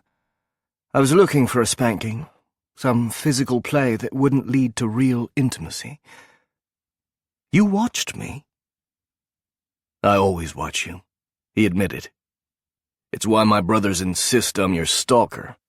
I watch you because I can't not watch you when you're in a room. If I thought for a second that it made you uncomfortable, I would make myself stop. But I think you like it." She watched him, too, and not in a way that made him think she was wary of him. It had always been there between them, the crackle and fire of sexual chemistry. "You're going to be a talky one, aren't you?" she asked. And she was going to be a brat. "You're the one who usually makes everyone else do the talking. Yes, I want you to talk to me. I want you to tell me how you're feeling, and if the things I'm going to do to your body work for you. I need you to understand that nothing is more important to me for the rest of the night than ensuring that you're well taken care of, so let's set some ground rules. Unless you want me to play this vanilla, I can do that. I can gently take you inside and lay you out on the bed, and then I'll make love to you." Her eyes flared. Or you could bend me to your will and fuck me so hard I can't think of anything or anyone but you. He liked how she thought. "Then stop being a brat. And yes, I'm a talky top. I'll make you talk to me while we're playing. This is my therapy session, Dr. Adisa. You're not in charge. Say that.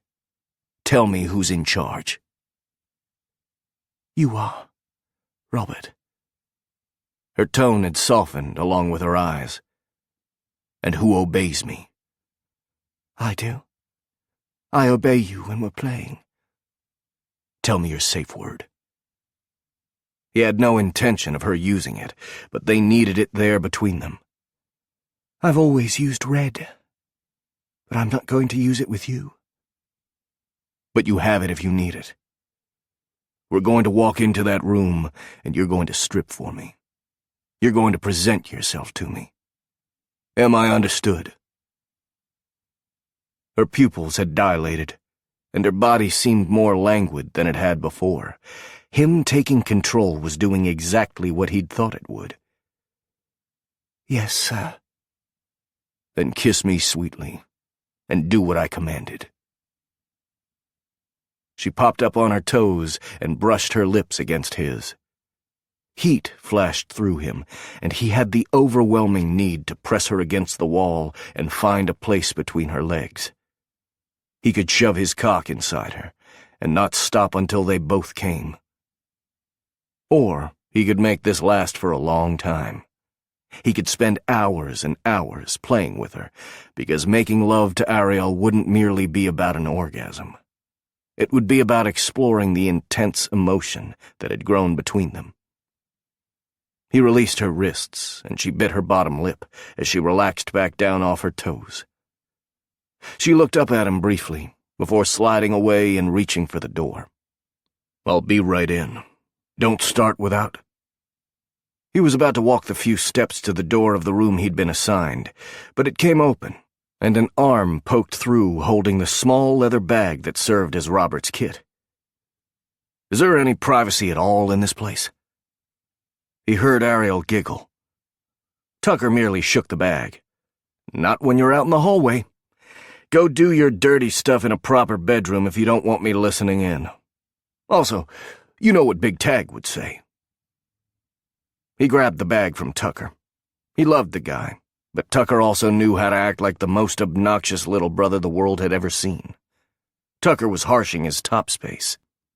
"We'll use a condom," Ariel promised, looking far less serious than she usually did. The weight of the world always seemed to be on her shoulders, and now she seemed more relaxed. This was the Ariel he saw on the dungeon floor. He wanted her to be able to find this lightness in other parts of her life. She could if she trusted him enough. "Good night, Tucker." He turned and followed Ariel inside her room, locking the door behind him. He set the kit down and stared at her. "I'm waiting." She held his gaze as she kicked off the shoes she'd been wearing and began to unbutton her blouse, revealing inch after inch of gorgeous skin. She took her time, and this wasn't some shy offering of a woman who hoped her partner accepted her. This woman knew the value of the gift she offered. "God, you're beautiful." It went beyond the word, or rather the word went beyond the physical. Ariel was beautiful inside and out, and she'd proven she was a puzzle, complex and fascinating. She shrugged out of the blouse and draped it over the chair to her left. The room was small, but there was more than enough space for what he intended to do. She eased her slacks off and stood in front of him wearing nothing but a sunny yellow bra and matching panties. "You know, If I'd had my way, we would be in a suite with a view of the whole city. I'd open the curtains and watch the moonlight pour over your skin. Her eyes lit for a second with mischief, but then she seemed to change her mind. I'm sorry, sir. I know you planned everything out carefully. Such a good sub. He kind of wanted the brat. Tell me what went through your mind just then. She wrinkled her nose, a sweet expression on her face. You would watch the moonlight pour over my skin, and German intelligence would help us make a porno. He growled a bit, but it was all in fun. I would have made certain there were no cameras, and you're a well-trained sub to have kept that to yourself. Are you not going to give me a reason to spank you? She shrugged and reached for the back of her bra. I'm sure we can play those games at some point. I would like very much to explore with you. It's been a few years since I actually had a DS relationship that was anything beyond play in a club. His eyes caught on her breasts, and he didn't even pretend he wasn't staring. He didn't have to be polite here. Here he could indulge in her. You've had a long-term top before? The boyfriend who introduced me to the lifestyle. We worked together for a few years before I joined McKay Taggart and Knight. The bra joined her other clothes. Robert, are you sure? We worked together. I don't want to jeopardize your position. She asked him that now. He would have been sure before, but there wasn't a damn hesitation in his head now that he could see how tight her nipples were. I don't have a position. I don't really work for them. If you think about it, they're working for me. Take off your panties. I'm absolutely sure I want you, and it won't be for one night. I'm not trying to fuck you out of my system. I don't want you out of my system. Of course, there was another reason she could have asked the question. Are you unsure? He would slow down. He didn't want to stop. He would take all the time she needed to get comfortable. She stepped close, her head tilting up and eyes wide as she looked at him. Rob, I'm sure. I know in the beginning I was worried you weren't capable of having a relationship. He remembered those conversations quite well. He still cringed inside at the thought of them. You were worried I was some lost duckling, and I imprinted on you. Her head shook slightly. I didn't put it like that. But time has passed, and I've watched you grow. You didn't move on to a willing woman, and there were many of them. I only wanted you. After I met you, you were the only woman I could see. He needed to put all his cards on the table. I've had sex since I was rescued. I met a woman at Sanctum. A couple of them, actually. But it was never serious, and it was more about comfort than anything else. This is different. Since I started living at the garden, there hasn't been anyone else, because what I need now can't be filled by any willing woman. What I need can only come from you. And I can't hide behind professionalism anymore. I felt the connection between us the moment we met. I wanted you to be sure because we're taking a chance here. I wouldn't take it with anyone but you. Sweet words, but he wanted more. Then take off those pretty panties and present yourself to me. We'll work out a contract if you want, but not tonight. Tonight I want you to do what I asked. She didn't move back, merely let her hands find the waistband of her undies and shoved them off. With her foot, she kicked them out of the way and never once looked down. Her eyes were on him, as though watching for his every expression.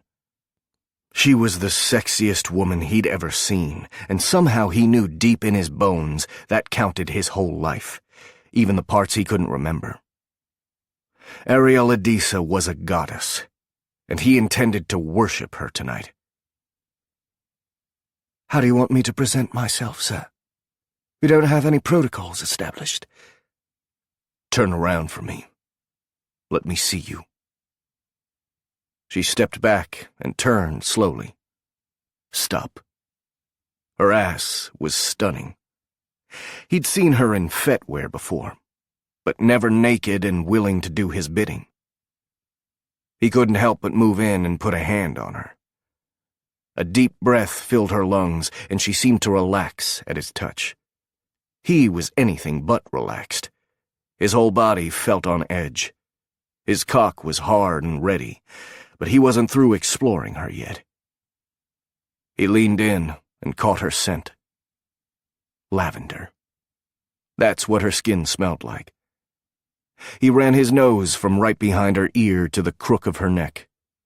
A sweet shudder went through her, and she leaned back against him. Tell me what you like about the lifestyle. I think I know, but I want to hear it from you. I'm always in control, always thinking about others. This is the only time I allow myself to let go and think about nothing more than the next moment, the next breath, the next touch.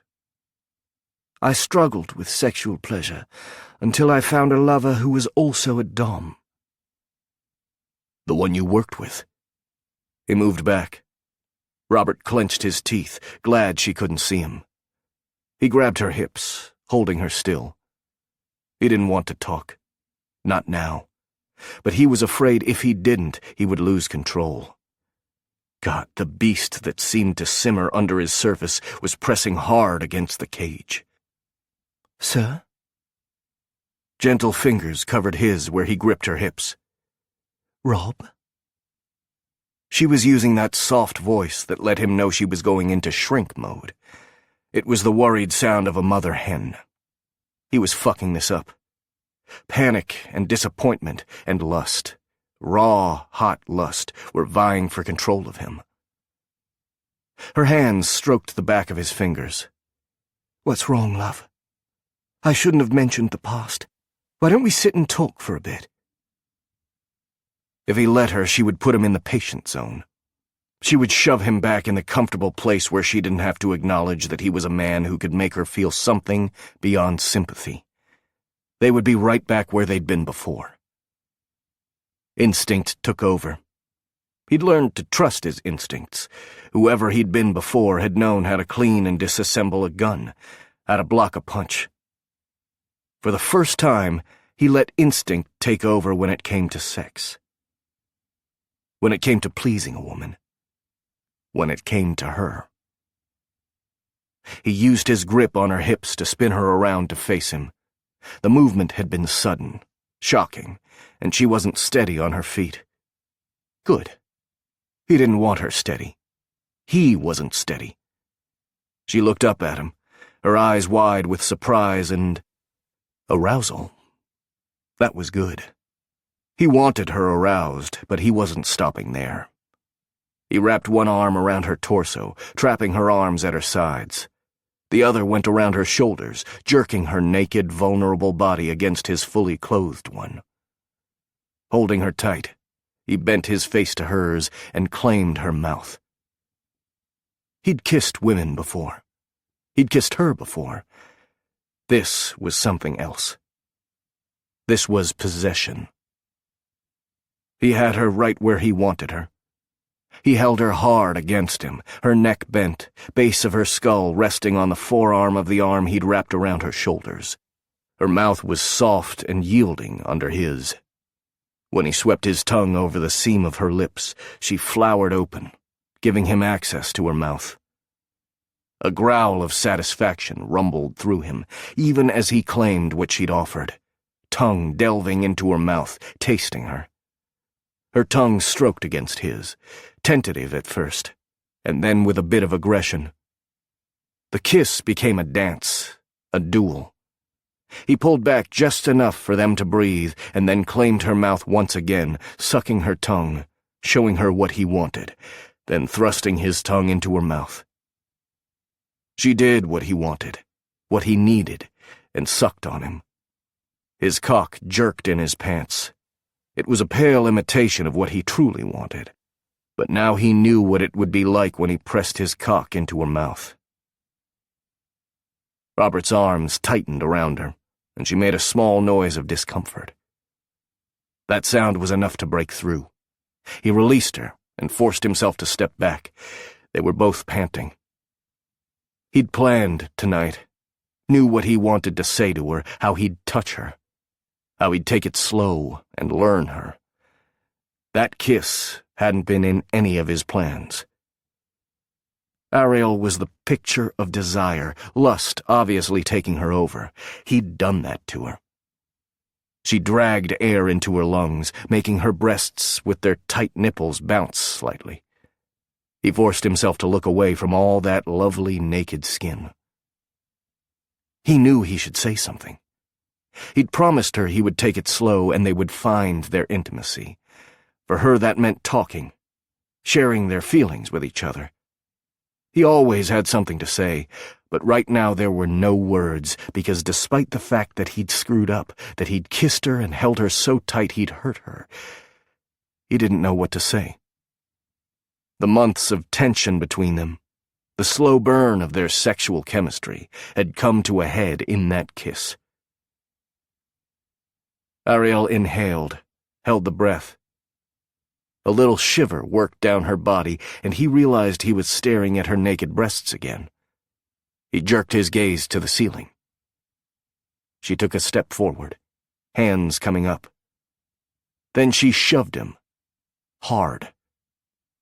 It wasn't a move he'd anticipated, though he should have, given what a caveman he'd been. He stumbled back a few steps, his back thudding against the wall. His heart clenched. He'd hurt her, badly enough that she was fighting him, literally pushing him away. He opened his mouth, but there weren't words enough to express how sorry he was for how he'd treated her. She looked him up and down, then took 2 running steps, and jumped on him.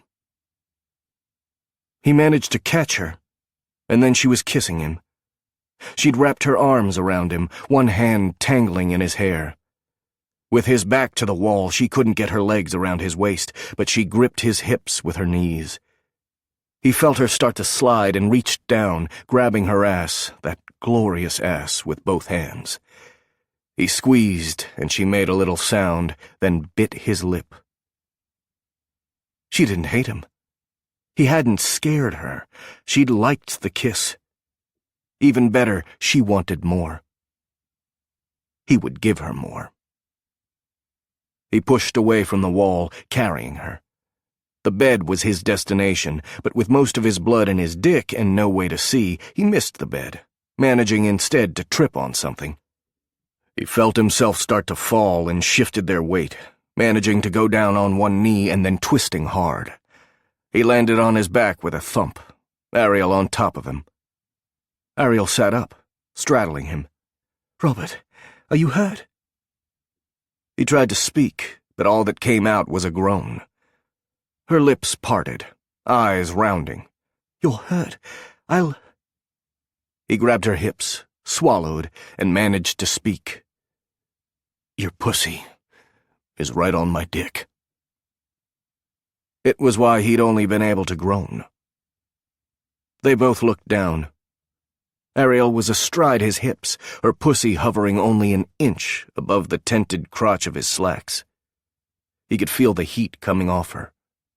He could see the way her pussy glistened. She was wet, ready. The scent of her arousal was a heady perfume.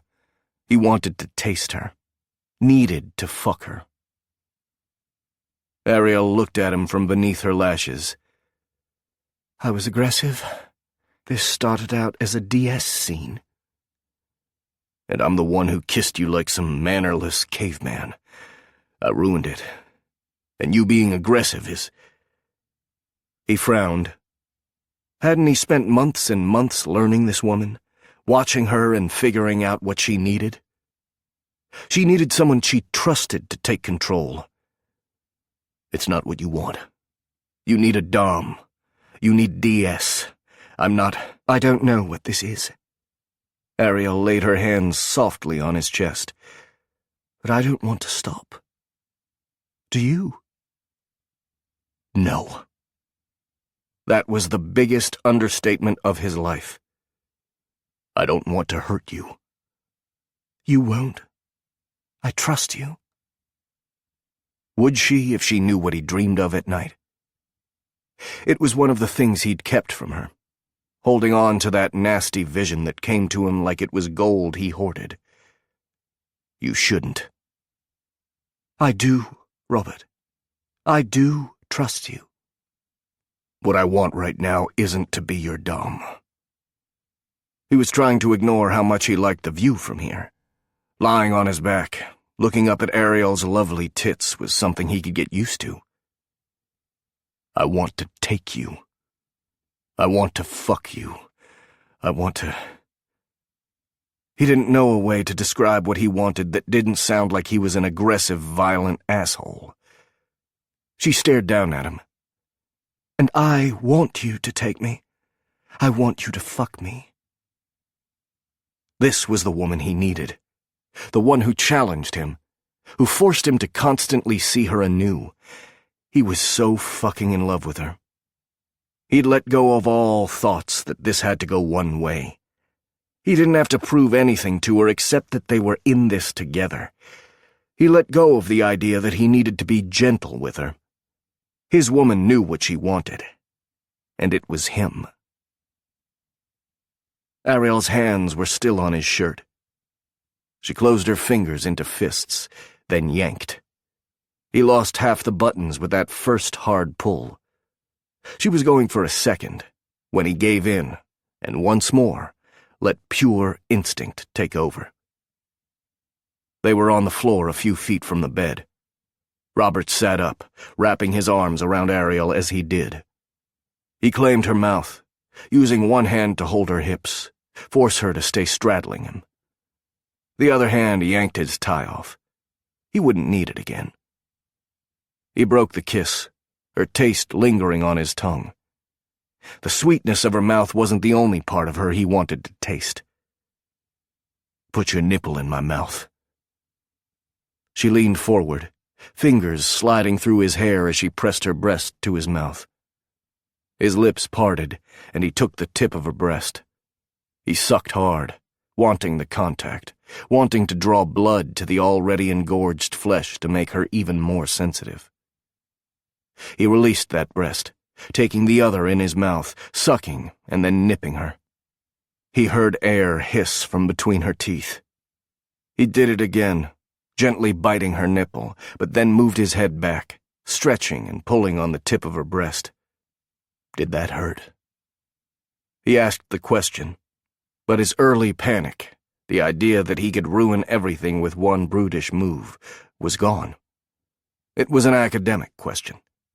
She wouldn't leave him simply because he'd gone too far. She would talk to him, and he would adjust.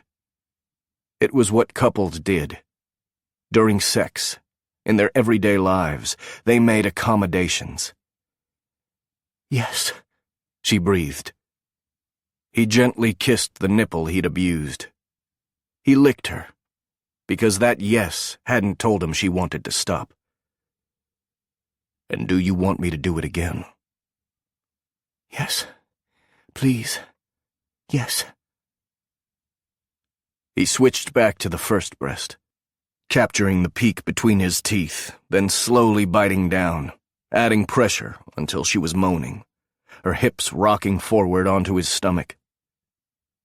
Reaching up, he tangled one hand in her hair, making a fist and then tugging.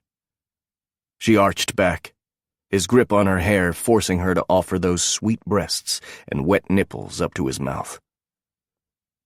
Brace your hands on my thighs. When she obeyed, he released her hair so he could get both hands on those breasts. He squeezed, watching the skin plump up between his fingers. Then he took each nipple between thumb and forefinger, rolling and pinching. He watched her neck work as she swallowed, listened to the breathy, desperate sounds she made. He wanted to do this all night, play with her nipples and watch her. His brain might want that, but his cock, and maybe even his soul, needed more. Needed all of her. Needed to fuck her. To finally take her. He craved possession in the most primal and intimate way possible. He pinched her nipples, gripping them hard, then pulled, forcing the tips of her breasts to slide from between the vice of his fingers. She let out a breathy sob. "Tell me what you're feeling." He wanted her to say it. He wanted the words coming from her mouth. "Need," was all she said. "What do you need?" "You." A simple word that meant everything. She was finally seeing one of the pieces he'd withheld out of pure fear that she would reject him. She wasn't rejecting him. Not at all. He looked to the side, and the bed was right there. All he had to do was get them to the bed, and then he could take his time. He could fuck her thoroughly and slowly. He could play with her, worship her the way he'd planned. "Please," she begged. "Please." They weren't going to make it to the bed. He was going to fuck her right here, right now. Robert leaned back on an elbow. Ariel's torso was still arched, her hands on his legs. That meant he had a lovely view of her pussy. He hadn't even touched it yet. Hadn't tasted her there. Later. It would have to be later because now what he needed, more than he'd ever needed anything, was to wrap himself around her, to feel her arms around him as he sank into her. With one hand he started jerking at his pants, struggling to lower the zipper. Ariel looked at what he was doing, then pushed up and reached to help him. He had to close his eyes and focus on ripping off the remnants of his shirt while she lowered the zipper of his slacks. She shifted, swinging her leg over so she was no longer straddling him. His heart almost stopped, but she wasn't leaving him. Instead, she grabbed his pants and yanked them down and off. "There's a condom in the pocket," he forced himself to say. Fucking condom. He didn't want to wear it, but even his inner caveman wasn't foolish enough to go without at this stage. No one had ever told him how hot it was to have a woman rip his clothes off. There was something unspeakably arousing in the way she moved, hard and fast, as if she couldn't wait to get him naked. As if she needed him as much as he needed her. She tossed the pants away as he shed the last bits of his shirt. "Put it on, Rob. My hands are shaking too much," she said, handing him the condom. "I know it would be sexier if I did it, but I can't." He took it from her, forcing himself to open the packet, grip his dick, do what needed to be done. All the while she was watching him, her hands shaking with desire. He couldn't take his eyes off her. They were both naked and ready, and for a moment they stopped, considering one another. It should have been almost comical, him sitting, her kneeling beside him in the cramped space on the floor beside the bed. He held out his arms and she fell into them, wrapping herself around him once more. It didn't matter where they were. They had each other. The first touch of her naked body to his own skin was a revelation. It both soothed him and pumped up the level of his need.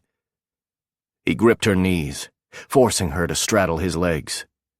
He shifted her until she was sitting on his lap, her legs around his waist.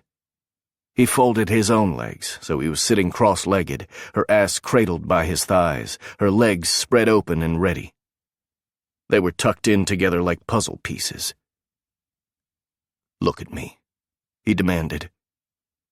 Her gaze met his. He slid his right hand up her spine, curling his fingers over her shoulder from behind. He reached between their bodies, lining up his cock. He held her gaze as he maneuvered himself into position. The blunt head of his dick slid along her labia once, twice, and then he found the entrance. He positioned himself, then released his cock, grabbing her hips. He was right there, on the edge of something he'd wanted and needed for so long. "Keep looking at me," he commanded. "I want your eyes on me." Ariel clung to his shoulders and nodded.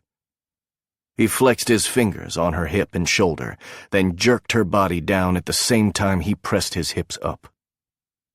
His cock sank deep with one powerful thrust. Her eyes widened, her mouth opened, and she seemed to have stopped breathing. He registered all of it, but dimly, because the need to come was an ache in his balls. Her pussy was hot and tight around him, her body seemingly made for him. "Ariel," he breathed, her name all he could manage. She leaned into him, running her hands over his hair like he was something precious that she would never let go of. He pressed his forehead to hers, their breath mingling, his cock still buried in her. For a moment he found peace, a bliss he hadn't expected. But that pent-up desire, that need that had driven him, wasn't satisfied yet. He released her hip, instead wrapping that arm around her waist, the other reaching up to grip the nape of her neck. He raised her off his cock, using the arm around her waist, withdrawing until only the tip was still inside her. Then he slammed her back down. Ariel sucked in air, then let out a little sob. I think I'm going to come." "You're going to come on my cock." Hers had been a bit like a question, but his a statement, a command. "I've never come from just—" Whatever she was going to say was lost when he lifted her, then slammed her down again. And again. She grabbed his face with both hands and kissed him frantically, her mouth moving over his, kissing the corner of his mouth, sucking his lower lip. A savage satisfaction rushed through him as he felt her thighs start to quake. She abandoned kissing him, instead pressing her cheek to his temple, holding him, but not so tightly that he couldn't manipulate her body, couldn't lift her up and then pull her down onto his cock. His own orgasm was building. He was both impressed by how long he'd held off and bitterly disappointed this was coming to an end. Out of the corner of his eye, he caught sight of his discarded tie, and beyond that, his kit. This didn't have to be over. Maybe he wasn't done with that tie for the evening. God, he hadn't even finished fucking her, and he was already thinking of the next time. For now, what he needed was to make her come. She said she might come just from the fucking, though she never had before. He intended to be the first man to pleasure her this way. And the last. Again and again he brought her down onto his cock, making a place for himself within the warm heat of her pussy. He cupped her breast, finding her nipple with his thumb. He rolled her nipple, then flicked it, listening to her breathing change as he did, learning what she liked. "Robert, please," she begged. He didn't know what she was begging for, but he knew what he needed. He needed to hear her cry out in pleasure. He needed to feel her grip him so tight it felt like she'd never let him go. He fucked her harder, finding a rhythm between his cock and the hand on her breast that ensured her breathing was uneven.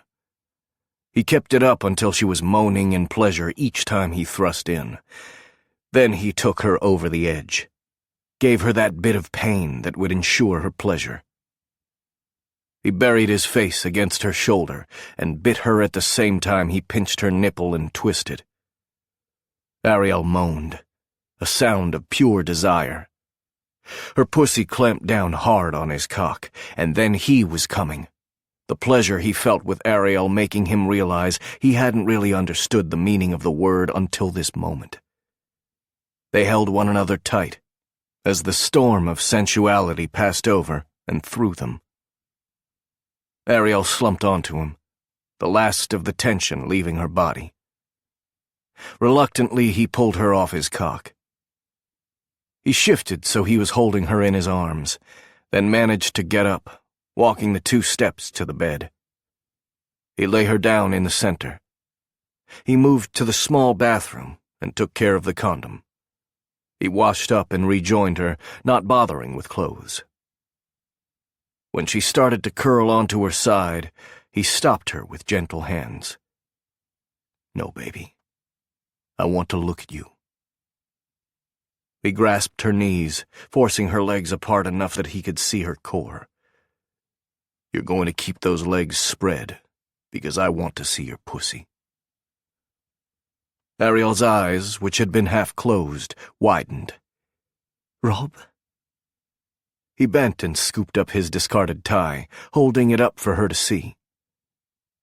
"I'm not done with you." She licked her lower lip, and his dick, which should have been satisfied, twitched. "That was what we needed. We needed to fuck. I needed to take you hard and fast, but I didn't get to take my time the way I wanted," he informed her. "Now, it's time to play." Chapter 5. Ariel wasn't sure she could take another second of his torture. She wanted to reach down and force the bastard sadist to put his cock inside her and end this desperation. Which was probably precisely why Robert had used his necktie to secure both of her hands to the headboard of the bed. Just a little more. She bit back a curse as he dragged his tongue over her pussy. She was on her knees on the bed, her body stretched out for him. She was sure she looked like she was in prayer, arms together in front of her, her breasts brushing the pillows under them. She would look like a penitent, were it not for the man on his back between her legs. She glanced to the side and caught a glimpse of them in the mirror. Yes, they were a perverse version of worship. No, it wasn't perverse. It was dirty, but in the sweetest way.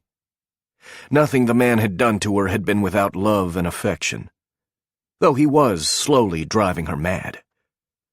After he'd dropped her on the bed, he'd made it a point to prove exactly how in control he could be.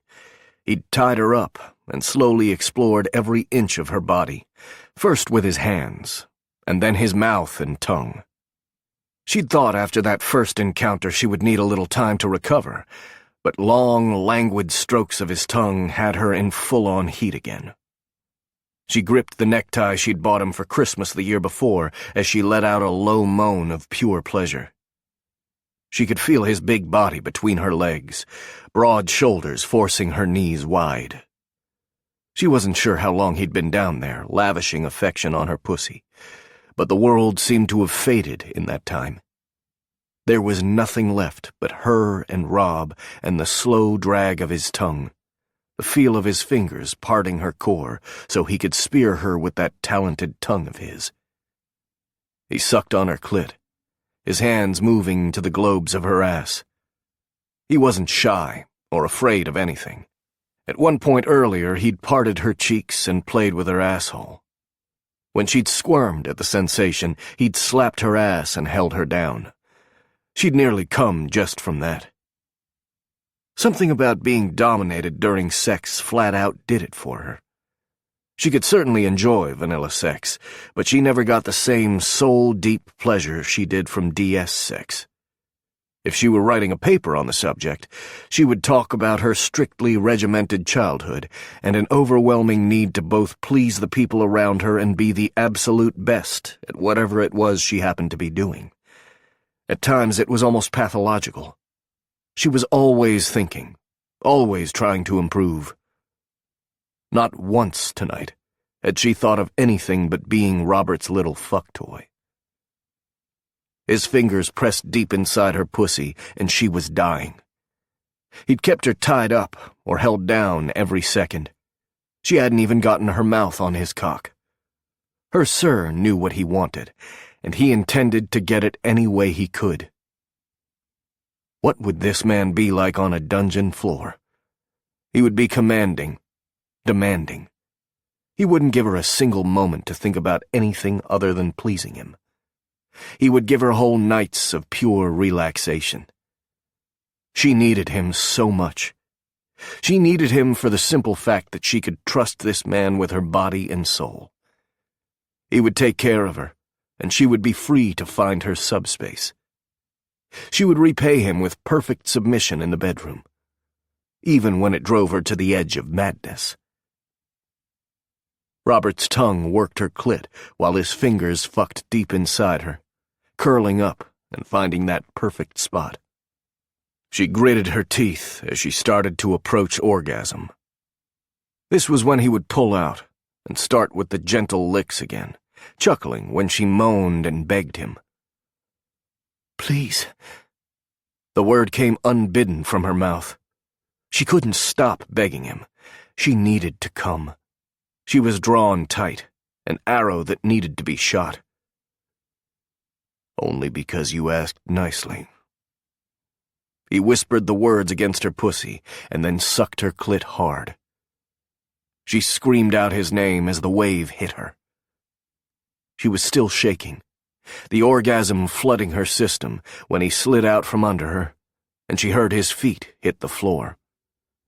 There was the sound of him opening a condom, and she shivered in anticipation of getting that big dick inside her. She looked at the mirror again and caught sight of him. 6'2" and completely made of muscle. There was nothing at all soft about Robert McClellan. He was a Greek god of a man, and the fact that he had the sweetest smile only made him all the more gorgeous. She'd always known there was another side to her gentleman, a darker side he tried to hide, but she hadn't imagined he would be so overwhelming. He stroked his big cock as he looked at her. As much as he'd been in a hurry that first time, he'd taken things slow since, as though he needed to prove to her that he could be in control, keeping her on the edge for hours, and constantly bringing her back, making her need him more and more each moment. Even though she'd come mere moments before, she already wanted him again. His gaze caught hers through the mirror, and a slow, sexy smile crossed his face. He stroked his dick. "Do you see something you like? Because I know I do." Vain man.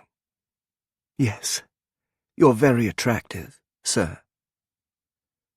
"I'll try hard to keep my masculine beauty to your high standards, because you are beyond attractive." His hand moved up and down his cock, and it seemed to lengthen before her eyes. She hadn't thought it could get harder, but it did as he squeezed it in his big hand. His thumb rubbed over the head of his cock, and she couldn't miss the pearl of arousal he caught there. He looked down where it gleamed on the pad of his thumb and strode her way. "Taste me." Oh, she could do that. She couldn't move toward him because he had her trussed up right and proper, but she could open her mouth, let him shove his thumb in. She sucked at it, tasting the salt that had pulsed from his cock. She could use a mouthful of him. "I want to suck you, sir. You taste good. I want to suck you until you fill my mouth." His face tightened, showing off that Captain America jawline of his. He was the all-American boy, and that made his filthy-as-hell Dom persona all the hotter. She was the only one who got to see this side of the man. This piece of Robert was all hers. She was getting in deep with this man. "And you will. But not tonight," he promised. He stepped back and opened the condom, rolling it over his cock in one smooth move. "Tonight I need to be inside your pussy. Hold on, baby."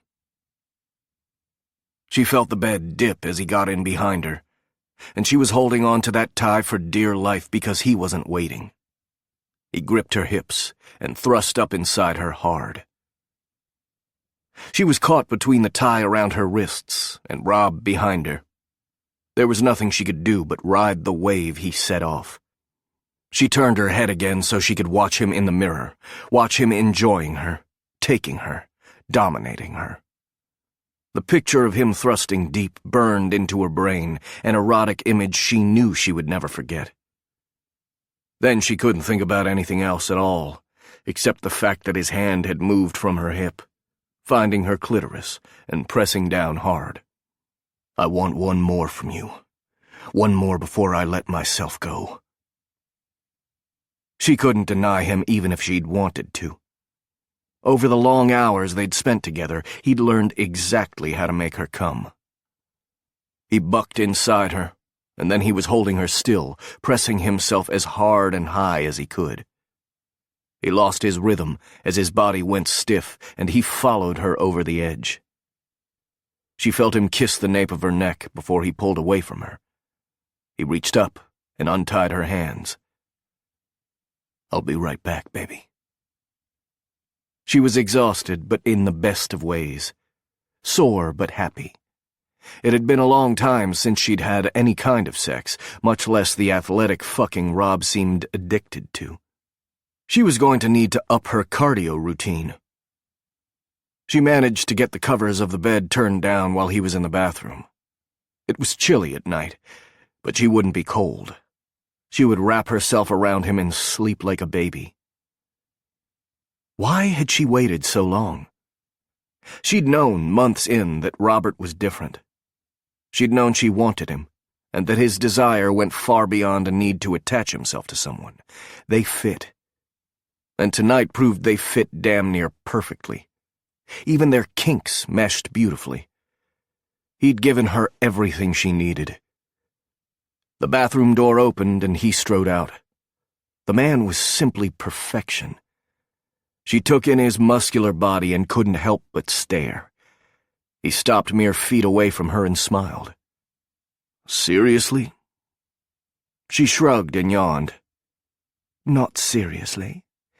But in the morning I'll likely be ready to go again. But gently. It's been a long time for me. And you're not exactly a small man."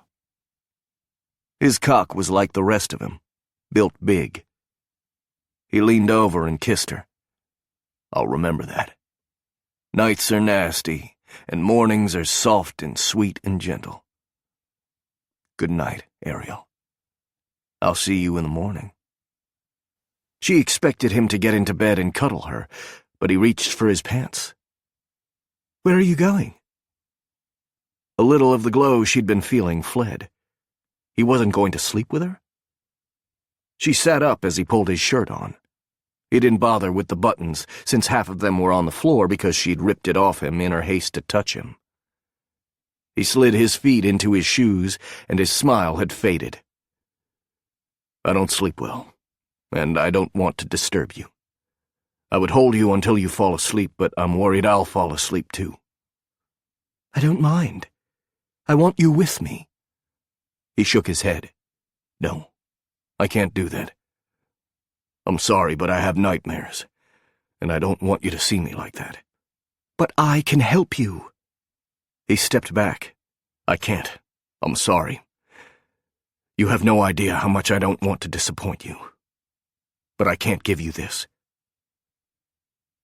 Even Doms had hard limits, and this was one of his. She wanted to argue and cajole and get him back into bed, but his eyes had gone hollow.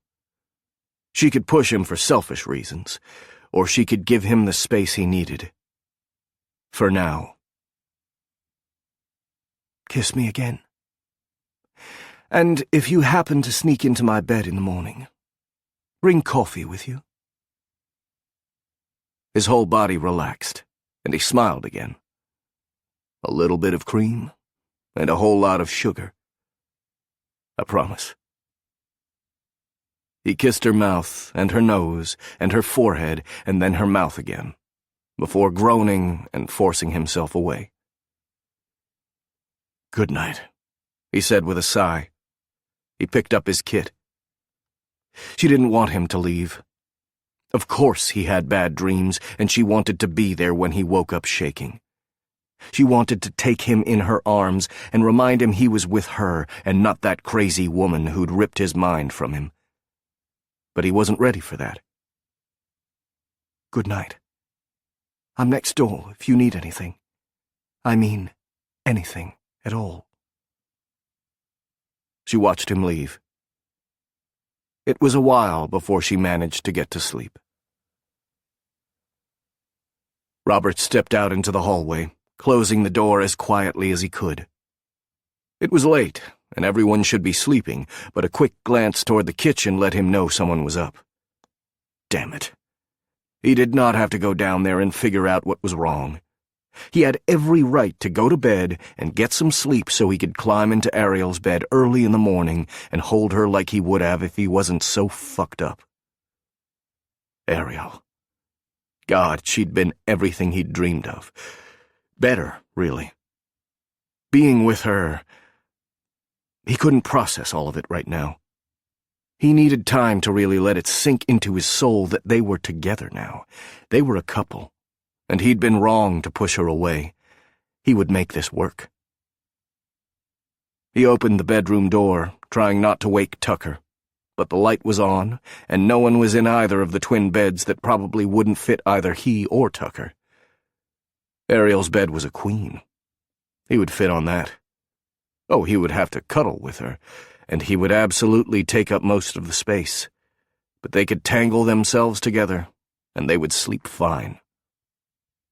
Right up to the moment he wrapped his hands around her throat and potentially killed her if he didn't wake up in time. He tossed his kit and shoes on the bed and changed his shirt. If Tucker was up this late, he likely couldn't sleep and needed to talk. He wouldn't be able to go to bed knowing Tucker was up. Damn it. It was probably a good thing, since if he tried to sleep now, all he would see was the look in Ariel's eyes when she'd realized he wasn't going to crawl into bed with her. He walked out into the hall again, passing Ariel's doorway and wishing he'd been whole enough to have stayed with her. "I don't think that's a good idea." The words drifted down the hallway. "Well, of course you don't. They care about you." Robert hurried up. That was Dante and Owen, and he prayed they weren't about to come to blows. He made it to the kitchen, and they were all sitting around the table where he'd spent the early part of the evening with Ariel. It hadn't been the date he'd planned, but it had still turned out to be the best night of his life. It didn't look like it had been the same for the rest of the group.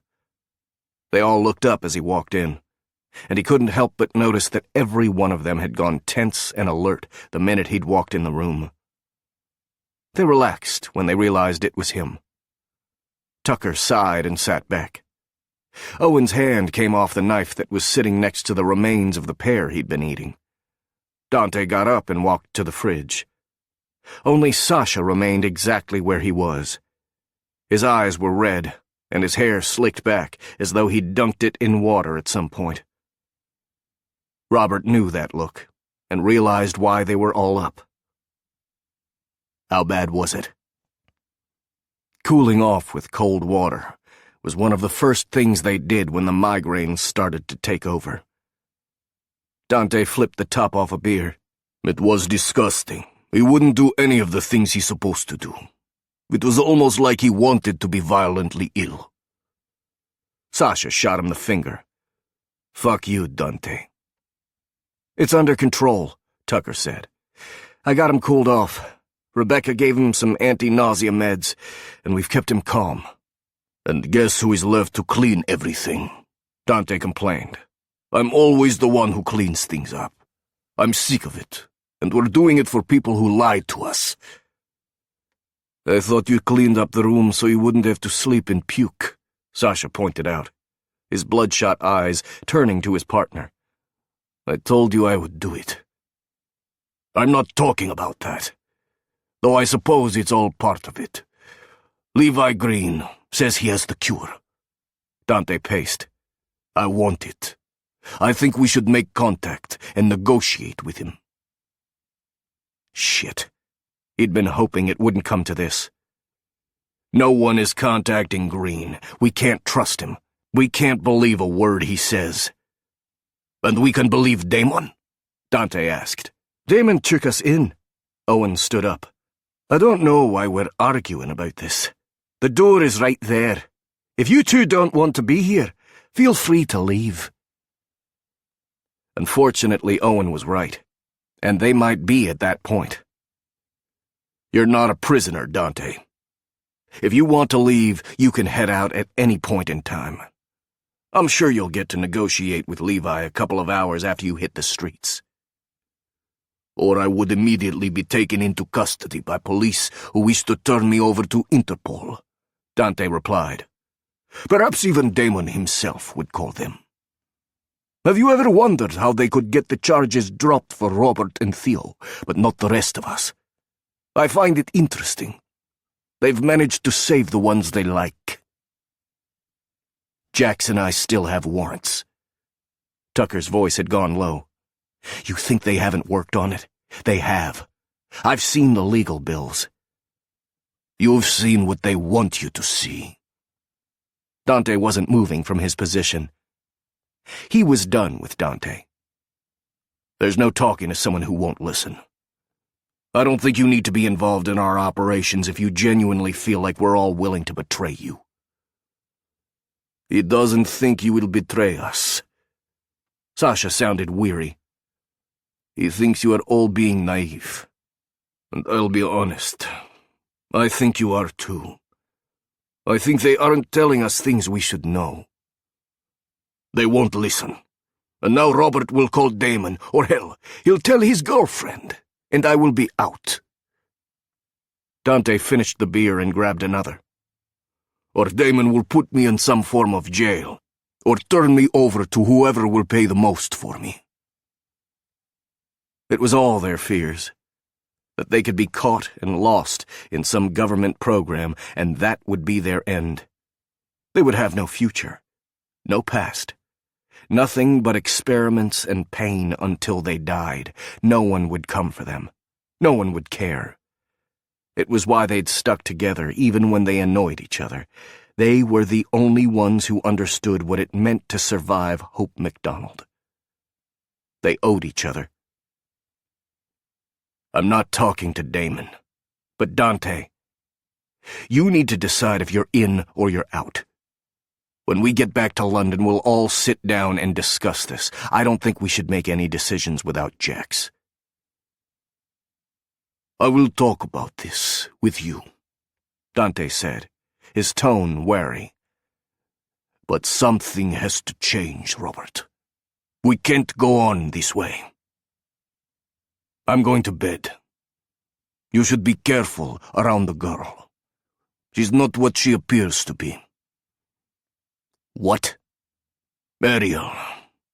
I know you're blinded by her beauty, but she's involved with the rest of them, Dante said, and for once he didn't sound bitter and angry. He sounded weary. Ask Owen. We saw her that day. You don't get that accurate from a range, not when you're trying to hit a moving target. Hey. He turned to Dante as he walked out of the kitchen and down the hall. The other man didn't stop, and Robert didn't take his eyes off him until he was safely behind his own door. What was that supposed to mean? It means we're worried about Ariel. Sasha sat back and ran a hand through his hair, forcing it back. He'd lost weight, and it was starting to show in the gaunt lines of his face. I never noticed it before Toronto. She moves like an operative. Because she's been trained. Damon and Big Tag wouldn't let her out in the field if she hadn't had some self-defense skills. Sasha sent a pointed look across the table where Owen was sitting. Owen huffed and sat back. It went beyond what a self-defense class could have taught her, Rob. I was there. I would let that woman watch my back in the field any day of the week. Not only did she take out the agency man, she took down that MSS operative hand to hand. And she didn't even have a spot of blood on her. She used a knife, and not a one of us heard the fight, so I'm thinking there wasn't much of a fight at all. It was ridiculous. Ariel isn't some kind of killer. She's a therapist. She's got a PhD in psychology. She helps people. Ariel was one of the gentlest human beings he'd ever met. It was precisely the reason he'd rejected their attraction in the beginning. Hey, assassins can help people if they're killing the right targets, Tucker said, his eyes on the table in front of him. You think she's hiding something too? He couldn't believe Tucker wasn't on his side. Tucker was always on his side. Have we asked her? Sasha took a drink of the water that sat in front of him. Or maybe it was vodka. She told me she used to work in private practice for a while, and then wanted to do something more. They'd gone over it before. She was employed by Scotland Yard, and she did some work for MI6 as a profiler when they needed her. That was how she met Damon. And she got lucky that night in Toronto. Yes, she was a badass, but it was fueled by adrenaline.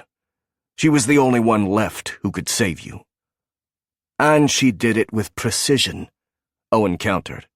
I'm not saying Ariel's anything but the hero she was. I thank God every night that she was there, and she did what she did, because otherwise I would be in Beijing wishing I was dead, and Rebecca would be Levi Green's personal neurologist. But that wasn't her first time, mate. She's a professional. I would bet my life on it. They were all paranoid. They needed to get out more or have more work to do because they were all becoming crazy conspiracy theorists. Have you all discussed this behind my back? Tucker finally looked up. It's not a big deal if Ari used to be someone else. We all used to be someone. And probably some of us weren't good people. Ari is good. I don't see what the problem is. It means you can relax around her. She can handle herself. You don't have to treat her like glass.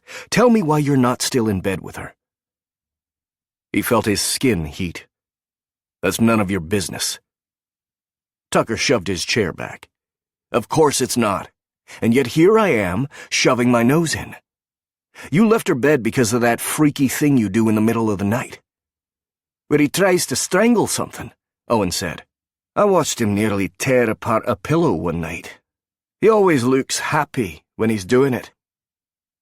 He's afraid he will strangle Ariel, Sasha asked. I'm not putting her at risk. He hated that they all knew about what he went through every night. He hadn't told Ariel about his nightmare for precisely this reason. He hated the sympathy in his brother's eyes.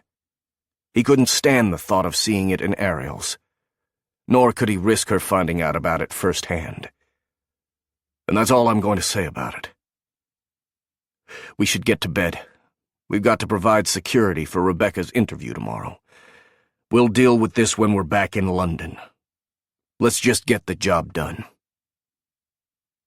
He couldn't deal with it now. And getting back to London would allow him to include Jax. Jax was level-headed, and he could often sway the others. Sure. Tucker grabbed his water bottle. I would like to point out that no one cares if Rob strangles me. I'm always his roomie, and not once has he managed to get his hands around my throat, but hey, it could happen. Owen got up too. There are nights I would strangle you myself, mate. Night. Sasha, I hope you feel better. Sasha nodded his way. Please thank Rebecca for me. I do feel better. I will try to stay away from that memory. Sasha didn't move from his chair, and Robert didn't particularly want to go back to the room he was sharing and face more questions from Tucker. Did you write down what you do remember? Ariel told me it could help. Sasha went still, the moment lengthening between them. You don't have to, of course. What was going on behind Sasha's cold exterior? He almost never talked about anything personal. Sasha had always held himself apart, even when they were in custody. Sasha had seemed to greatly prefer to be alone. Do you get flashes from your life?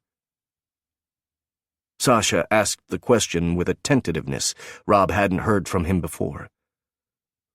They're like little moments in time that almost feel like a movie, except you know it was real, and it happened to you. I see my mother. I'm young, and she's holding my hand. We're walking across the grass, and she looks down at me, but I can't ever see her face because the sun is behind her. He wanted to see her face because he knew she loved him. He knew because he could feel how safe he was with her. What was Sasha's memory? Was it of torture and pain? Or worse? Did he remember doing something he wished he hadn't? Some memory that would have been best left in the past. I see a child. A baby. They put her in my hands, and she's small. She's tiny. I'm afraid I will drop her. Sasha's head fell forward. I think I have a child. I don't know her name. She's wearing a pink blanket. That means she's a girl, right? The words were a shock to Robert's system. Sasha had a kid somewhere in the world? It was almost unthinkable. If you had a wife, don't you think she would have looked for you? Because he had to think if someone out there had cared for him, they would have looked for him. Wouldn't they? If he'd had a family, they would have moved heaven and earth to find him. Sasha shook his head and finally pushed away from the table. I don't know. I would think so. Perhaps the child is not mine. Perhaps the child is somewhere safe and couldn't care less about me. I can see that happening. All I know is this is the vision that I can't resist. The one I know I should. I would do anything to see how it ends. Wasn't that what they were all looking for? What the hell they'd been doing before they'd been nothing at all? What they'd left behind? They were wrong about Ariel. They were paranoid and expecting everyone around them to be lying because that was all they'd ever known. Ari was the best woman he'd ever met, and he wouldn't insult her by asking her to prove herself to him. She'd done that over and over again. She did it every time she helped one of them. He didn't want to live in a world where Ariel Adisa betrayed him. Come on, he said. I think we should go to bed and start all over again in the morning. Tomorrow is another day. It was good enough for Scarlett. It's good enough for my boys. No matter what happens tomorrow, you get a new start and you always have each other. It's enough. I promise you, it's enough. He stopped and let the words flow over him, but he didn't try to catch them. That way led to exactly what had happened to Sasha. The sweetness of it pierced him. Her voice. He could hear her voice. It was throaty, with a western twang. It was magical to his ears. It skidded away into the slipstream of his mind, but he'd heard it. His mother. Are you all right? Sasha asked, sounding like he actually gave a damn. He nodded. I'm good. He started down the hallway. He wanted more than anything to open Ariel's door, to wake her up and make her hold him, but he didn't. He walked into the room he shared with Tucker, because no matter what the rest of them thought, she couldn't handle him, and he couldn't accept the thought of hurting her. Still, as he lay down, he couldn't get the words out of his head. It's good enough for my boys. You always have each other. At some point in time, he'd had a brother. Chapter 6. Ariel glanced behind her at the table where Rob sat with Owen. They appeared to be studying the menu, but she could feel his focus on her. But then he'd been focused on her all morning. He'd slipped into her room before dawn, and she'd found herself woken with kisses and his big body wrapped around her. He'd made love to her, and then taken her to the shower where they'd gotten more dirty than clean. She'd felt like the world had changed, become something better and brighter. Then they'd joined the others for breakfast, and she'd re-evaluated her optimism. Something was up with the lads. Oh, they'd seemed normal. She'd expected their good-natured ribbing about her relationship with Rob, but there had been something underneath it that she couldn't quite put her finger on. "Would you like some more coffee?" Rebecca asked from the seat beside her. They were in a booth in a small cafe on the edge of the medical district. According to Rebecca, it was where many of the researchers at Kronberg had breakfast or lunch. They'd been sitting for half an hour with no real information surfacing, in what seemed to be a never-ending recitation of medical journals and who'd published what and when, and which prestigious medical position they'd moved on to. This was yet another reason she was happily in private practice, and one where she didn't have to run to conference after conference. The social side of business had been dissatisfying. Rebecca seemed perfectly comfortable with it. Sure. She could use a little caffeine boost. Despite how exhausted she'd been, she hadn't been able to go straight to sleep. She'd lain there in bed thinking about how Robert had walked away. They all had bad dreams. How could they not? He would likely never get over it if he didn't try. Did he expect to not ever sleep with his lover? Rebecca poured her coffee from the small carafe the waitress had left for them. Dr. Arthur Dwyer was in his mid-30s, his entire life devoted to climbing up the ladder of corporate medicine. According to all the information she'd been given, he was brilliant, and likely lonely since he didn't date or go out with friends. He worked, and when he wasn't working, he wrote for a journal devoted to pharmaceutical research. No wonder he'd immediately said yes when Rebecca had called to ask him to brunch. Arthur looked at her as though remembering she was there. "You said you were in the medical field, too." He hadn't been pleased when he'd realized Rebecca wasn't alone. She'd decided to go in with Rebecca when the other woman had mentioned Arthur had been known for getting a bit handsy. Ariel was there to make sure Rebecca didn't have to deal with unwanted advances, and to save them all the trouble that would come when Owen murdered the man for the aforementioned unwanted advances. "I'm a clinical psychologist," Ariel replied. "She's been helping me with my protocols." Rebecca had told him a little about the work she was doing. Not that she was working with a group of mind-erased soldiers, but she'd talked about helping recover memories. "I'm sure she is." He'd been utterly dismissive of anything that wasn't drug therapy. He was a true believer in better living through pharmaceuticals. "I can't believe I'm seeing you again. I didn't think you would ever come back to Germany. You left so fast. That was such a crazy time. First you, and then Stephen walked out, and then Dr. MacDonald transferred like overnight. I'm glad that's never happened to my team. We've only had to replace one junior member over the last couple of years. Stability is important. I always wondered what happened." "I wondered what the rumors were," Rebecca replied with a hint of mischief in her eyes. She was good. She might be a doctor, but she'd caught on to the spy thing quickly. That look in her eyes said she was curious, but that it was all in fun. No danger here. It's nothing more than a spot of gossip. Arthur took the bait. "Oh, there were all kinds of rumors flying around. You know, no one can come up with a conspiracy theory like a bunch of researchers." "Really? I would think you would be quite serious." Ariel recognized the kind of man he was. The key to a man like Arthur was to challenge him. He was the kind of man who couldn't stand the thought of being wrong.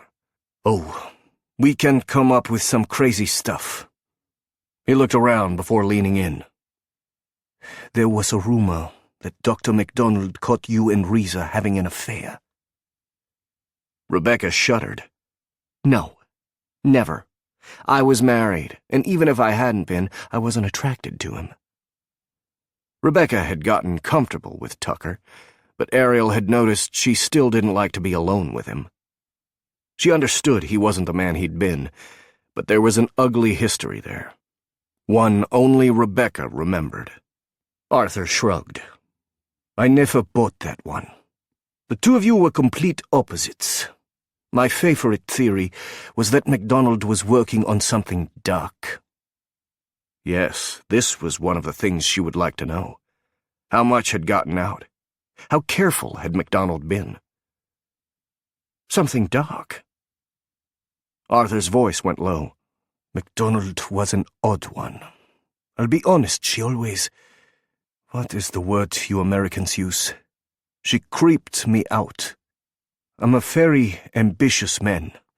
It would have been easy to get on her team, and yet something about her always made me pause. I didn't like to be around her, but I wouldn't go so far as to say the woman was capable of trying to invent a way to give people Alzheimer's. That would be evil. And what would the purpose be? Oh, it wasn't as simple as that. But someone had known at Kronberg. Someone had an inkling of what Hope MacDonald had been doing there.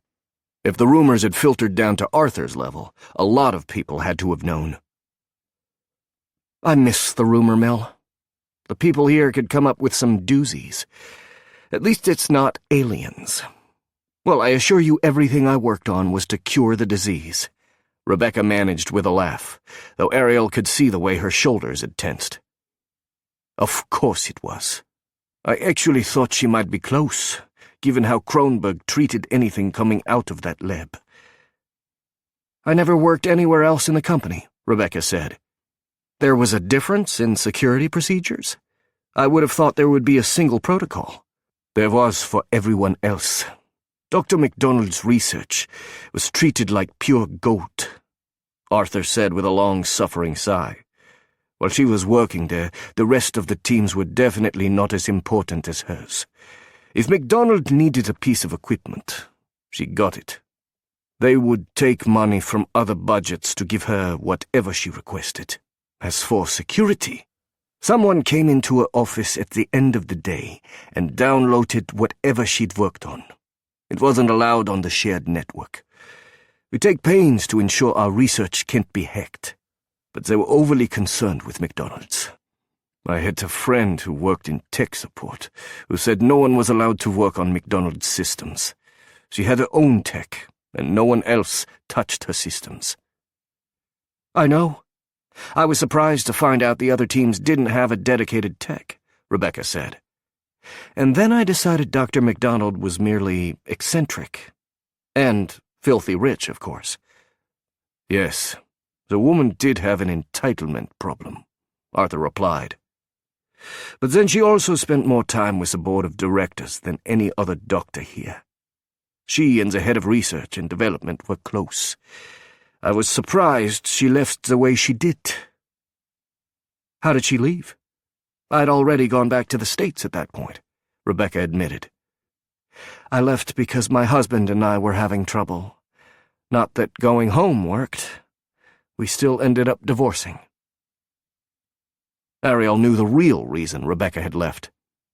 She had been terrified by Stephen Reeser, the man they now knew as Tucker. Someone had used the time dilation drug on Rebecca, and she'd spent a night in hell. She always said, someone, because she had a hard time believing it had been Tucker. Arthur shook his head. It's a mystery. I think it's probably why there are so many rumors about her. One day she up and left. Her lab was completely cleaned out, and we never heard from her again. They were all gone. All her researchers. Not that the team was ever big. She kept her team small, because I don't think she trusted many people. Funny thing is, from what I can tell, most of the team is gone now. Ariel knew what he meant, but wanted him to talk more. Gone? Arthur leaned in, his voice going low. Dead. They're almost all dead. Reeser had that car accident. The tech who worked with her was killed a few years back in a mugging. Dr. MacDonald died under mysterious circumstances. Even her dad had passed. Cursed group of people, if you ask me. You were lucky. Yes, I guess I am. Rebecca had paled slightly. Did anyone ever find out what happened to Veronica? Arthur shrugged. Oh, I heard she got out of the business, but I don't know where she went. I know she upset the big bosses for some reason. She requested to move teams, and when she was denied, she walked out without notice. It was a couple of days before Dr. MacDonald disappeared. It's good she didn't want to work in medical research, because I don't think she would be able to find a job again. The bosses were upset with her. Rebecca left the same way, Ariel pointed out, turning to her friend. You never mentioned Kronberg tried to blackball you. They didn't, Rebecca replied. I didn't give notice at all, but they've never given me a bad reference. Well, they know you're going to move on to bigger and better things. Veronica wasn't in your class, dear. They wouldn't mess with the darling of neuro. I'm sure they wanted a chance to hire you back someday. No one cared about Veronica. She should have been grateful for the job, but she was a foolish girl, Arthur said with irritating authority. That's sad, Rebecca replied. I was hoping to catch up with her. I always liked Veronica. Arthur glanced down at his watch. Well, this has been delightful, but I have to get going. I have a meeting soon. And I never believed any of the rumors about you and Risa. Now, the one about him and Veronica, that I did believe. I always thought the lady did protest too much, if you know what I mean. Veronica and Risa. Rebecca had never mentioned a romantic connection between the two. Rebecca looked as surprised as Ariel felt. I don't. I knew Veronica pretty well. She and Stephen never got along. She never once mentioned she had a thing for him. Quite the opposite. Well, I do know that they went away together, the weekend before Stephen left, he admitted. I was at the airport, and I saw them get on a plane together. I assumed when he left that the weekend didn't go well, and that was why he requested the transfer to Argentina. He didn't even come back to the office, from what I understood. He simply went straight to MacDonald's secondary lab. Where did they go? Ariel asked. Stephen and Veronica, that is. Sorry, I've heard so much about these people from Rebecca that I feel like I know them. He pushed back his chair and stood. Paris. They boarded a plane to Paris. Like I said, I guess the city wasn't kind to them, because Veronica came back alone, and shortly after, she left the company. Rebecca, it was good to catch up with you. Please keep in touch. We've all missed you. I would love to hear more about the private group you're working for. I thought you were crazy to leave Haussmann, but then I heard about the Foundation's troubles. If only we weren't reliant on foundations for money. Rebecca stood too, offering her cheek for a kiss. Wouldn't that be lovely? They said another few words of goodbye, but Ariel's attention had caught on a woman walking toward the bathrooms. Tall and blonde, there was something about the way she moved that gave her away. Kimberly Solomon. She was chic and lovely in white slacks and a crisp green top, a Chanel scarf around her neck. Ariel glanced back, and Robert and Owen were eating their lunches, seeming to pay no attention to anything but their burgers and beers. Had they seen Kim? What the hell was she doing here? She didn't have permission to let anyone else know the fact that they might be working with the agency in a small way. She wasn't sure how Robert would handle an operative walking into the middle of their mission. After the morning she'd had with the Lost Boys, she wasn't sure she should tell them at all. They were suspicious, and a faction of them were starting to question the status quo. That much was obvious. The question was, would telling them they had Solo in their corner hurt or help the situation? I'm going to visit the loo, Ariel said, standing. I'll be back in a minute. Arthur, it was lovely to meet you. Rebecca nodded her way as she and Arthur were exchanging cards. Robert glanced her way, but seemed to be mollified when she nodded toward the ladies' room. She took her purse and quietly stepped away. She opened the door, and Kim was sitting there like she'd been waiting, but then she likely had. "Hey, Ari. You have a little glow about you. Come on, dish. How was it?" Kim asked, looking like they were nothing but a couple of girlfriends gossiping about their love lives. "What are you doing here? Owen and Robert are sitting right there in the dining room. They could have seen you." She knew exactly what was at stake, even if Kim didn't seem to care.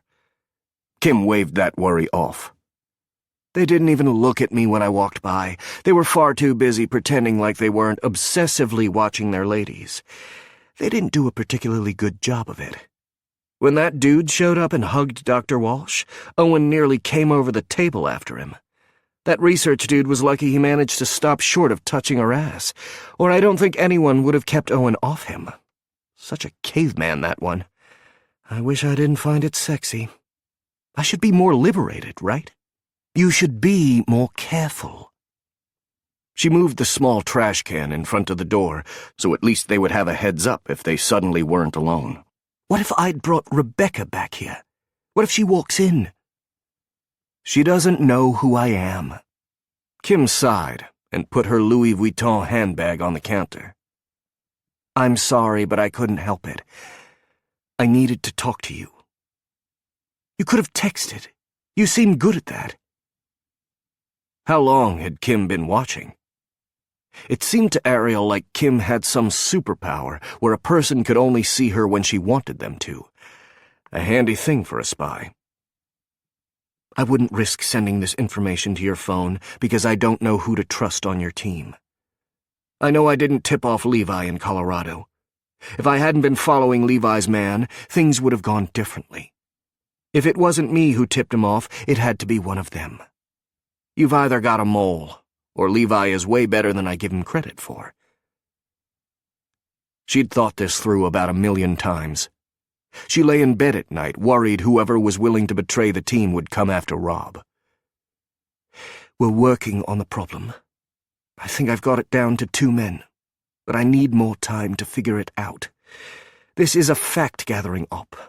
It isn't dangerous, or I wouldn't be out in the field with them."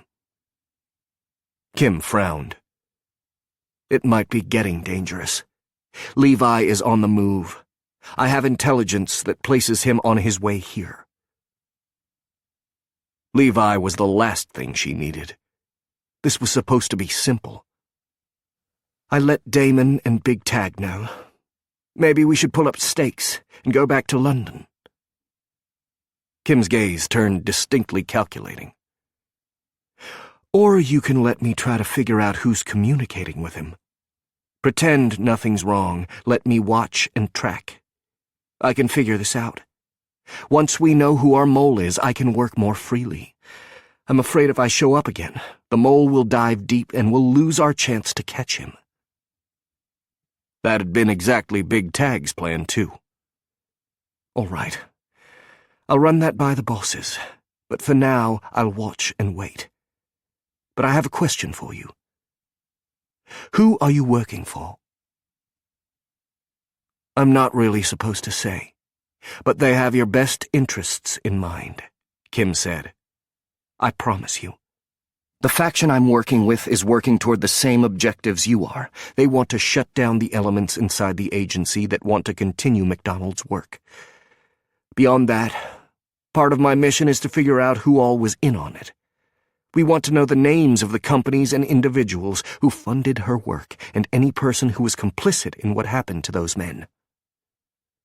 "They don't want the information for themselves?" Kim shook her head. "No. They know better than anyone that some knowledge is best left unused." She was done playing around. "Why can't President Hayes just fire the bastards?" "I'm not confirming or denying anything, but if I was working for the president, I would tell you he's in a sensitive position. The politics of it could cause a scandal that would rock the agency. We need firm proof. Enough that if it gets out to the press, there's no question we did the right thing. The man I'm working for has been set up before, and he can't let it happen again." It was as close to a confirmation as she would likely get. All right.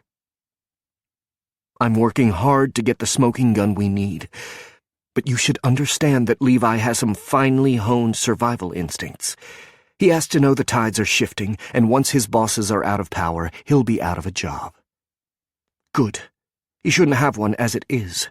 The agency should have backed Ezra. Well, my ex wasn't the best at politics, Kim admitted. He never was good at playing the game, and Levi is a master. I knew if it came down to a choice, they would back Levi. I had to do a lot of work. Kim had gone pale. What kind of work? Did you try to save his job? No. I had to work hard to make sure his job was the only thing they burned. Kim shivered. He knew too much. I had to play dirty to make sure he stayed alive. Kim, what did you do?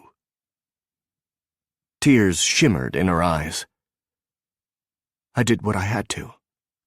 I would do it again, and again. I won't ever stop protecting that man. Not even if it kills me. She hated how vulnerable her friend looked. Kim was always so strong, always in charge. It was easy to forget she was simply a woman who loved a man. Let me talk to Ezra. Kim laughed, though there was no joy in the sound. The very fact that you call him Ezra is proof enough that he won't want to talk about me. It doesn't matter. We all make our choices and we have to live with them, but by God, I'm going to make sure that man doesn't go down on my watch. Does he know? Again, it doesn't matter. Just take care of him for me, Ari. I'm going to settle things on my end once and for all, but I need time. Levi hates him. I think it's more a case of Levi wanting you. She shook her head. I'm a symptom, not the disease. Levi wants me because Beck had me. I don't know why, but Levi's hatred of Beck runs deep, and I worry about what he'll do if this shit goes down and I don't take him out fully. Do not underestimate him. I'm going to be in and out of Munich for a little while, but you can call if you need me. I might have a lead on your girl. On Veronica? Yes, and don't ask me. I can't take you with me. If I can find her, she might be the key to what really went down. Kim settled her bag on her shoulder. I'll be in touch. And maybe I can come out of the shadows, and we can get a drink. I don't have a love life. I need to live vicariously through yours. I miss you, Ari. I miss you too. She suddenly wished she could do exactly that. She wanted to go out to the bar and talk about what had happened the night before. She liked Rebecca, but there was a necessary distance between them. Kim knew everything about her. There weren't secrets being kept from Kim. There was a knock on the door, and then a masculine voice. Ari, are you all right in there? Robert. Kim gave her a wistful smile and then disappeared behind the stall door. She hurried to open the door or her personal caveman might bust in. Sorry. He smiled down at her. Are you all right? She nodded and took his hand. I'm good. That was a lot of information to process. We should get back to the club. I need to write it all up. Robert stared at the door, and for a moment she worried he might still go in. She held her breath. And then he turned and started to lead her out. She prayed Kim worked fast, because she couldn't keep lying to a man she was absolutely certain she was falling in love with. Paris? Tucker paced the floor of the kitchen. The minute they'd returned to the club, Robert had called a meeting. If he could have kept the news from Tucker, he would have, but it was too important. Ariel had been contemplative the whole ride home. He knew the expression on her face well. She was worried about something, and it was probably Tucker and his reaction to the news. Now she was occupying herself by making tea, Robert didn't want tea. He wanted to be alone with her, but that wasn't happening anytime soon. That's what this Arthur person said. He told Rebecca he saw you getting on a plane to Paris with Veronica Croft, shortly before you transferred to Argentina and she quit Kronberg altogether. This should be easy enough to check. Dante sat behind a laptop. I don't suppose he gave you the name of the airline. Rebecca shook her head. I didn't think to ask him that. I should have. Damn it. Owen slid an arm around her shoulders. You did everything perfectly, love. You were great out there. If you'd pushed him, he would have gotten suspicious. He wasn't suspicious at all. Peter stepped into the kitchen. When he left, I followed him a few blocks, and he called someone. A friend, I suppose. Said he'd met with you, and that you were still pretty, but... Well, he's not a particularly nice man. He called you an ice queen. I'll show him what I can do with ice. I'll stuff his dead body in a bloody freezer, and then we'll see how he likes it. Owen muttered. Rebecca merely sighed and leaned into him. He was always a douchebag, but he was friendly. I'm glad I got good information. I think we'll have better luck with Louisa. I knew her better. I can be a little more open. We'll go over all of it, Ariel promised, pouring out the tea. I'll make sure you're prepped, and I'll be with you the whole way. We're meeting her at an outdoor cafe, right? Rebecca nodded. It's the one in the Marienplatz we always used to meet at.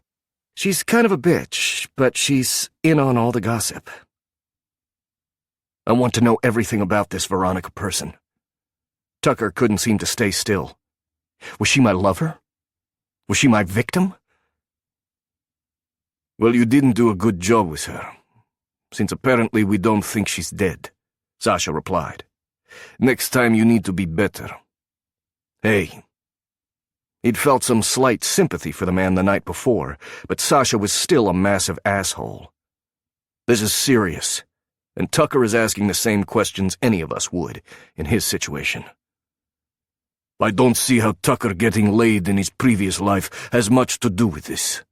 I'm more interested in the fact that they changed their security protocols surrounding McDonald than I am in finding out Tucker here had a woman he didn't have to pay, Dante said. I'll get on the dark web and see if I can find anyone willing to talk about the protocols, Peter offered.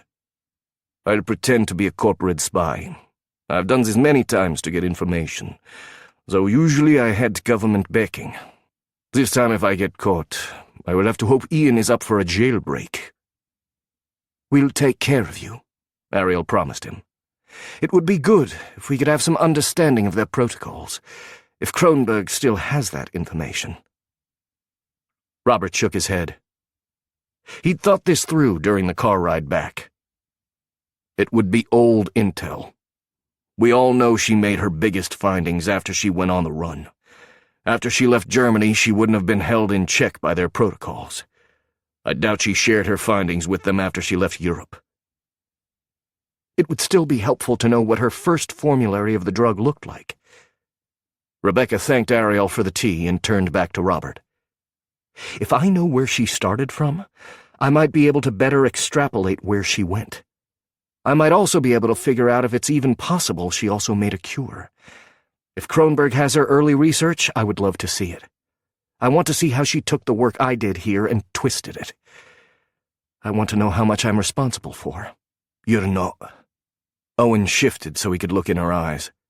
He caught her face between his big hands. You are not responsible for any of this, my love. You are trying to help. I should have seen something was wrong, she insisted. You did, Tucker said. You knew I was wrong. It wasn't your fault. It was mine.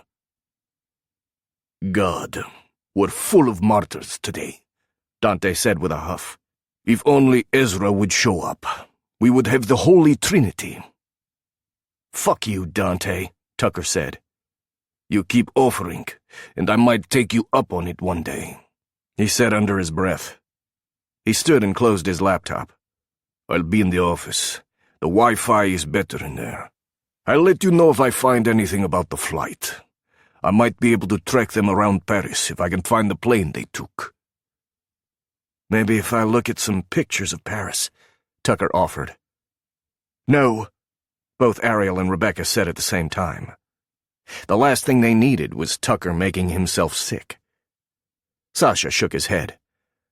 I would not recommend this. Haven't we had enough puking? Leave it be, brother. Let Dante and I see if we can find a paper trail. I think this is one of those stories it's better we tell you than you live through. Because he'd already lived through it once. I think that's a perfect idea, Sasha. You two work on that, he said. The faster they got the information, the faster Tucker might calm down. Unless they found out something else terrible about him. We also need to look into the Argentina flight. If Reeser went to Argentina, there should be some records. I'll look into it. If Jex has some time, he could help too. Sasha stood up. I'll give him a call. I'm going to work for a while. Is the club open tonight? I wouldn't mind some time with a dom. Do you have any here who would scene with me? Peter nodded. Of course. You're more than welcome. Unless someone thinks we shouldn't be open. I don't see any reason. We're a private club, and we'll have security. He wasn't going to shut down the club. He wanted to spend some time with Ariel. If they shut the club, they would spend the evening working, and they could all use some time off. Sasha definitely needed to scene after what had happened the night before. If he didn't, Robert was worried he would let off steam in other ways. Please do stay open. Several of us will likely come down and play. I would love to see it when it's open and full of people. It looks so different, Rebecca admitted. I've only seen the garden before. Owen leaned in close. One day I'll take you to Sanctum. I promise. Come, love. Let's rest for a bit, and then we'll walk the dungeon tonight. Hopefully Sasha doesn't convince his dom for the night to torture his balls. It's hard to watch that. Speak for yourself, Sasha said. It's a beautiful thing. Owen shuddered. We speak 2 different languages, mate. The 3 of them walked off. Is he all right? Peter asked. Perhaps he shouldn't play. I heard there was trouble last night. Ariel sat down beside Robert. Sasha needs to scene. He's a switch, but he only tops when he's feeling good about himself. He often bottoms. It's part of his therapy. He never pushes it too far. I would select a dom who's worked with masochists before, in case he does tonight. Peter pulled out his cell phone. I have one in mind. She's good. I'll see you 2 this evening, and I'll let you know how it goes on the deep web. Thank you. And thanks for following up with Arthur. It was good to know Peter was doing his part. This was why Big Tag had wanted the man around.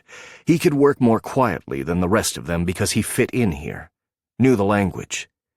And he was the type of man who might go unnoticed. I'm happy to help. I will say, though, that there was a woman at the restaurant today who I swear I've seen before. I'm putting a description of her in my report. I could be wrong, but she's a striking woman. I will be on the lookout for her, Peter said. I'm going to file my report now. I'll see you all this evening. Do you think it's Solo? Tucker asked.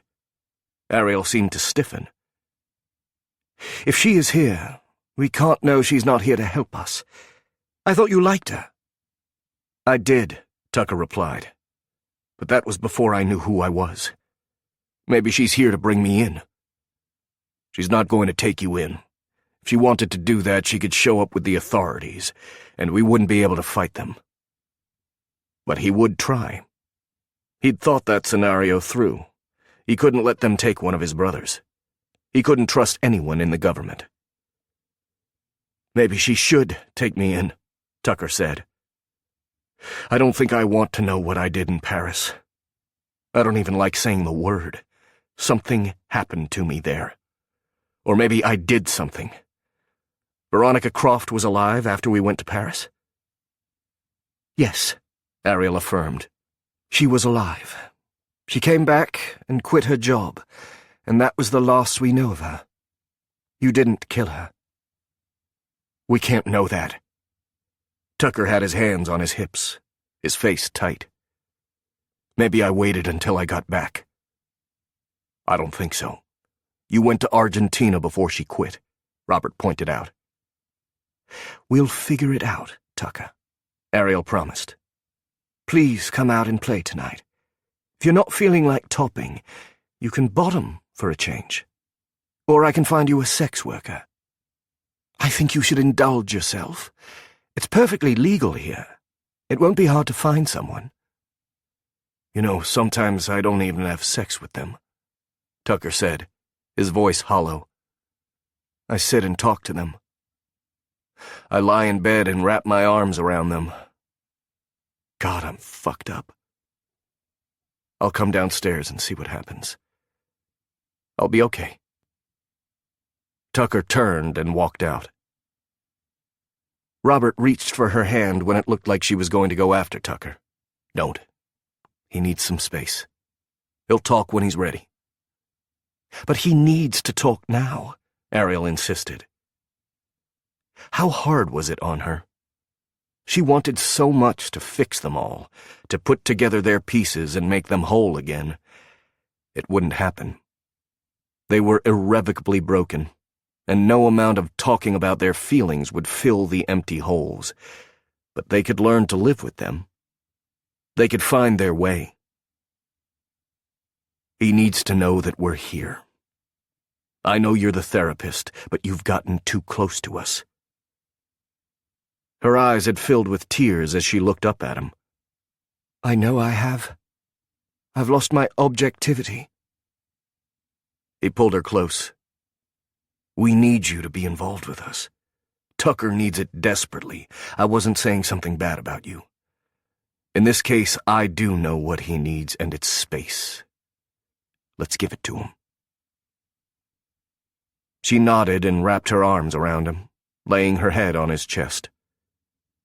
All right. It felt good to be able to hold her. He stroked his hand down her back, happy that she relaxed against him. He couldn't help but think about how odd it had been at the restaurant today. She'd left Rebecca alone, and that had seemed out of character for her. Yes, he and Owen had been sitting at a table close to them, but Arthur hadn't left, and she'd been there to give her impression of the man. You would tell me if something was going on, right? Something we needed to know about. I would if I could. He held her close and tried not to think about the fact that he'd seen a woman go into the bathroom before her. A blonde. Ariel wouldn't lie to him. He forced the thought from his head and started planning the evening. Chapter 7. Ariel scanned the dungeon floor, taking in the scenes in front of her. She'd dressed in the locker room, helping Rebecca into her corset and talking about how they wanted the evening to go. That was usually her transition time. Putting on fetwear helped her move into her submissive persona. Not tonight. Tonight she couldn't seem to shut her brain off. The problems they were facing churned in her head. Tucker had decided to stay upstairs. Dante was keeping him company. When she'd left, the two had been murdering each other in some video game. Should she have stayed with him? He'd seemed perfectly happy, but she knew Tucker's emotions ran deep. Sasha had gone into a privacy room with the tall, beautiful dame Peter had selected for him. Rebecca and Owen were happily wandering the dungeon. Everyone seemed to be taken care of, at least for the night. Hopefully they would all find some peace. She glanced to her right, and suddenly wasn't thinking about her problems. A woman was bound face out to a St. Andrew's cross. She was topless, but far from naked. A miniskirt of what looked to be hot pink faux fur covered her hips. A long pink and white striped tail hung between her legs. She was fairly confident the tail was held in place by a plug in the sub's ass. The woman's hands were encased in gloves that looked like large cat paws, done in the same pink faux fur as the miniskirt, accented with white, and what appeared to be real metal claws. The cuffs holding her to the St. Andrew's cross wrapped around her wrists just below the point where the gloves stopped. On her feet she wore wedge boots covered in stripes of pink and white fur. The most bemusing part of all of it was the large costume cat head that completely hid the woman's face, head, and neck. Like any good therapist who lived and worked in a sex club, Ariel had a vast knowledge of most kinks. Germany was the epicenter of furry culture. The garden didn't have any furries, as members of the community called themselves, in the club. While the woman wore a partial fur suit, her dom wore a full suit that turned him into a towering gray wolf. He'd made some concessions in his attire. He'd taken off one paw glove, probably because he couldn't hold that crop with it on. The crop struck the underside of the woman's left breast. She yowled, a distinctly feline sound, then struggled against the restraints, hissing. The wolf reached out with his still-gloved hand and petted her from shoulder to waist.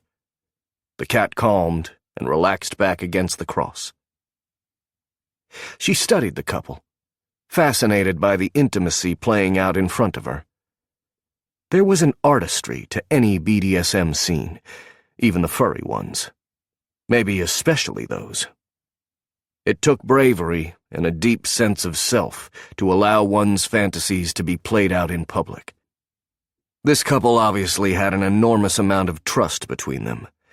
It would be challenging for the dom to read the submissive's reaction when they weren't speaking and he couldn't see her face or hands. There were plenty of BDSM masks or hoods that could be used in scenes, but those were usually form-fitting to the sub's head, and still offered the top some opportunity to read facial expressions. A good dom or dom could also read body language, but again the hands were a key part of that. Fists versus relaxed hands, fidgeting fingers versus clinging to ropes or restraints. Perhaps the garden needed to invite a furry dom to teach an advanced class on reading a sub's body language. She would enjoy that. Even experienced couples might find themselves at a loss if they were prevented from communicating via words, expression, or hand signals. Or perhaps this was more about creating a unique language that both parties understood, even if that language didn't use words. Communication was key to BDSM play, and a hand wrapped around her waist from behind. Pure instinct moved her. She stepped back, using her shoulders to shove the person who'd touched her without permission. She brought her foot up and smashed it down, her heel to his toes. She twisted slightly and brought her elbow up and back, catching him in the solar plexus. He doubled over, and as she completed her turn to face him, she raised her arms, right hand wrapped over her left fist, prepared to smash the back of his head with her elbow. A familiar brown-haired man was doubled over, hands on his knees. Robert. She'd attacked Robert. She blinked and dropped her arms. Not only had she attacked him, she'd nearly incapacitated him. A friendly, approachable psychologist shouldn't be able to take down a trained super soldier in hand-to-hand, especially when she was barefoot and wearing nothing but a corset and G-string. "What the fuck?" Robert wheezed. She dropped to her knees beside him. "Rob, I'm sorry." He sucked in air, then raised his bowed head enough to look at her. With her on her knees and him bent over, their faces were close together. Close enough that she could kiss him. "How did you—" He frowned at her, and Ariel's stomach nodded. "Are you all right?" She'd acted purely on muscle memory. She hadn't been thinking at all. She was on edge after the meeting with Kim and being forced to lie to Rob. "I'm sorry. I was watching a scene, and you startled me." A brow rose above his eyes. "I startled you, and you nearly put me on my ass?" There was another way to distract him. She was already on her knees, so she spread her legs, resting her hands palm up on her thighs. I apologize, sir. Is there a problem here? Peter was in a set of dark brown leathers, showing off his lean and muscled frame, and looking far from the mild-mannered tour guide he was during the daylight hours. Everyone was watching them. She'd interrupted the scenes. Damn it. No, sir. I was distracted when my dom touched me, and I reacted. She forced out a chuckle. I was trained in self-defense by some of the best in the business, and I think I hurt him. Robert got to his feet. Peter winced. Ah, I see. Mr. Robert, do you need something? Ice? No ice. He rubbed his stomach, then looked down at her. Remind me to compliment whoever handled your self-defense training. She straightened her back and lowered her gaze to Robert's knees. I will, sir. I'm so sorry. I'm sorry for startling you, sweetheart. Robert held out a hand. And I'm sorry for disrupting the scenes, Master Peter. We're a new couple, and learning all sorts of things about each other. Come with me. I have our scene ready. I think my gorgeous sub here could use some stress relief. I know I could. She placed her hand in his. Robert gripped her fingers and raised her to her feet. Awareness and desire, woken by that single touch, pushed away all of her previous worries. In his boots and leathers, Robert towered over her, broad and strong. She wanted to feel that strength, wanted him to use that big body to make her submit. And maybe, deep down, she wanted him to punish her for lying to him, wanted him to offer her absolution through pain. How about I greet you properly this time? Robert slid one hand around the back of her neck, pulling her to his chest, then holding her still as he bent his head and kissed her.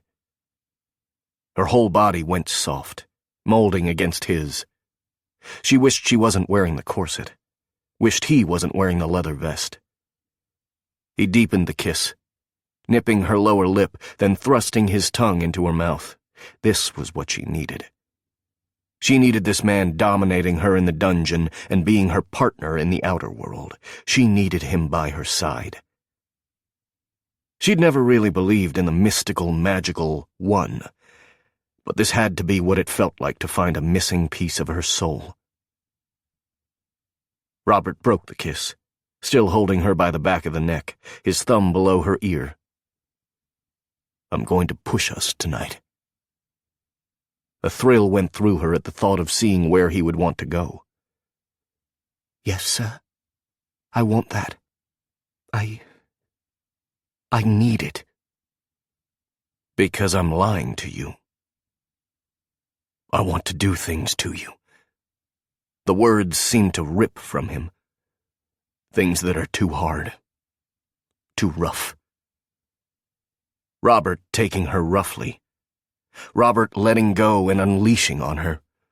The thought of it made her ache with need. I can take it. No, you're soft. His thumb stroked the skin of her neck below her ear.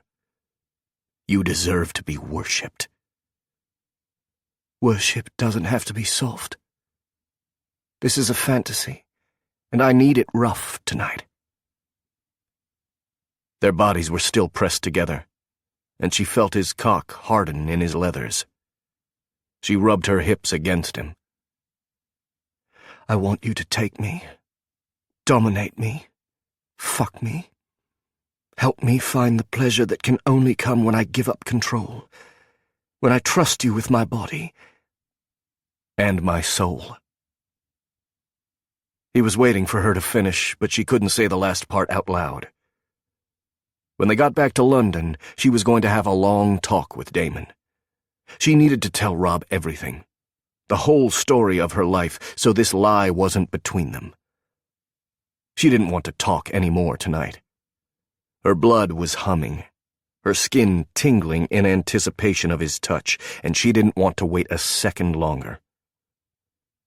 Ariel slowly turned her head to the side, his hand sliding against her skin. She parted her lips and took the thumb that had been stroking her neck into the wet warmth of her mouth. She sucked on it the way she'd sucked at his tongue, the way she wanted to suck his cock. With his thumb still in her mouth, she raised her gaze to meet his. His eyes were hazel and bright, focused on her with an intensity that made her want to push him further. She nipped him, hard enough that his nostrils flared. Then she drew back slowly, her lips sealed in a ring around his thumb as it slowly emerged from her mouth. "You're deliberately being a brat." She tilted her head back, allowing his thumb to slide down her chin, then along the underside of her jaw, leaving a damp trail. "Please." She didn't want to talk. It was time to play. Time to find the Ariel she could only be here and with him. He swooped down, planting a shoulder against her waist, then straightening up. Her world upended, and she braced her hands on his very nice, leather-covered ass as he strode across the dungeon floor. It was hard to compete with the furry scene, but she felt eyes on her as they went past, and that only added to her ever-heightening arousal. The world spun, and then she was standing, Robert's hands on her waist, keeping her steady until she found her balance. They were toward the back of the club, near a wall. They weren't near any of the main pieces of equipment, but his kit was on the floor not far away.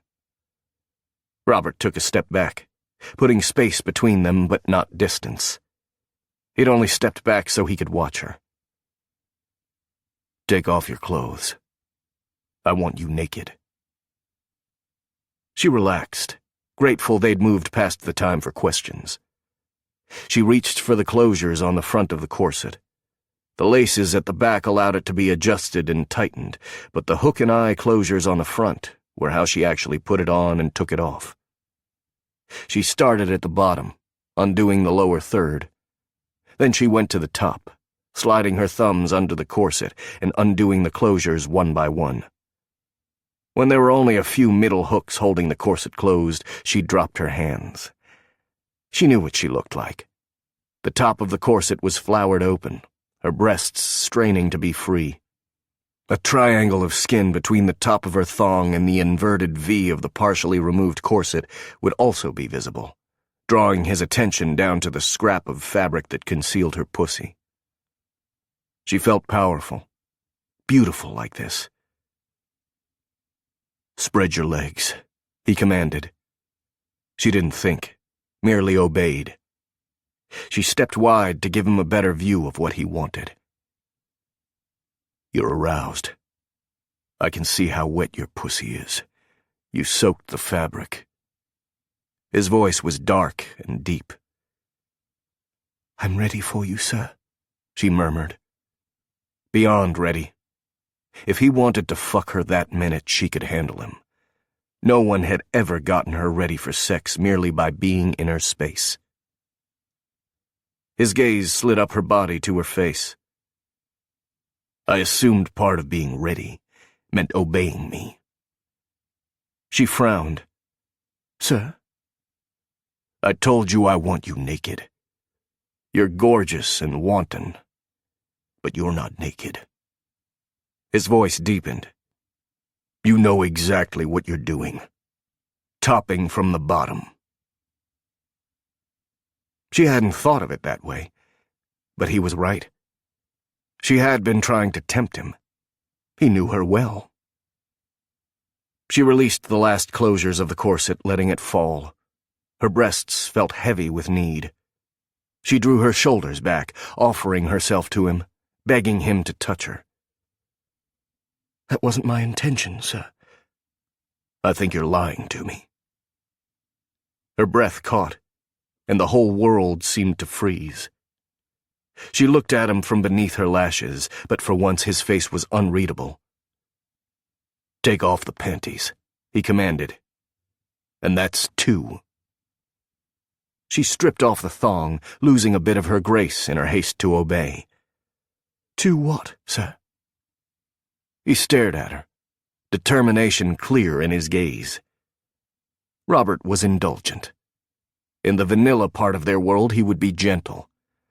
A thrill went through her that he could let loose this piece of his soul. It was only for her. My plans for you included a bit of pleasure, a bit of pain, but no true punishment. Now we have to talk about discipline. She bowed her head submissively. I'm sorry, sir.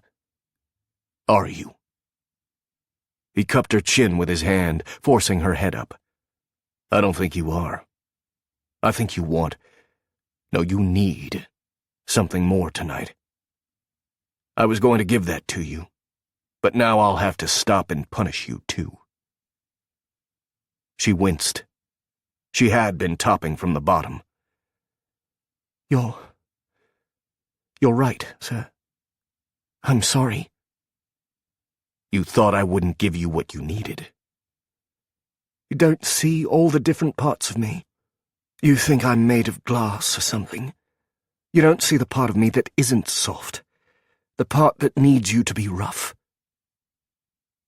She hadn't realized how much she needed him to see past her outer trappings. His belief that she was soft had been the very reason he'd pushed her away before. She'd prayed after Toronto that he would see her differently. You are soft. Wonderfully soft. He palmed her breast. Thank God he was finally touching her. Her skin sang wherever their skin met. That moment of relief changed to one of arousal when his thumbs danced over her nipple. And I will worship you. I will worship you with my lips. He kissed her forehead, then feathered a kiss over each cheek. With my hands. He squeezed her breasts. With my teeth. His lips trailed down her neck to her shoulder, and he bit her, hard enough that she jumped. That flare of pain made her nipples tighten against his palms, sent a bolt of arousal through her. I'll worship you when I turn you over my knee and spank your ass. When I tease your clit, or torture these sweet tits. He released her breasts only to pinch her nipples, rolling and plucking. I will worship you. But most of all, I will dominate you. When we're playing, you will submit to me. You will trust me to give you what you need. There was nothing she wanted more. She let her head fall back, exposing the line of her throat. Yes, sir. I trust you. He brushed his lips over her skin, working his way from the notch in her collarbone up her neck. He nipped her chin before retreating. Move against the wall. She obeyed, taking small steps back until her shoulders hit the cool stone of the wall. She realized why he'd chosen this spot. There were chains bolted high on the wall dangling down, like some medieval dungeon. He took leather buckle cuffs from his kit and strode over to her. He crooked a finger and she held out her wrist. I plan to keep you chained up all night. If your wrists start to hurt or the cuffs pinch, you will indicate so, either by telling me or by holding up 3 fingers. He finished buckling her wrists into the restraints. A shiver of trepidation went through her. They were using nonverbal protocols? Was he going to gag her? It was surprising since Rob liked to talk. He was keeping her off balance, mind-fucking her. Yeah, that did something for her too. Show me, he demanded. She held up 3 fingers. He nodded in satisfaction, then took her cuffed wrist and brought it back against the wall. He used a carabiner to clip the cuff to a link of the dangling chain. When both hands were restrained against the wall, he stepped back, and she couldn't mistake the look of deep satisfaction on his handsome face. She tested her bonds. Her arms weren't raised overhead, which made sense if he planned to keep her like this for some time. Arms up was a tiring posture, and there was a limit to how long a sub could stay like that. Instead, he'd restrained her with her wrists level with her shoulders. She had some mobility, enough that when he stepped close again, she was able to reach out just enough to brush his shoulder with her fingertips as he knelt. He spread her legs, wide enough that her pussy was open, vulnerable, but not so wide that she couldn't maintain the posture, then added cuffs to her ankles and attached those to two of the closest O-rings bolted into the bottom of the wall. She was utterly restrained, and he could do anything he liked with her. She wasn't sure why this always did it for her, but it did. This had always been her fantasy, and she'd long since given up on feeling anything so useless as shame about her sexuality. He paused, still on his knees before her, and brought his face close to her pussy. He breathed deep. "You're hot. So ready for me." "I am, sir." Robert went back to his kit and pulled out a large plastic bag. She blinked, staring at what he had in his hands. Maybe it was the somewhat dim light of the dungeon, but that looked like a big bag of clothespins. Robert showed one of his prizes to her, and one side of his mouth tugged up in the most heartbreaking grin. She loved his dirty dom, but the playfulness got to her too. "I was planning on using clamps on you, but I couldn't decide what kind. Trust me, I've spent hours thinking about this. I couldn't decide where I would put them." He rattled the bag. "Now I don't have to decide. I get to put them everywhere." "Everywhere?" she asked. "Everywhere." He opened the bag and clipped a dozen or so clothespins to the bottom of his vest. Ariel had a vivid memory of her mother doing the same, clipping clothespins to the bottom of her shirt so she could easily get them as she hung out the washing to dry. After tonight, she was sure she'd never be able to look at a clothespin without thinking about him. He held up one clothespin, a devilish smile quirking his lips. Where to start? He ran the tip of the pale wooden clothespin along the inside of one arm to her shoulder. She caught her breath as he hesitated at her breast, then let out a noisy sigh as he kept going, across the top of her chest to her other arm. He was the one teasing now. And it worked.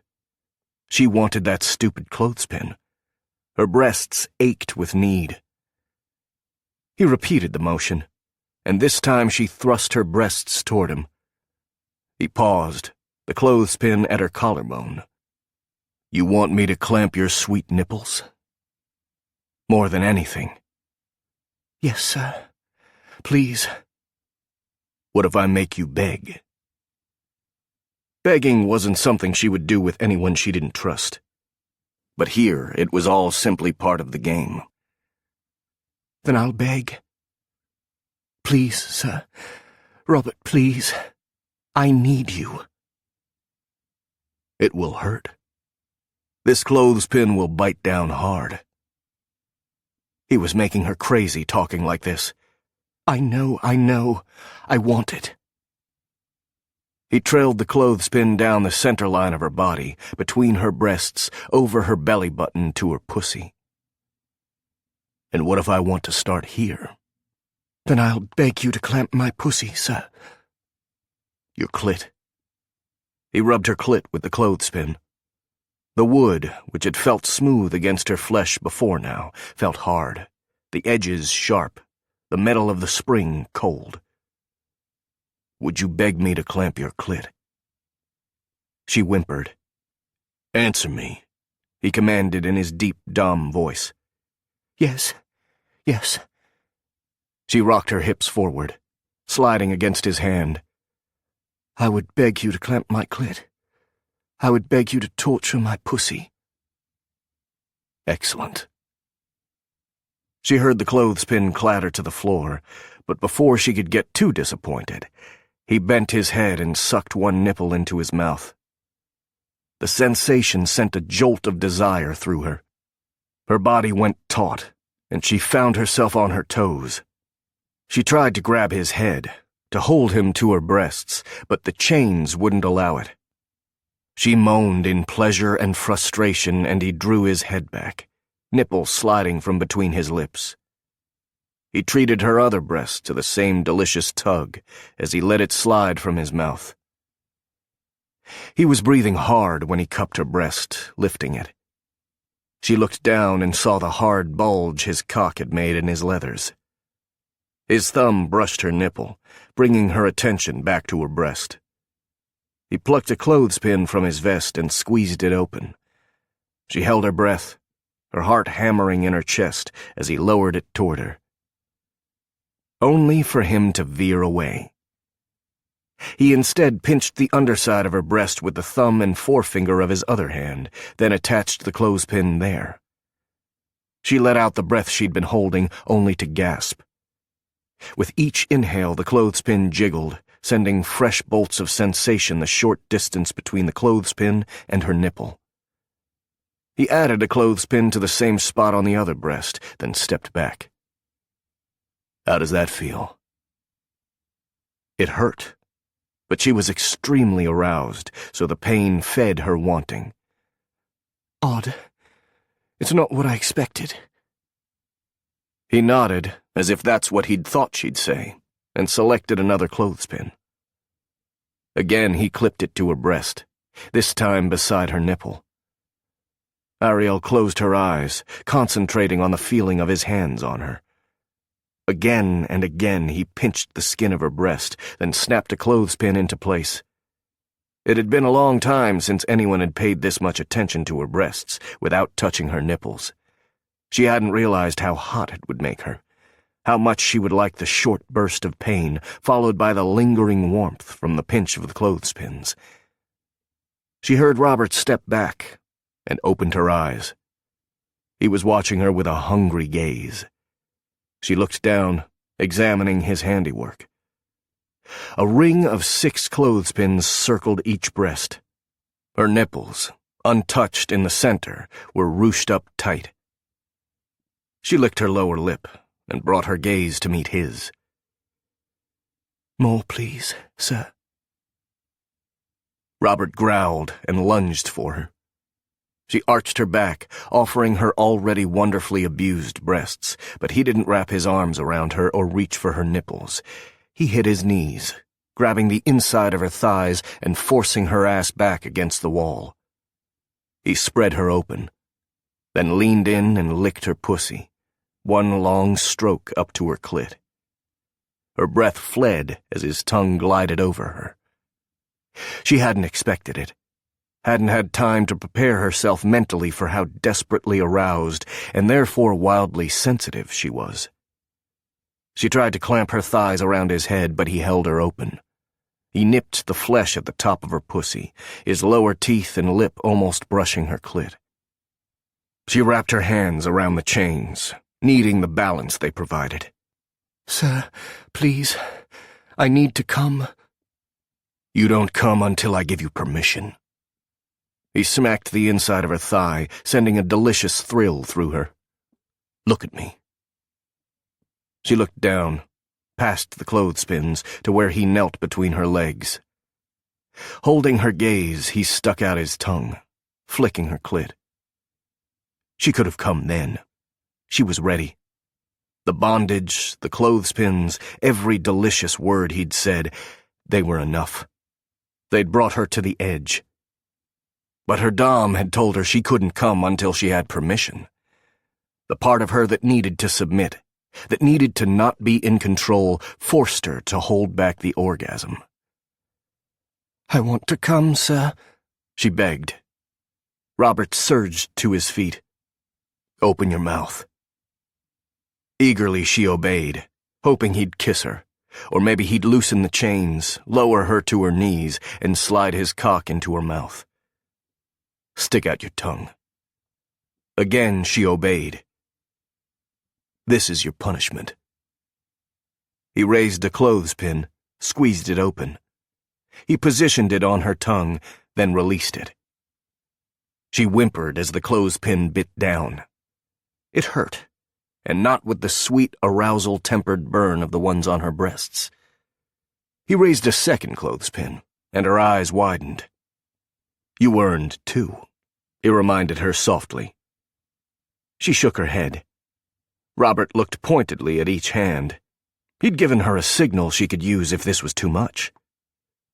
She kept her hands wrapped firmly around the chains.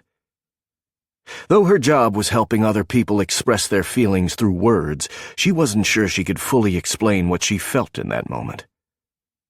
Robert, who acted like her boyfriend, worshipped her to the point she felt like a goddess around him, was now punishing her. This was a real punishment, a bite of pain not softened with pleasure, a sign that he was able and more than willing to truly top her in the club, to correct her behavior, to control and command her even while taking care of her. The dichotomy of this man was fascinating. Robert, who had so little control in his own life, had complete control of her. She dropped her gaze to his chin. "Good girl." He raised and applied a second clothespin to her tongue. 2. Again she whimpered. She could no longer close her mouth, and she could feel the saliva beginning to pool against her lower lip. Robert kissed her forehead, then dropped to his knees once more.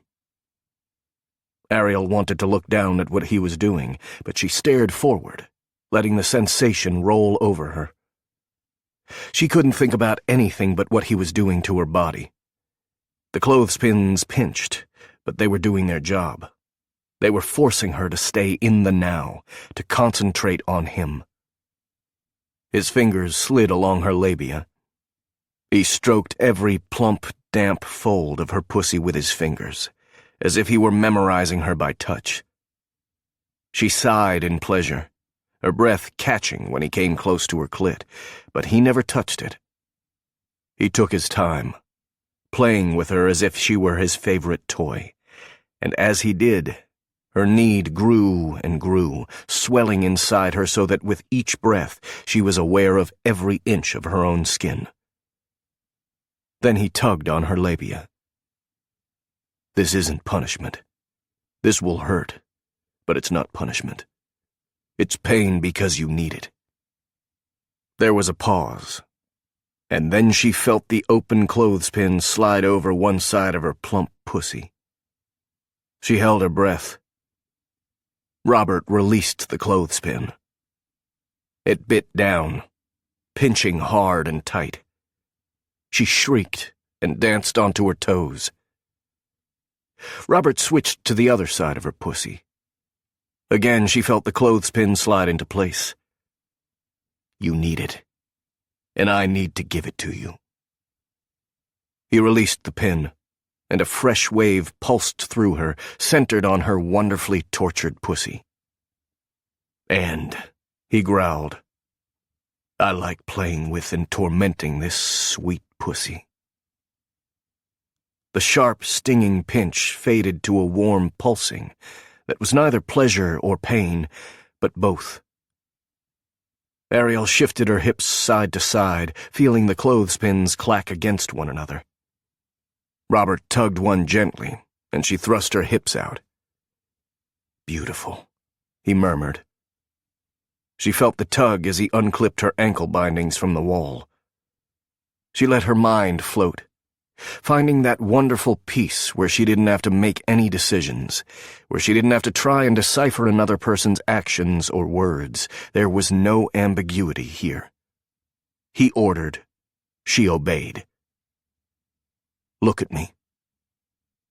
Ariel lowered her chin, wincing as a bit of saliva spilled down onto her chest. "God, you're gorgeous. I don't know why I was worried about this. You like it. You like it rough, and I like giving it to you. Baby, you are the single sexiest thing I've ever seen." Robert reached up, sliding his thumb through the moisture, then rubbed it over her nipple. When he withdrew, the air on her wet skin was cold, making her nipple ache for his touch.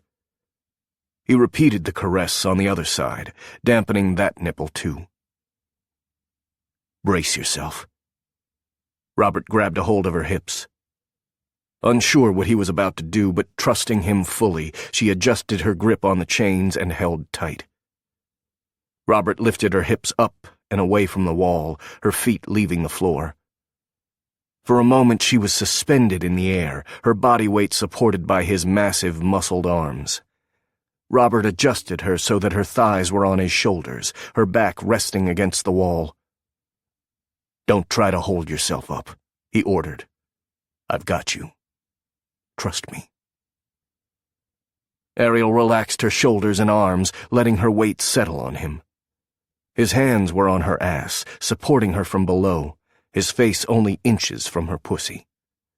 She was completely dependent on him. "I'm going to eat this sweet pussy. You come as many times as you want. I want to taste you when you come. Then, no matter how many times you've come, I'm going to make you come again when I fuck you." His words were a promise. A dark, wonderful promise. She nodded, wanting to let him know how much she needed him. Wanted to beg him for more, but she couldn't. She was being punished because she hadn't trusted him, and she welcomed that punishment, even as she swore she would never fail to trust him again. When they were in a club, they were solid. They were together. This was finally their time, and she wouldn't let anything come between them. She would quit if she had to. Robert was the important thing. He used 2 fingers to spread her pussy open, pressing the clothespins against the inside of her thighs. "These will help keep your pussy open for me, so I can taste every inch of you. Next time I'm taping the clothespins in place, so your pussy will stay spread, so I can see your clit at all times." She came close to orgasm right then. The man liked to talk, and he was very, very good at it. He buried his face in her sex and proved that there was something he was better at than dirty talk, and that was eating pussy. The clothespins bit deeper into her labia as they were squeezed between her thighs and his cheeks. The fresh spikes of pain only made her hotter, and when his nose bumped her clit as his tongue thrust inside her, she came. She'd been hovering near orgasm since he'd put the clothespins on her tongue. Now she had his permission to find release, and his face buried in her pussy was all she needed to fall over that edge. Every muscle in her body tensed for a moment, that sweet peak of pleasure holding her like a vice. Robert thrust his tongue deep inside her, and that tension broke. She screamed in pleasure. Normally she didn't. Normally she would have clenched her teeth, but he'd made it so she couldn't do that. She couldn't hide the sounds she was making. Everyone around them would look over and know what he was doing to her. Robert's tongue swept up to her clit, and she sobbed. She was so sensitive, it was as if he'd touched her with a live wire. Every nerve ending jangled. It was too much, and she had no way to tell him that. Robert paused, his mouth still against her, and then stopped. He kissed her clit, the soft pressure of his lips a shockingly intense sensation. He kissed her again and again, laying almost chaste kisses over the swollen pearl as she came down from the first orgasm. Her breathing steadied and softened, but his mouth never stopped, and soon those closed-lipped kisses became an open mouth. Each time he kissed her, she felt the edges of his teeth and tongue dance over her. She started to rock her hips forward and back, needed to move, needed that primal thrusting motion. Robert drew back. She looked down at him. Their gazes met. Held. He reached up between her legs from below, grabbed both clothespins, and yanked them off. She gasped as pleasure-pain raced through her. Robert pounced, his mouth covering her clit. He licked her with rhythmic passes of the broad flat of his tongue. She came again. Forgetting about the clothespins on her tongue, she bit down, adding a fresh layer of pain over the wave of pleasure she was riding. Her thigh muscles trembled, as did her arms. Each exhale was a whimper of pleasure. Each inhale made the clothespins still on her breasts jiggle, and her nipples were diamond hard and aching to be played with. Robert lifted his head from her pussy, examining her with a dark intensity that made her shiver. He kept his gaze on her as he lowered her back to her feet. The moment lengthened between them, the intimacy almost too much to take. He looked down at her like she was a work of art he'd had a hand in creating. And then one long arm slid up her side to her breast. He cupped her, the edge of his index finger and thumb nudging the clothespins. Ariel looked at him, eyes widening as she shook her head. She couldn't come again. Not so soon. Robert swiped his hand across both breasts, knocking all the clothespins off with one sweep. Her breathing was hard, fast, and a bit shaky. She looked up at him, mute and pleading. Robert released one of the clothespins from her tongue. She screwed her eyes closed in pain as her tongue throbbed. He released the other, and she closed her mouth, swallowing hard. "You took your punishment well," he murmured. "Good girl." She rubbed her abused tongue against the top of her mouth, easing the ache. "Open your mouth," he commanded. Ariel looked at him, eyes wide.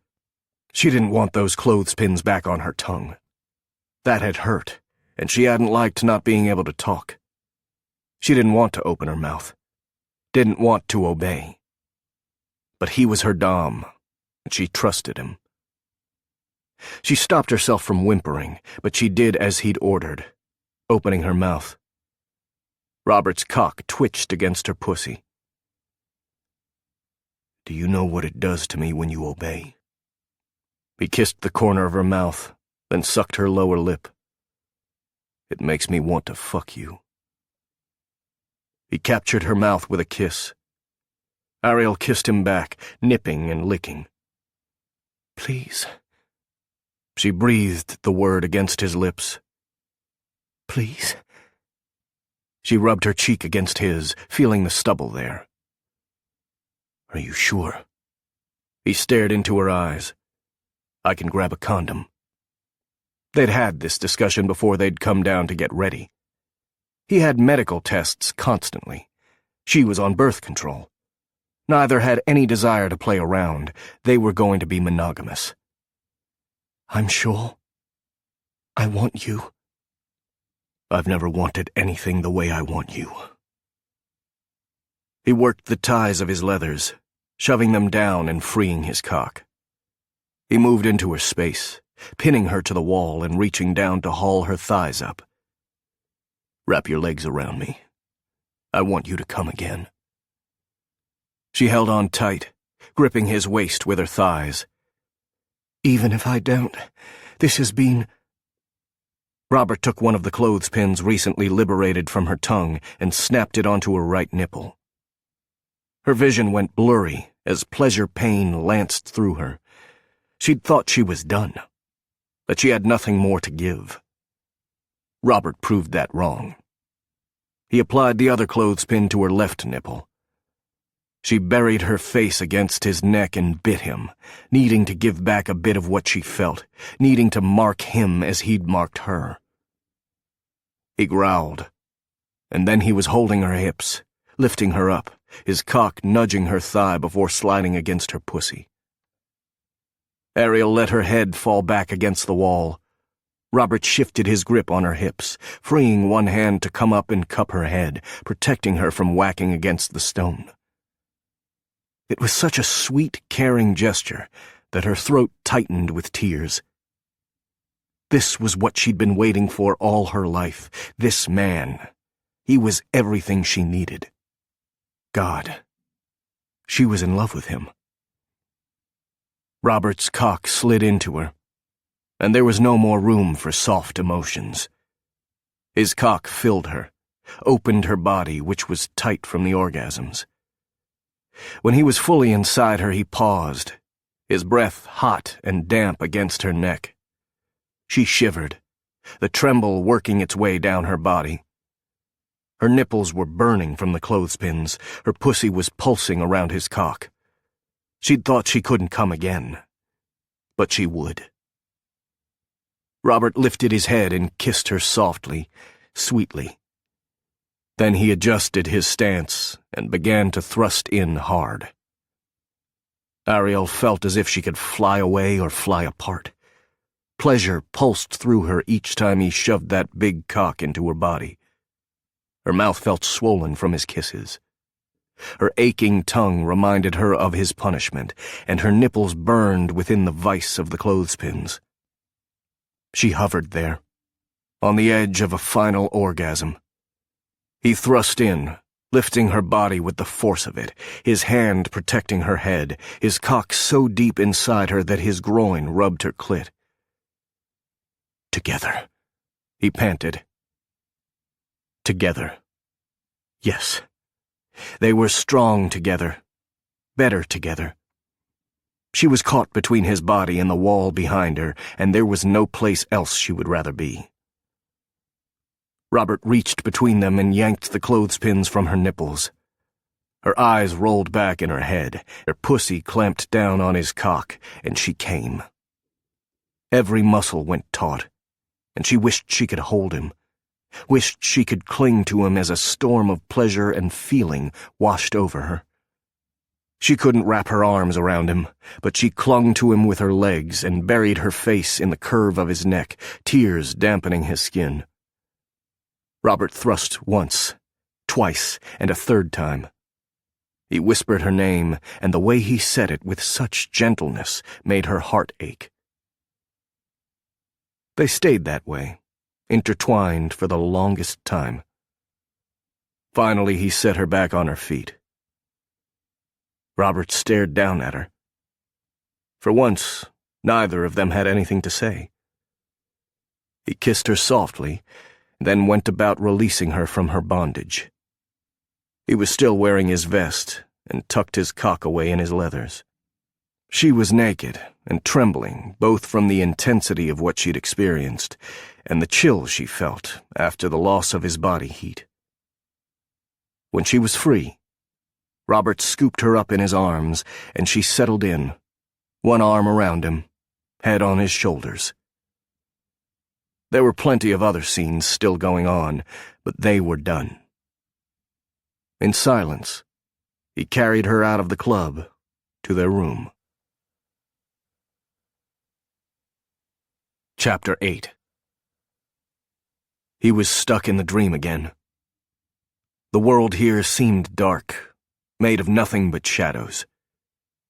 He could hear someone talking, but couldn't make out what he or she said. He didn't even know who they were. Sometimes the fog would lift and he would get a glimpse of a face. Men. He was surrounded by men. But she was the one he wanted to kill. She'd betrayed him. She'd hurt him. She'd taken everything of his past and twisted it into a lie. He could feel his hands grasp her throat. Her skin was warm. He wasn't going to let go until it went cold, until he felt her neck snap. "Rob." She was still talking. Every word that had come from her mouth was a lie. She'd only told him the truth this evening. The truth about herself, about who she really was under the mask she wore. He would rip it off and see how ugly she was underneath. He would make her pay for everything she'd done to him. "Rob, it's time to wake up. The pillow is perfectly dead, love. You've killed it right and good." Ariel. Her lyrical voice cut through his anger. That voice didn't belong here. Ariel didn't belong in his nightmares. He opened his eyes, daylight causing him to blink, and she was kneeling at the side of the bed, a smile on her face. She'd put on his t-shirt and wrapped herself in a robe. She was soft and sweet and so pretty it almost hurt to look at her. He'd fallen asleep. He hadn't meant to fall asleep. He'd promised himself he would hold her until she dozed off, and he'd gotten caught in the trap of her warmth. He had his hands wrapped around her pillow. It was the one she traveled with, the one made of silk. He sat straight up in bed. "Did I hurt you?" He knew what he was capable of. He had no idea what he would do if he'd tried to hurt her. "Do I look hurt? Or worried and frightened? Although I do have some spectacular marks after last night, but those were fun. So no, I'm not upset.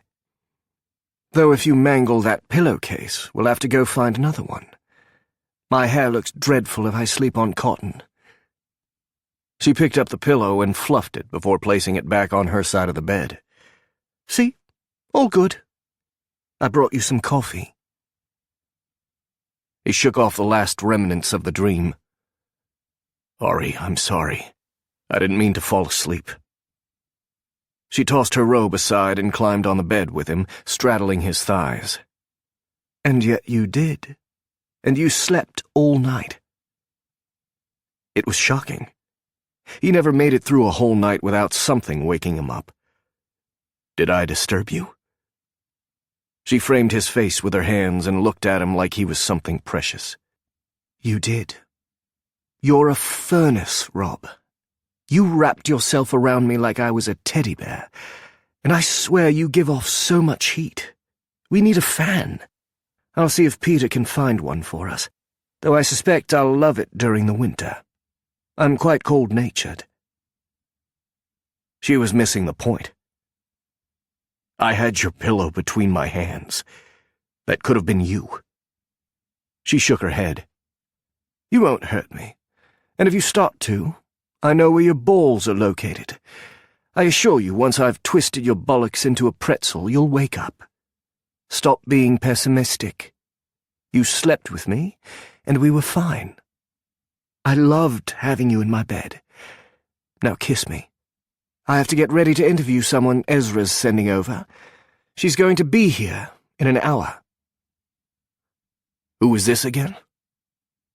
He was having a hard time keeping up with everyone Ariel was supposed to meet with and decide whether or not they had any information. "Someone who came up in the investigation. Her name is Emily Seeger. She worked with Hank MacDonald on several projects, and her name came up in some of Hope MacDonald's old notes. The Dallas team looked into her and contacted Ezra." He didn't like the sound of that. "Ezra is sending her here, why?" "He wants me to interview her. There are a couple of odd things about her that aroused his interest. She works on an army base here in Germany. She's a nurse and military family advocate. That's how she knew Senator MacDonald. She testified a couple of times before the Senate Armed Forces Committee. She agreed to come down for the day." "Does she understand why we've asked her for an interview?" He suddenly didn't want to work. He wanted to strip off the t-shirt she wore and see those marks he'd left on her. The night before had been beyond satisfying. It had blown his damn mind and rocked his world. She'd been everything he'd ever wanted in a woman. The memory of the way she looked when she came was burned onto his brain. She brushed her hands across his chest, staring at him like she could eat him up. "She's talked briefly to Theo and Erin. She knows I'm with a private investigation firm looking into the death of Senator MacDonald. She doesn't know why." "I want you to be careful." "It's an hour interview at the worst. Basically, I'm going to decide if she's worth talking to further. We know she did some work for Hope MacDonald. MacDonald had a couple of projects going on before she had to go underground. I don't think anything's going to come of it. I'm much more interested in Rebecca's friend Louisa." "I'm more interested in getting back to London," where he would start thinking about moving in with her. She was right. He had made it through the night, and she was far stronger than he'd given her credit for. Maybe they could have some normalcy. He needed to trust her. She was smart, and she knew what she could handle. She stared down at him, a thoughtful look on her face. Come on. Don't you want to know? He wanted to know if she was already soft and wet and wanting a little morning hello from him. Know what? She sat back, her luscious ass right on his dick. Have you thought about the fact that if Tucker really did travel to Paris with Veronica, maybe they were lovers? They wouldn't be the first pair of employees to cover up their affair. Rebecca said she couldn't stand him. And yet they snuck off to Paris together. I know Tucker's worried about it, but I think she's the key. I think she cared about him. She knew what he was doing there. Why else would MacDonald wipe his memory, unless Tucker was trying to do something good?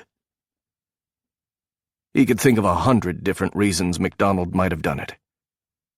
According to Rebecca, Reeser had been ambitious. The most obvious reason he could think of was Tucker trying to take more credit than MacDonald was willing to give him. You are an optimist. She shrugged. What's there to be pessimistic about right now? I'm afraid you've caught me in a thoroughly good mood. Someone seems to have taken all my stress away.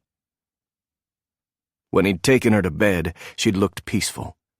He'd felt the same peace. It was likely why he'd fallen asleep.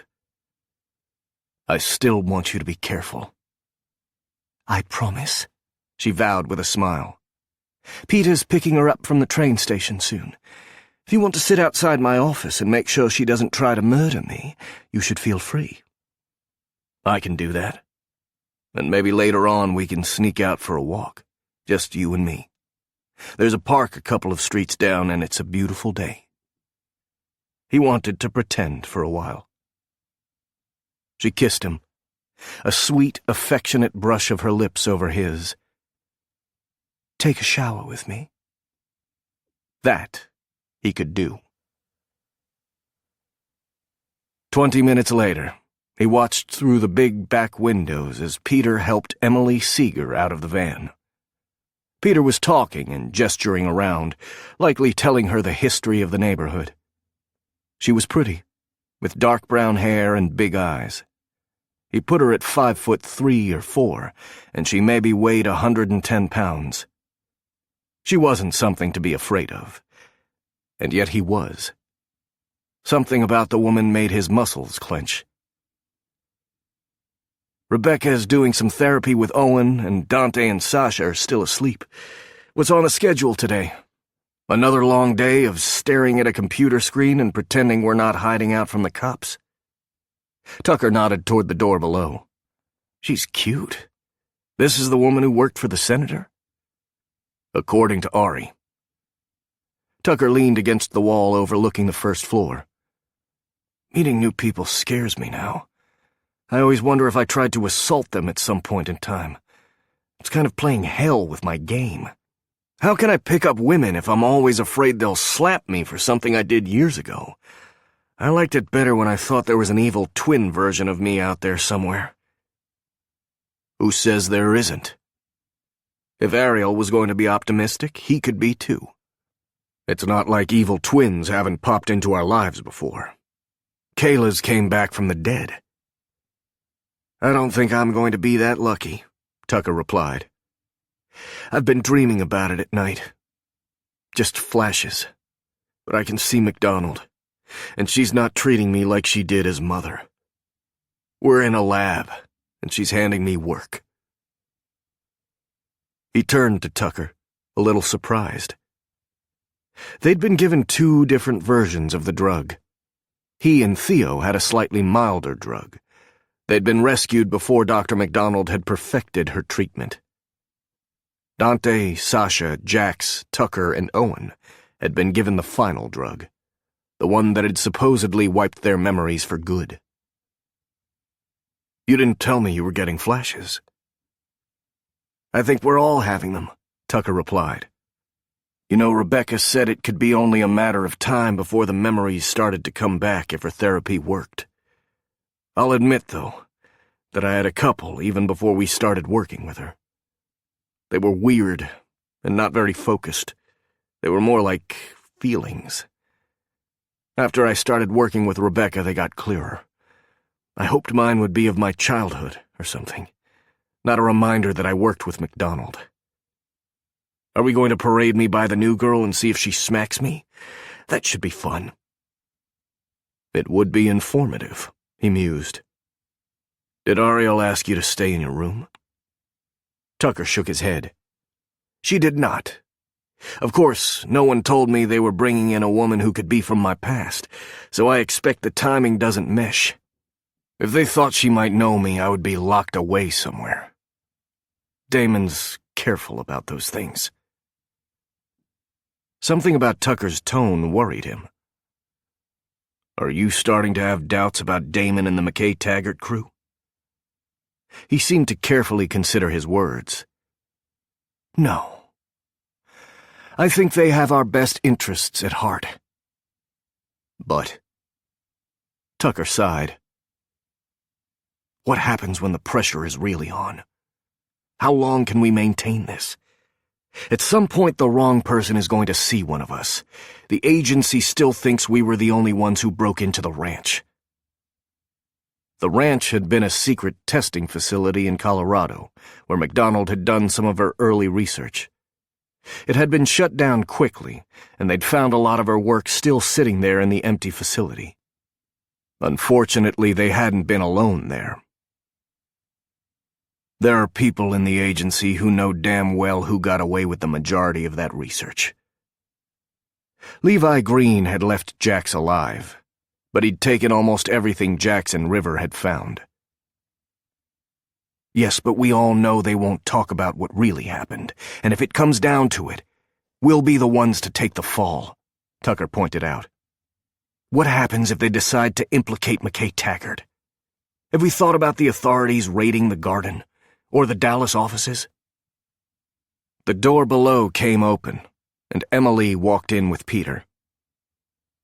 I have to think Big Tag and Damon have thought this through. The pressure seemed to be building among his men, and he had to find a way to solve the problem. It was probably time to talk to Ariel about it. I've spent a lot of time in Germany. My husband was stationed here for a couple of years, and we fell in love with the place. Emily was saying. She had a husky voice. It's a beautiful part of the world, Peter said. Ah, here's Dr. Adisa. Ariel stepped out into the hallway. She was wearing a pretty green dress he'd zipped her into an hour before. She held her hand out and shook the other woman's. He couldn't see her face, but knew she would have a professional smile on her lips. Not the one she saved for him.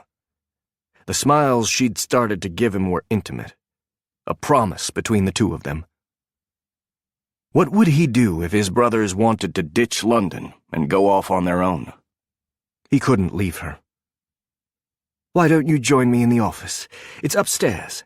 I'll have some tea brought up, Ariel was saying. I would love that.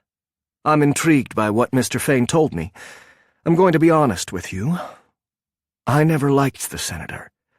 I worked with him because he could actually get things done, but he always seemed sketchy to me. I assumed it was because he was a politician, and they all seemed sketchy. That was the moment Emily Seeger looked up.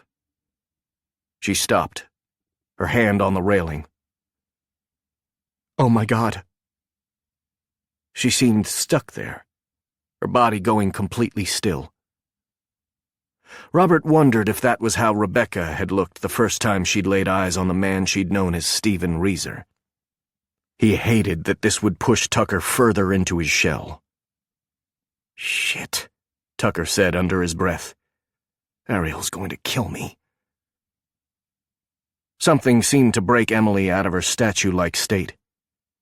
One minute she was standing there staring at them, and the next she was striding up the stairs, her eyes wide. Her hands had started shaking, and there was a wild look on her face.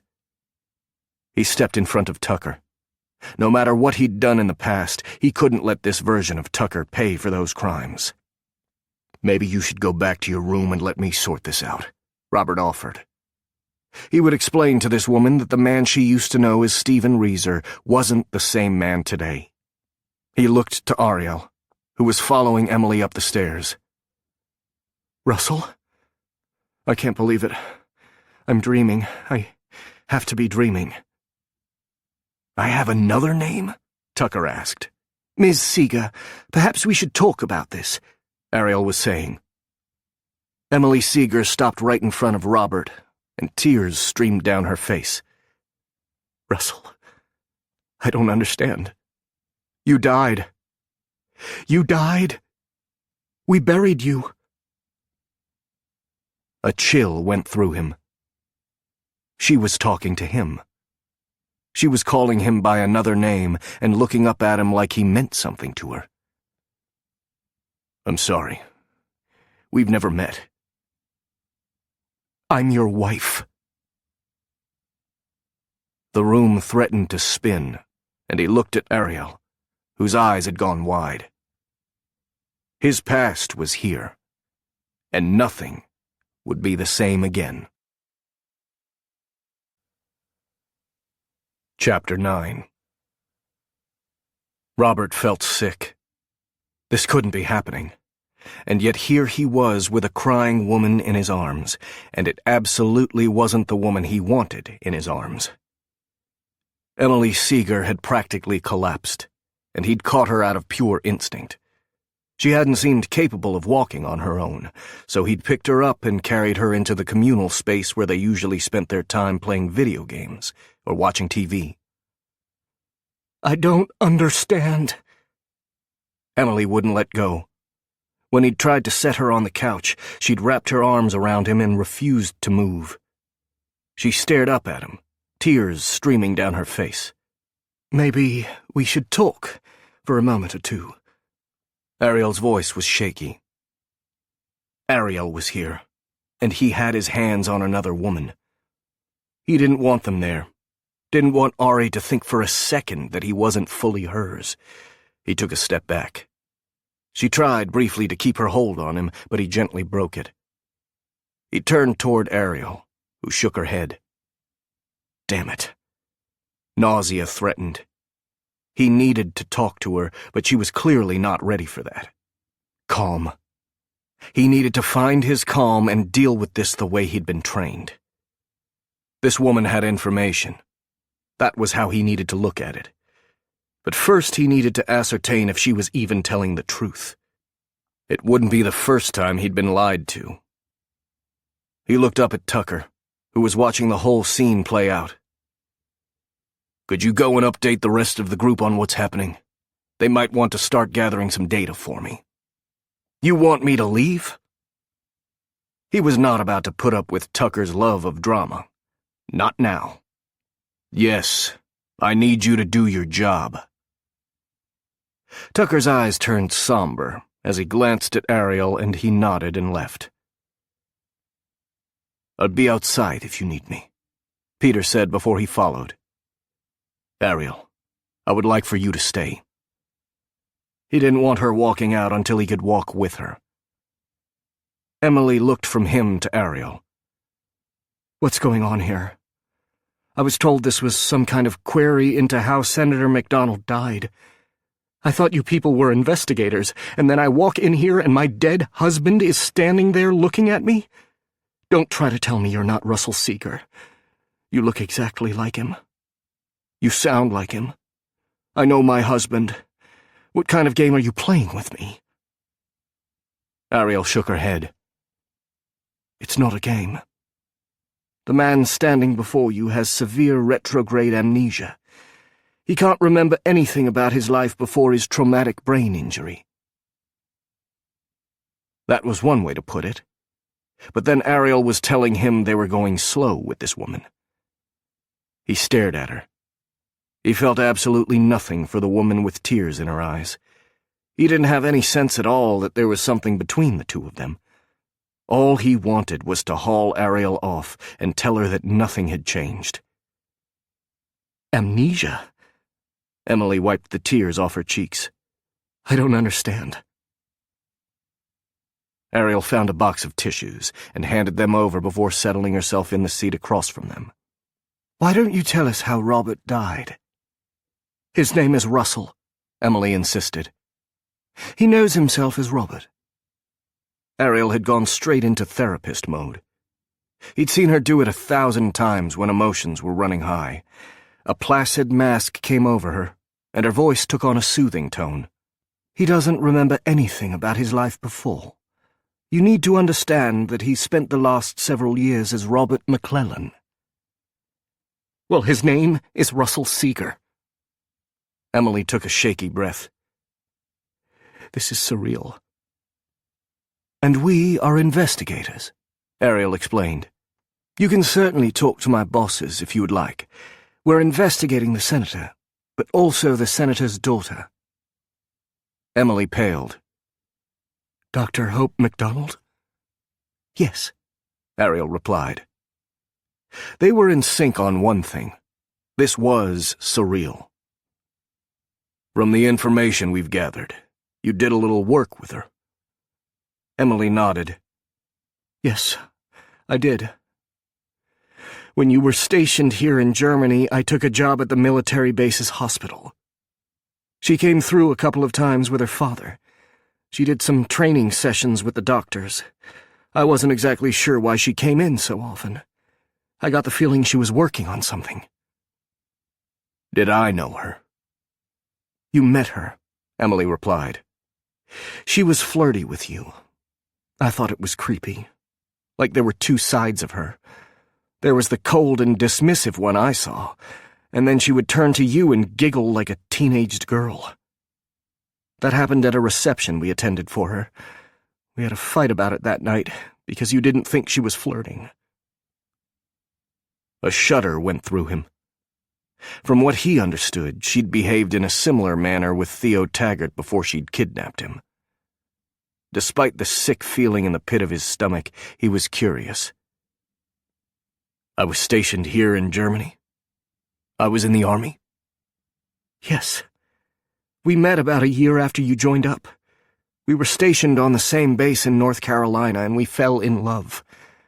We got married, and they let me follow you when you got stationed here. It's pretty easy for nurses to move around. Not so much for Army Rangers. They tend to need you in very specific places. We were lucky we got to be together, even though you were often deployed. Her hands were in her lap, and she stared down at them. I don't know how to feel right now. I'm sure you have a lot of feelings, Ariel stated, and they're all valid. Robert held up a hand. One of my feelings is suspicion.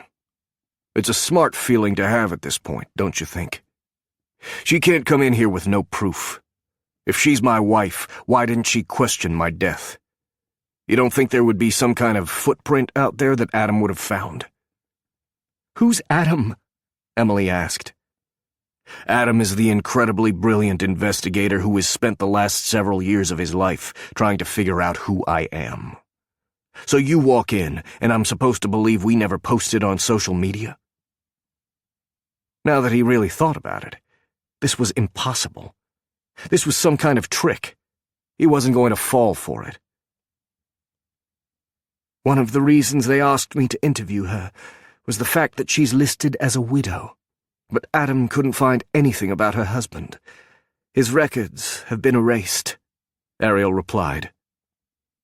We did have a social media page. Emily's eyes were red with tears. I didn't post a lot of pictures because you didn't like to have them taken. And it wasn't smart given what you did for a living. Half the time I wasn't sure where you were. I have pictures, though. I have our wedding picture at my place. I'd like to see it. He would see the pictures, then let Jax see them to prove they hadn't been doctored in any way. He stood up. There was no need to listen to her until they'd proven she was who she said she was. Ms. Seeger, I apologize if I seem cold, but I really don't remember you, and I'm in a position where new people could be dangerous to me. I'm going to inform my team of the new developments, and we'll be in touch with you.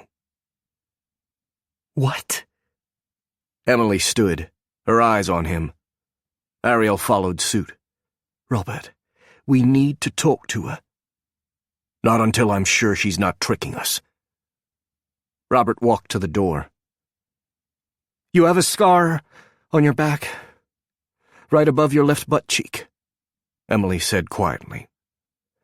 You got it when you were 12 and wrestling with your brother. You broke the kitchen table and fell on a vase. You had to go to the hospital. You have another scar on your right thigh. You took a bullet in Afghanistan when you were escorting some politicians around. You have a birthmark on the back of your right calf. It's faded now. When you have a tan, you can barely make it out. He went cold. He had all of those marks. But then Dr. MacDonald would have known that. She would have taken copious notes. Did you work for her? Did I work for who? I work for the U.S. military. Emily's shoulders straightened. I'm not on trial here. You're the one who has questions to answer. You're the one who left me alone all these years. How do I know you're not lying about the amnesia? The door's right there, Robert offered. Feel free to walk through it. Robert. Ariel was looking at him like she didn't know who he was in that moment. Robert took a deep breath. He wasn't handling this well. Miss Seeger. My name is Emily, she insisted. You call me Em. You call me baby when we're alone. I'm sorry. I don't remember any of that. Ariel, I need to talk to you. He couldn't sit there and pretend that this was okay. Ariel's expression was tight, but she gestured for him to move. I'll be back as soon as I can, Mrs. Seeger. As you can see, we've all been thrown for a loop. Please do come back, because I'm not leaving here until I understand what happened to my husband. Her gaze moved between he and Ariel, as though she was starting to figure out there was something between them. Good. She should know. His heart pounded in his chest as he followed Ariel down the hall. She walked in front of him, her heels clacking on the floor. Her head was high, and she didn't look back. She wasn't going to shrink her way through this. He wasn't about to let her distance herself. He reached out and hauled her around, and his heart nearly stopped. Ariel was crying, tears streaming down her face. He softened, pulling her into his arms. Baby, this doesn't change a thing. She pushed at him. Don't call me that. That's what you called her. His gut twisted. I don't know who she is. Even if she was my wife, she isn't now. She hasn't been for a long time. I am not the man she knew. I'm the man you know. I'm the man who loved you from the moment he saw you. Please, Rob. I need some time to process this. You don't need any time at all because nothing has changed between us. You haven't even asked her if you have children. He hadn't thought about children. I don't. She would have said something. Ari, this should show you how much nothing has changed. I'm not some cold bastard. If I thought I had kids out there in the world, I would want to take care of them, but I feel nothing at all for this woman. She's not my wife. She might have been Russell Seeger's wife, but I'm Robert McClellan. And what happens when you do remember her? What happens when you wake up one day and have a vision of marrying her, or the first time you kissed her? God, she said you have a brother. Don't you want to know about him? He did, but he couldn't think about that now. You are the most important person in my life. My other brothers, the ones I went through hell with, are checking into this right now. They'll figure it out, and if I do have a family out there, I'll deal with it, but it won't change a thing between me and you. It changes everything. He tried to reach for her again, but she backed up, putting a hand between them. He watched as she disappeared behind the door of her office. Robert stood there, completely at a loss for how to fix things. If it were later in the day, I would offer to sit and drink with you. a familiar voice said. Tucker came out of the kitchen to stand beside him. That seems to be how Dante and Sasha fix everything. But it's early, and it looks like it's going to be a long day for you. So I think I'll stand here, and if you want to talk, we can talk. I don't want to talk. Tucker nodded. Then we'll just be. But you should know whatever you decide, I got your back. And if you want to go talk to this woman, I'll go with you. If you want to run away, we could do that too. Join the circus. Do they still have circuses? Despite the ache in his soul, at least he had this brother. He had a family. He didn't need another. He was Robert. He was going to stay Robert. Finding out about who he used to be wouldn't change a thing. Not one damn thing. Hours later, Ariel was still shaking on the inside as she walked through the Englischer Garten. To her left, the Isar River wound its way through the city, and it seemed like the place was teeming with families out enjoying the day. Families like Robert's. Had he and Emily strolled this park, their fingers tangled together as they felt the sun on their faces? She was not going to cry again. She wouldn't allow it to happen. Yet she could feel sorrow pressing against her like she would explode if she didn't let it out. They'd been close to having a future. So bloody close. She gripped the shoulder strap of her purse because she needed to have something to do with her hands. Ezra would be here in hours, and she would have some cover then. He'd promised to get on the first available plane when she'd called and told him what had happened. He was going to update Damon and Big Tag and then come down to meet the woman for himself. But until then, she needed to talk to the only other person she knew who might be able to shed some light on the situation. She glanced around because she'd reached the section of the park she'd been told to come to. The Steinerne Bank. It was a semicircular bench made of stone. When she'd asked where to find it, Peter had explained that it had once been a temple to the Greek god Apollo. The temple had been made of wood, and over the years had not been well maintained. In the 1800s, an architect had built this stone bench over it. Peter had said a lot of stuff she hadn't really heard. All she'd been able to think about was the fact that Robert's wife was here. She glanced down at the words carved into the bench. She did remember this part. Hier wo LHR wollet, da war sonst Waldner und Sumpf. Here where you meander was once only wood and marsh. This whole park had been wood and marsh once. The whole city. They'd built something beautiful. They'd created all of this, like two people in love created a life together. They worked hard and built something lovely. She'd convinced herself it wouldn't happen to them, that Robert's past wouldn't drive them apart. It had been so long, and no one had come forward.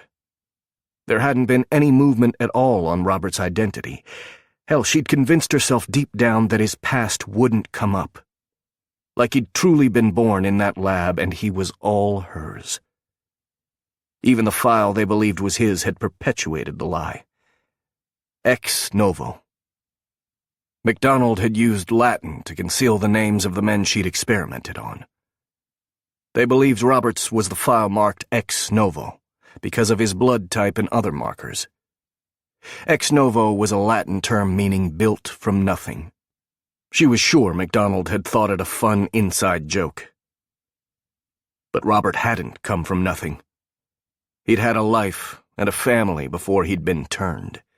He had people out there who cared about him. She could still feel his arms around her, holding her close all through the night. Had he been that tender with his wife? Had he made love to her like she was the last woman on earth? Hey, got your text. Kim Solomon strode up wearing a sundress and strappy sandals, her designer bag thrown over her shoulder. I was in the middle of something, but I always have time for you. What's up? You said something big happened. First of all, you should know Ezra's on his way from London. I expect he'll be here sometime this evening. She took a seat on the bench. Despite the fact that the park was packed, this particular section was quieter than the rest. Kim sat down beside her, and the smile had left her face. All right. Then something big happened. Is everyone okay? There wasn't an easy way to say it, so she simply put it out there. Robert's wife showed up this morning. Kim gasped. What the ever fuck? You're joking. Robert has a wife? She was telling Kim because of her connections. That was all. This wasn't a desperate call to a girlfriend for sympathy. They were in the middle of a mission. She had to shut the emotional stuff down. Yes. Her name is Emily Seeger. I need you to find out everything you can about her. I've already got McKay Taggart working, but it would be helpful to know if the agency has anything on her. She's a nurse at Rammstein. I was planning on interviewing her because at one point in time, she had business dealings with both Senator MacDonald and Hope MacDonald. Kim shifted her bag to her side and moved closer. Ariel, are you okay? I'm fine. I'm worried about how Robert is handling this. He doesn't seem to want to have anything to do with her. He's in denial. Kim nodded slowly. Yeah, he's obviously not the only one. Talk to me. Or at least tell me you're talking to your other girlfriends. You're close to Penny Knight, right? I know Kayla Summers moved, but she can pick up a phone. This was exactly what she wanted to avoid. She didn't need more reasons to get emotional. I was surprised by her appearance, but I'm going to be fine. I knew this was a possibility. We know very little about them. It's actually shocking that it hasn't happened to one of them yet. Jax didn't have anyone left alive he was close to in his family. So everything's fine? Kim asked. You're not freaking out and doing something stupid like giving him up to some chick who walked through the door after years of not looking for him, right? You and Robert are cool? Of course we're not. He has a wife. He has a life waiting for him. He doesn't have to, Kim pointed out with a smile. An evil smile. Ariel knew that smile well. You can't assassinate her. I don't see why not, Kim said with a shrug. Look, I'm a problem solver. She's a problem. We go together like peanut butter and jelly, and that jelly is going to be red, if you know what I mean. You can't kill her. She had to reiterate the command because sometimes Kim could be stubborn. If she thought assassinating her friend's boyfriend's inconvenient wife would make her friend happier, she might do it and then go out for mimosas afterward. She had a big heart and a surprisingly malleable conscience. I don't see why not. This is why you guys get in trouble. We can do an awful lot of cleanup after she's dead. Unless Rob already has feelings for her. Damn, I hadn't thought about that. Is he like all over her? Maybe I should kill Rob. Stop. But she was smiling, because she knew Kim was joking about that. It was her friend's way of trying to get her to open up. Ariel had made it through the call to Damon and Ian. She'd managed to talk to Peter without breaking again. She wasn't sure she could do it with Kim. Which, deep down, might have been why she'd called her. I have to be professional now. I screwed everything up by letting the personal stuff in. I knew better. I knew this could happen. You knew his wife could come back? Kim asked. I knew he might have one out there. Then why wasn't she looking for him? I know if Beck went missing, I would move heaven and earth to find him, and we're not even married anymore, Kim said. I would do it because I still love that man even though he hates me. So where has this chick been? Who's she been doing since her beloved went missing? She thought he was dead, Ariel explained. I don't have the whole story yet, but I believed she was told by the military that he died in combat. You know, that was very typical of the way the MacDonalds worked. We think they had a network of loyal people in the military who helped cover up their crimes in exchange for money, or perhaps they simply blackmailed them. It's what they did to Jax. If you look up Jax's military records, they show plainly that he died in a helicopter accident. I can't help but consider the fact that she could be telling the truth. Kim seemed to think about it for a moment. So her husband dies in combat. The military could tell her anything they like, as long as the report is good enough. I guess they could have told her there wasn't enough of his body left, if he was trapped in an explosion or a fire. See, you can't kill her. She knew Robert thought something was amiss, but when she considered it, Hope MacDonald sometimes got obsessed with a subject, like she had with Theo.